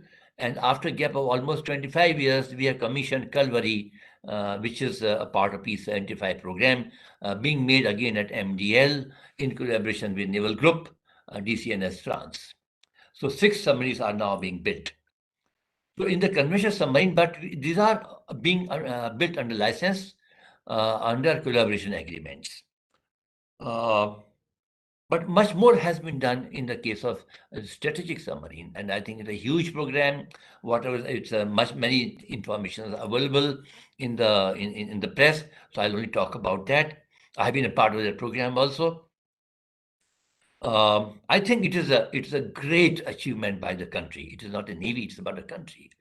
A nuclear submarine program envisages such a vast areas of technology and programs. Of course, we need power reactors or BARC especially. We need a huge missile program, so DRDO has done that. We need to develop a lot of the platform design, and of course, then the industry pitches in for the machinery. So this has been going over the last 2-3 decades, in more than 3 decades. But today we have the ability that we have done it, the complete thing in India.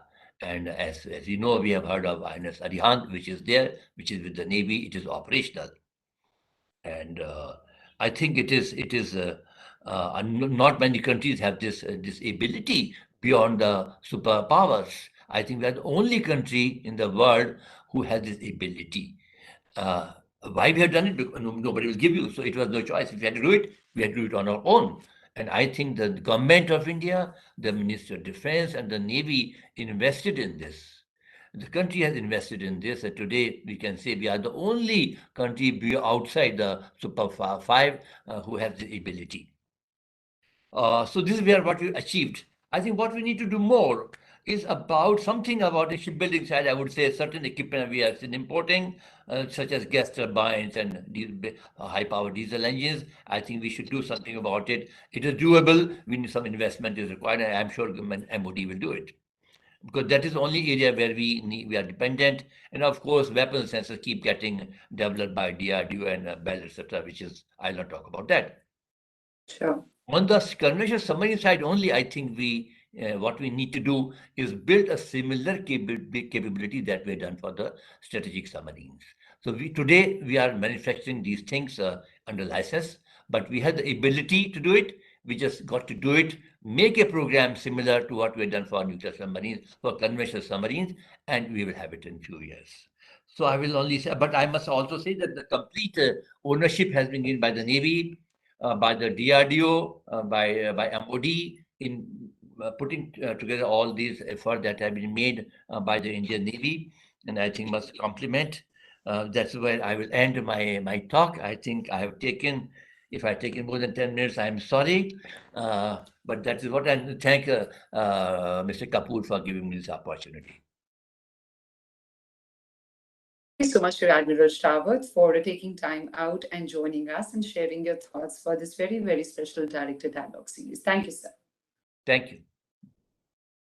And now we have a very special talk by a special guest who is joining us all the way from Canada.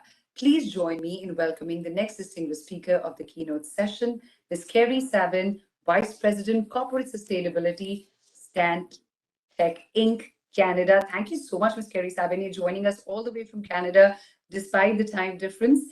Before I actually pass it on to you, just a few words about her. Stantec Inc. is an international engineering professional services company engaged in design and consulting services.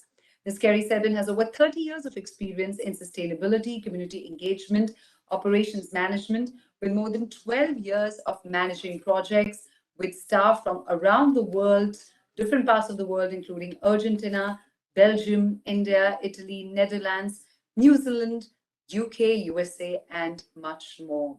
Committed to sustainability and special partnerships, she focuses on effective change management, stakeholder adoption, and attention to cultural norms. As manager for the overall sustainability program, which encompasses an environmental, social, and governance approach, she oversees internal change management and performance reporting. We are very, very privileged to have you with us. Over to you. Thank you very much for having me. I'm really excited to be here. It is very early in my morning, but I am happy to join. So I am going to talk about how ESG has brought business value to our company.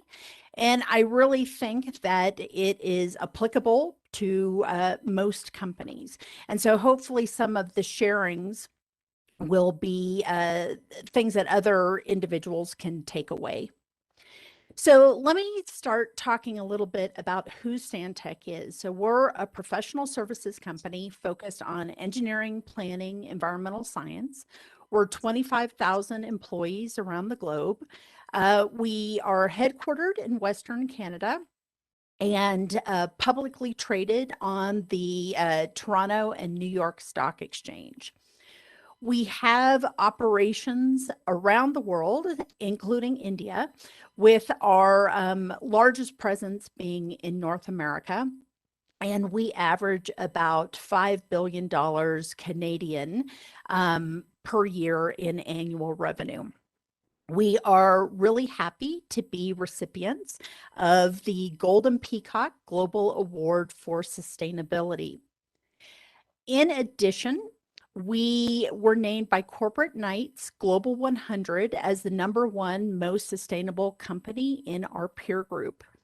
And then the Royal Highness Prince of Wales offered us an opportunity to submit for the Terra Carta, which is a sustainable markets initiative out of the UK focused on sustainable business. And we're one of 45 companies that were selected for that. So why do we focus on sustainability? Why has ESG become very synonymous with Stantec as a brand. So primarily it's because we want to do what is right. It's one of our stated values as a company, and it's really a part of who we are and our primary focus for sustainability. But it is a huge brand enhancer. It is something that has given us quite a significant amount of prominence. Additionally, it actually introduces efficiencies. It saves us money. It saves us money in the standpoint of, from an environmental standpoint, being more efficient in how we approach our impact, our use of resources. And then it really has been a big motivator from a recruitment standpoint, a retention standpoint, when it comes to employees. As a professional services company, it is very key to how we support our clients, because our clients are all dealing with some of the same issues that we are, addressing climate change, paying attention to social value. How can a company be more sustainable? And Stantec as a company can help. And then we have a direct response to our investors as well. So Stantec has become a socially responsible investment option, and it has brought in investment capital to us as a company as well. But really, one of the primary motivators is from an employee standpoint.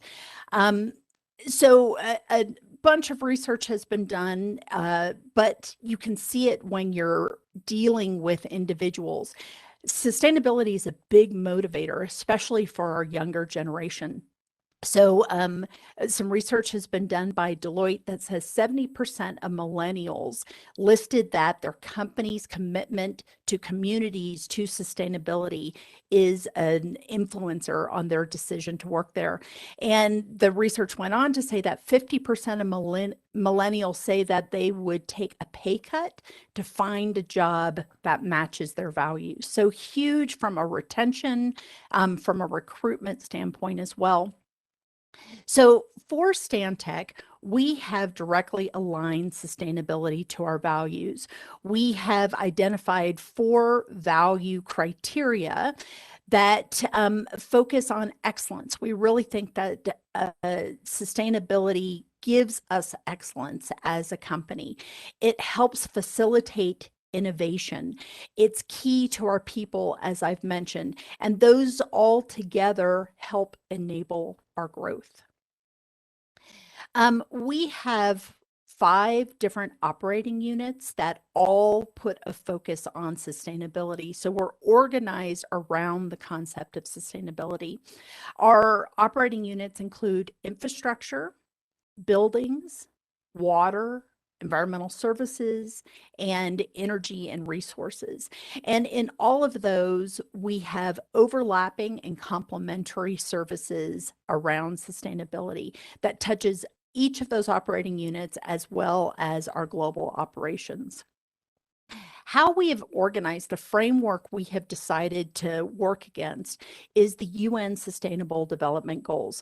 So there are different taxonomies all over the place. The sustainability space is nascent, it's evolving, it's moving quickly, and lots of groups are trying to make sense of it.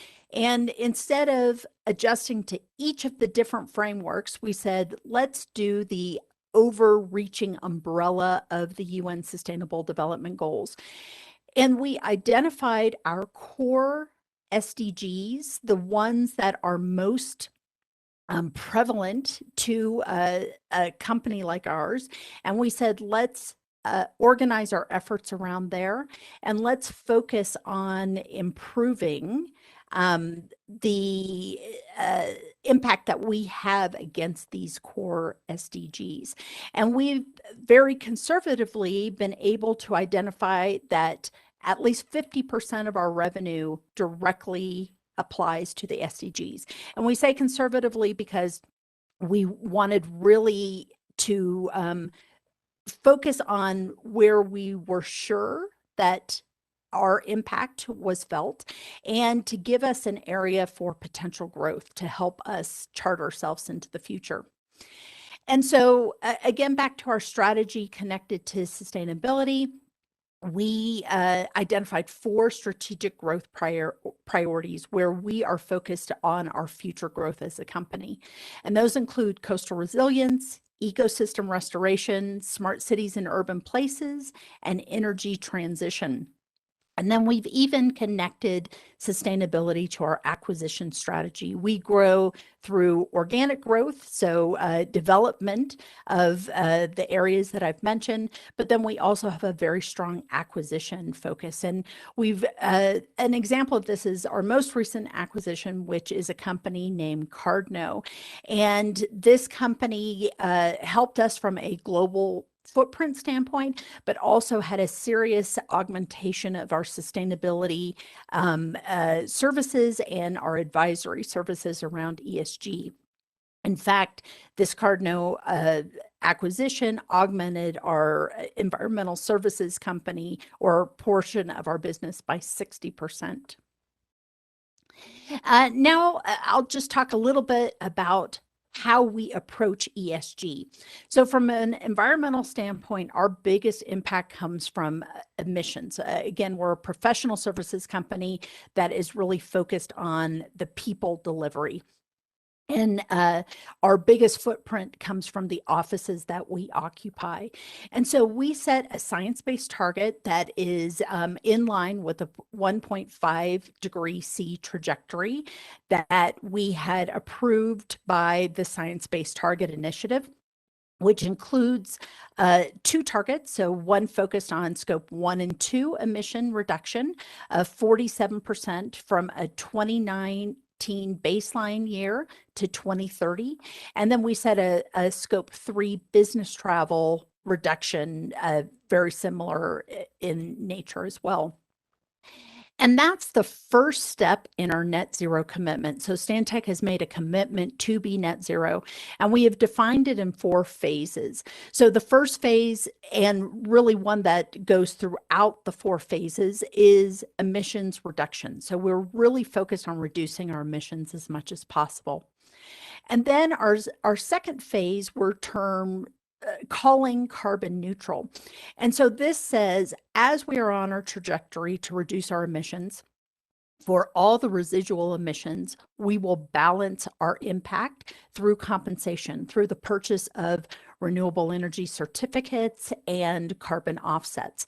But we see that as temporary. And our third phase is what we're calling a net zero transition. And that transition says, instead of compensating, instead of paying a third party, what are actions we can take? What's the additionality that we can provide as we continue our emission reduction targets? And then our fourth phase is we're calling a science-based net zero. So as part of COP26, the Science Based Target Initiative came out with new net zero standards that we, as well as companies around the world, are evaluating to figure out how to comply with the really strict but very scientifically necessary requirements. From a social standpoint, our primary focus is really around inclusion and diversity. We have partnerships, mentoring, scholarships, employee resource groups. We train our employees on unconscious bias. We participate in big global efforts such as the UN Global Compact Targeting Gender Equity Accelerator Program. We disclose our data to the Bloomberg Gender Equality Index. We sign on to the UN Women Empowerment Principles. So there's a huge focus on the processes and procedures to really make our workplace a very inclusive spot. We have seen the results because our employee retention is quite high for our industry, or we have a very low turnover of our employees. And then we additionally put an effort into our community engagement activities, or philanthropy, the volunteering, the connection back to the communities where we work and live. And we've been well recognized with awards and the like for our successes around the social side. From a governance standpoint, and I've heard a number of the presenters talk about this, we really put our focus on governance at the board level that trickles down throughout the company. So I'm the Vice President of Corporate Sustainability, and I interact with people from around the world, all different levels of the company. But I answer to a committee that consists primarily of C-suite members, as we call it, our Executive ESG Committee. And that committee has direct contact with the board on a regular basis. And our board is so engaged in the topic of ESG on a regular basis. I get questions, inquiries, can we do? And it really helps set that tone for the company. We also have set up global integrated management system so that we've got consistent policies and procedures across the company so that anyone can work anywhere and collaborate together. And then finally, back to our board, we put a focus on diversity of our board members from a gender standpoint and on knowledge from an industry, but also a sustainability standpoint as a criteria for board membership. And then just my final point has to do with accountability. So it's really nice to put programs in place, but if you're not holding yourself accountable, you never see progress. And if you spend all your time measuring and not acting, you never see progress. And so we have a sustainability pay link for our executives. So the incentive plans for our executives are based off of evaluation of progress around ESG categories. And each year the board evaluates the progress and sets the incentive accordingly. And we disclose this in our public disclosures, the sustainability report, but as well the management information circular. And then finally, this last year, we have instituted another level of accountability. We set up a sustainability linked loan, and there are two criteria, one from an E standpoint, one from an S standpoint. So our E criteria is meeting our science-based targets, focusing on accomplishing our emissions reductions. And then we are the first company in the world to set a social target around gender equity connected to the Bloomberg Gender Equality Index score. And what that's really nice is it helps companies set a roadmap and set very specific targets to improve the gender representation of their company. And then we said, you know, we're going to get some financial benefit from this SLL. But the reason we are doing it is not so much to make money on this topic, but it's to further our ESG performance. So we're the first company in Canada that's committed to give those proceeds back to programs that further climate action and social equity. So that's just a little bit about what Stantec is doing as it relates to ESG, sustainability, and how we have found, we've integrated it into our strategy, and we have found ways to get direct business value as a company. Thank you very much. Thank you so much, Kerry. Excellent practical insights. We can't let you go without putting forth a few queries that have come for you in the chat box. May I? Yes, please. So the first question that's come for you is that how can directors implement responsible business practices given the tightening of regulations around implementation and reporting disclosures around sustainability? So I would actually flip that question and say that that is what is enabling some of the change. I am actually very supportive of moving forward in a consistent way. Right now, there are frameworks galore that are competing. There's so much information, and frankly, it allows for a lot of greenwashing, and you spend all your time responding to requests versus focusing on performance. And so picking something that will become a regulation or picking something that is quite rigorous it just helps you clear the noise. It helps you focus on the business value. And really, the way we approach it isn't. So I am someone who cares so passionately about sustainability, and that is the motivator for me. But the way we approach it from a business standpoint is, how do you get business value from this? It's not doing it just to do it or doing it because you have to, but doing it because you're really connecting it to the purpose of the company and connecting it to the way you should be operating. And so I feel that those regulations are just going to help us stay focused. They're going to help us approach things in a meaningful long-term way. Sure. Kerry, you've set an ambitious target of net zero by next year. How do you drive this initiative? So we're not net zero by next year. So we, for our 2022 emissions, we will be carbon neutral. And that's what we are defining as carbon neutral. There's not really a definition out there. The first consistent definition is that science-based target initiative net zero, and it was just released with COP26, so lots of companies are trying to figure out how to approach it. So what we have said is, do that phased approach so that you're making consistent progress. And so for next year's emissions, so 2022 emissions that are reported at the beginning of next year, for everything we haven't reduced, we will be purchasing carbon offsets and renewable energy certificates. That to us is an interim goal. It is the actions that happen to further reduce our emissions and then to create additionality. That is where we're putting our focus as a company. Sure. Thank you so much for answering that. And before we let you go, what is that one message you would like to leave the boardroom community with? So I think there are a lot of senior leaders that are participating in this event. And I've heard it said before by other presenters, just make it part of your DNA, part of your identity. Don't have it be an add-on extra. Don't make it feel like a chore. Find a way to really integrate it into how you operate as a company, and it will provide benefits. It will provide business value if you let it.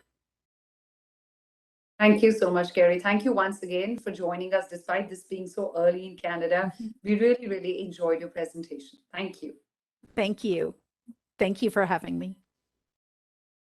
We really value our audience engagement with our distinguished speakers more than anything, and we're really delighted to see the entire deliberations have been highlighted with relevant questions from our audience to all the eminent speakers. So a big thank you going out to all the eminent speakers today, and of course the gathering, our audience, and a lot of you sent so many questions in the chat box today and made it a lot more engaging, and a lot of them were very, very thought-provoking. Thank you so much. And now it's time for us to head into the summary of recommendations presentation by Professor Colin Colson-Thomas, Director General UK and Europe Operations, Institute of Directors India, and President Institute of Management Services, UK. Over to you, Professor Colin. Thank you, Ritika, and greetings from the UK to all participants, and particularly to IOD friends and colleagues.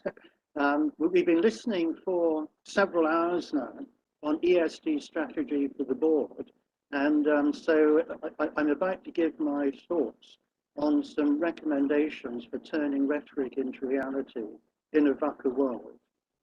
If we are living in a VUCA world, it is one that we have collectively created. There's growing consensus, clarity, and certainty regarding the environmental consequences of human activity. The negative impacts are unambiguous, the evidence is explicit, and it's all around us. Unsustainable growth, development, lifestyles, and business activities are damaging the environment, reducing biodiversity, depleting natural capital, and contributing to global warming and climate change. Boards need to urgently identify, recognize, assess, and address the negative externalities of corporate activities and operations. Responsible boards avoid proposals that are unsustainable or would consume natural resources likely to be required by future generations to cope with the higher adaptation costs, losses and damages they're likely to face from climate change, and development that might trigger tipping points and result in escalating and unstoppable harm should be avoided. Boards should pay particular attention to activities within their supply and value chain. For many companies, this may be where the bulk of negative externalities might arise.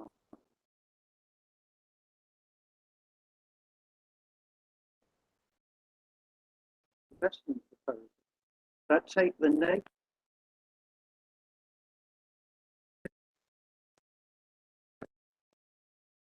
increasingly wide range of people, organizations,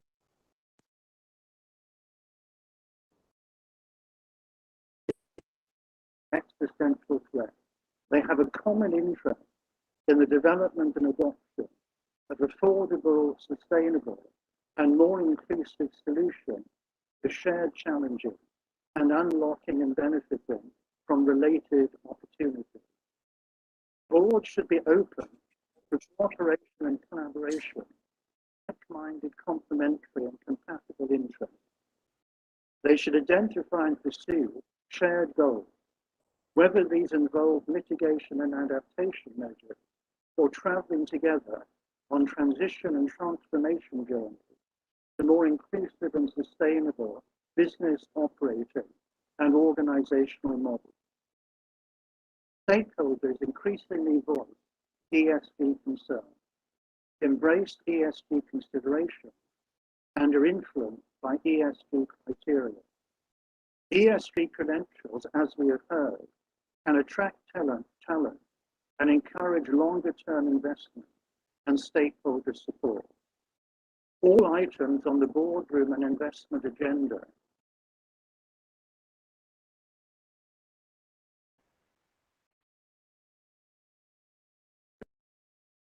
board and investment stewardship and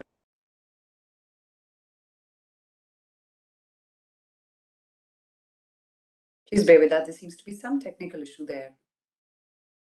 ESG criteria should apply to all corporate and investment proposals. They should underpin corporate and investment purpose, vision, values, goals and objectives, and the strategies, policies and behaviors to achieve them. Boards, investors and other interested parties should be aware of the consequences of corporate activities, alert to developments in the business environment affecting them, and sensitive to changing stakeholder views about them. Directors should proactively take steps to ensure corporate activities have more beneficial and less damaging impacts. Closer engagement with stakeholders may enable opportunities to be identified for less environmentally detrimental and resource-intensive ways of delivering value. Greater awareness of their ESG concerns and changing aspirations and priorities might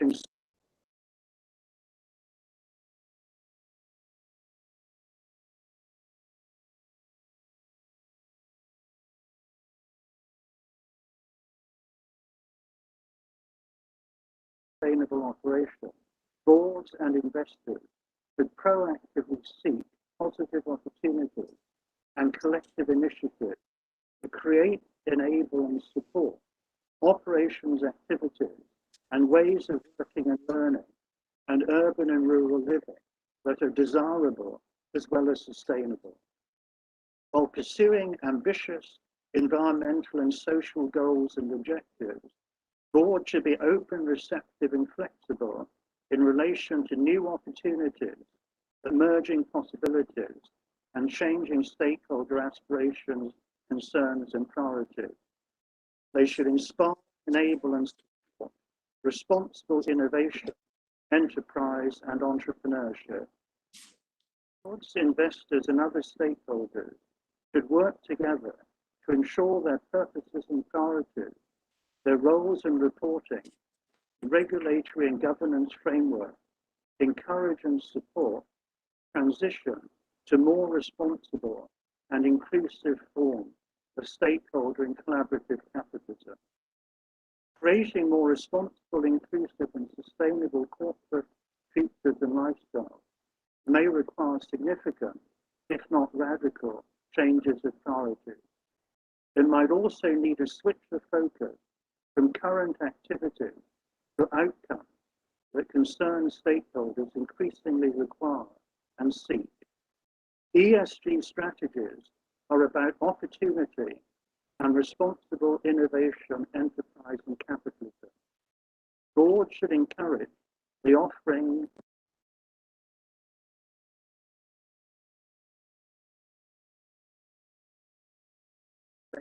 and in harmony.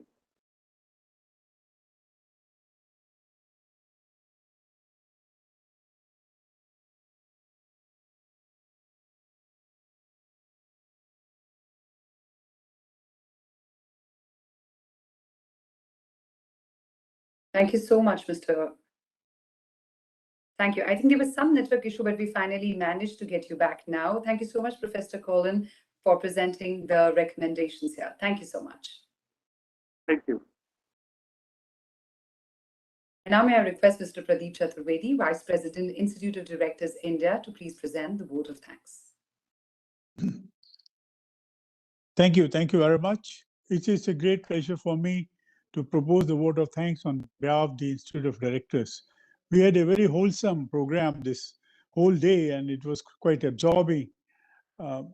We had a directors dialogue on the topic ESG strategy for the board, turning rhetoric into reality in a VUCA world. A large number of this could be a successful program because of the contributions of the eminent personalities who really made it a day. They included His Excellency Ms. Alex Ellis, CMG, British High Commissioner to India, Mr. Amitabh Kant, the CEO of Niti Aayog, Mr. Sanjay Jaju, IAS, Additional Secretary Defense Production, Mr. Ashok Lavasa, Vice President Asian Development Bank, and for their guests of honor addresses. And we are really grateful to them and are grateful thanks to all of them.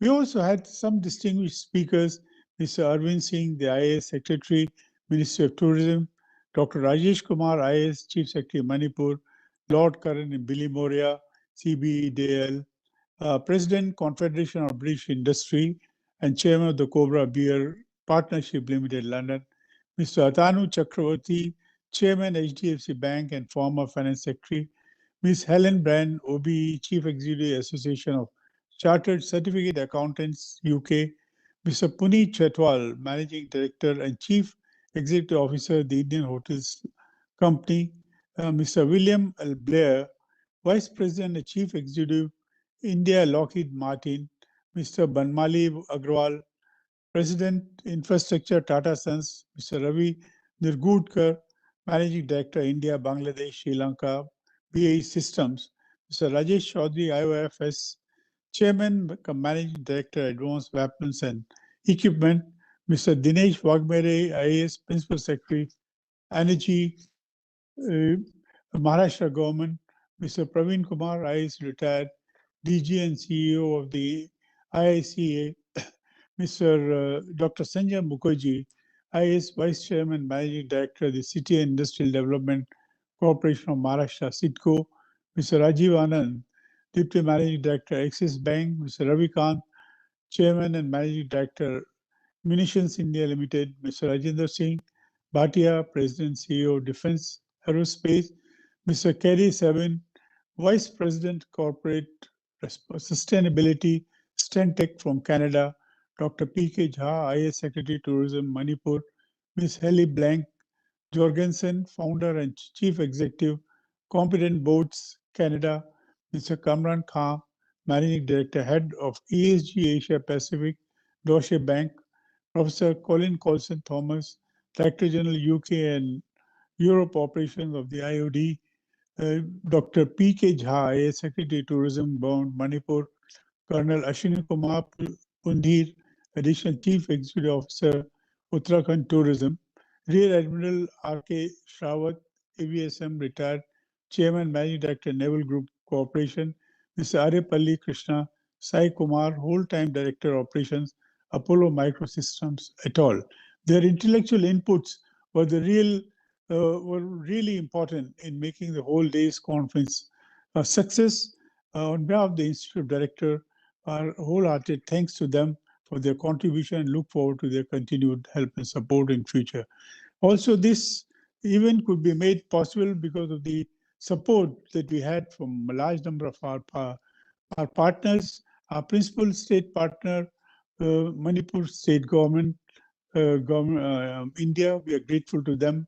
Our principal strategic partner was ACCA Global, the Association of Chartered Certificate Accountants. Our principal partners were Bharat Forge Limited and the Indian Hotels Company Limited. Our platinum partners were Tata Sons, City and Industrial Development Corporation, Maharashtra Limited, Apollo Microsystems, and our gold partners were Maharashtra State Electricity Transmission Company Limited, Munitions India Limited, Advanced Weapons and Equipment India, Uttarakhand Tourism, and Tamil Nadu Tourism. The silver partners had been Garden Reach Shipbuilders and Engineers Limited, India Optel Limited, and our associate partners are BAE Systems, Mishra Dhatu Limited, and Rajasthan Tourism.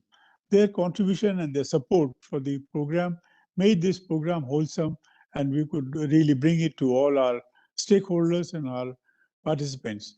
At the end, I must thank all the participants who spent the whole day listening to it, interacting it, making it very useful for other participants, and also to Mr. Ashok Kapoor, the Director General of the IOD, and Mr. Manoj Rao, the CEO, who really worked hard to put this program together, and the events team of Sushil Kumar, Manish, and Rakesh, and the technical team, and all the IOD staff which took part to make this a success. And I must thank you all, and we look forward to seeing you at the next webinar that we have. Thank you very much.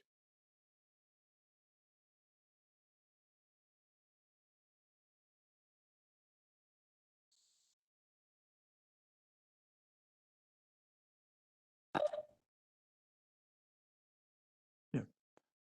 Thank you, Ritika.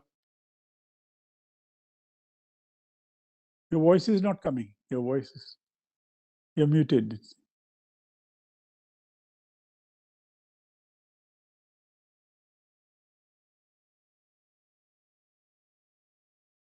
Khatha.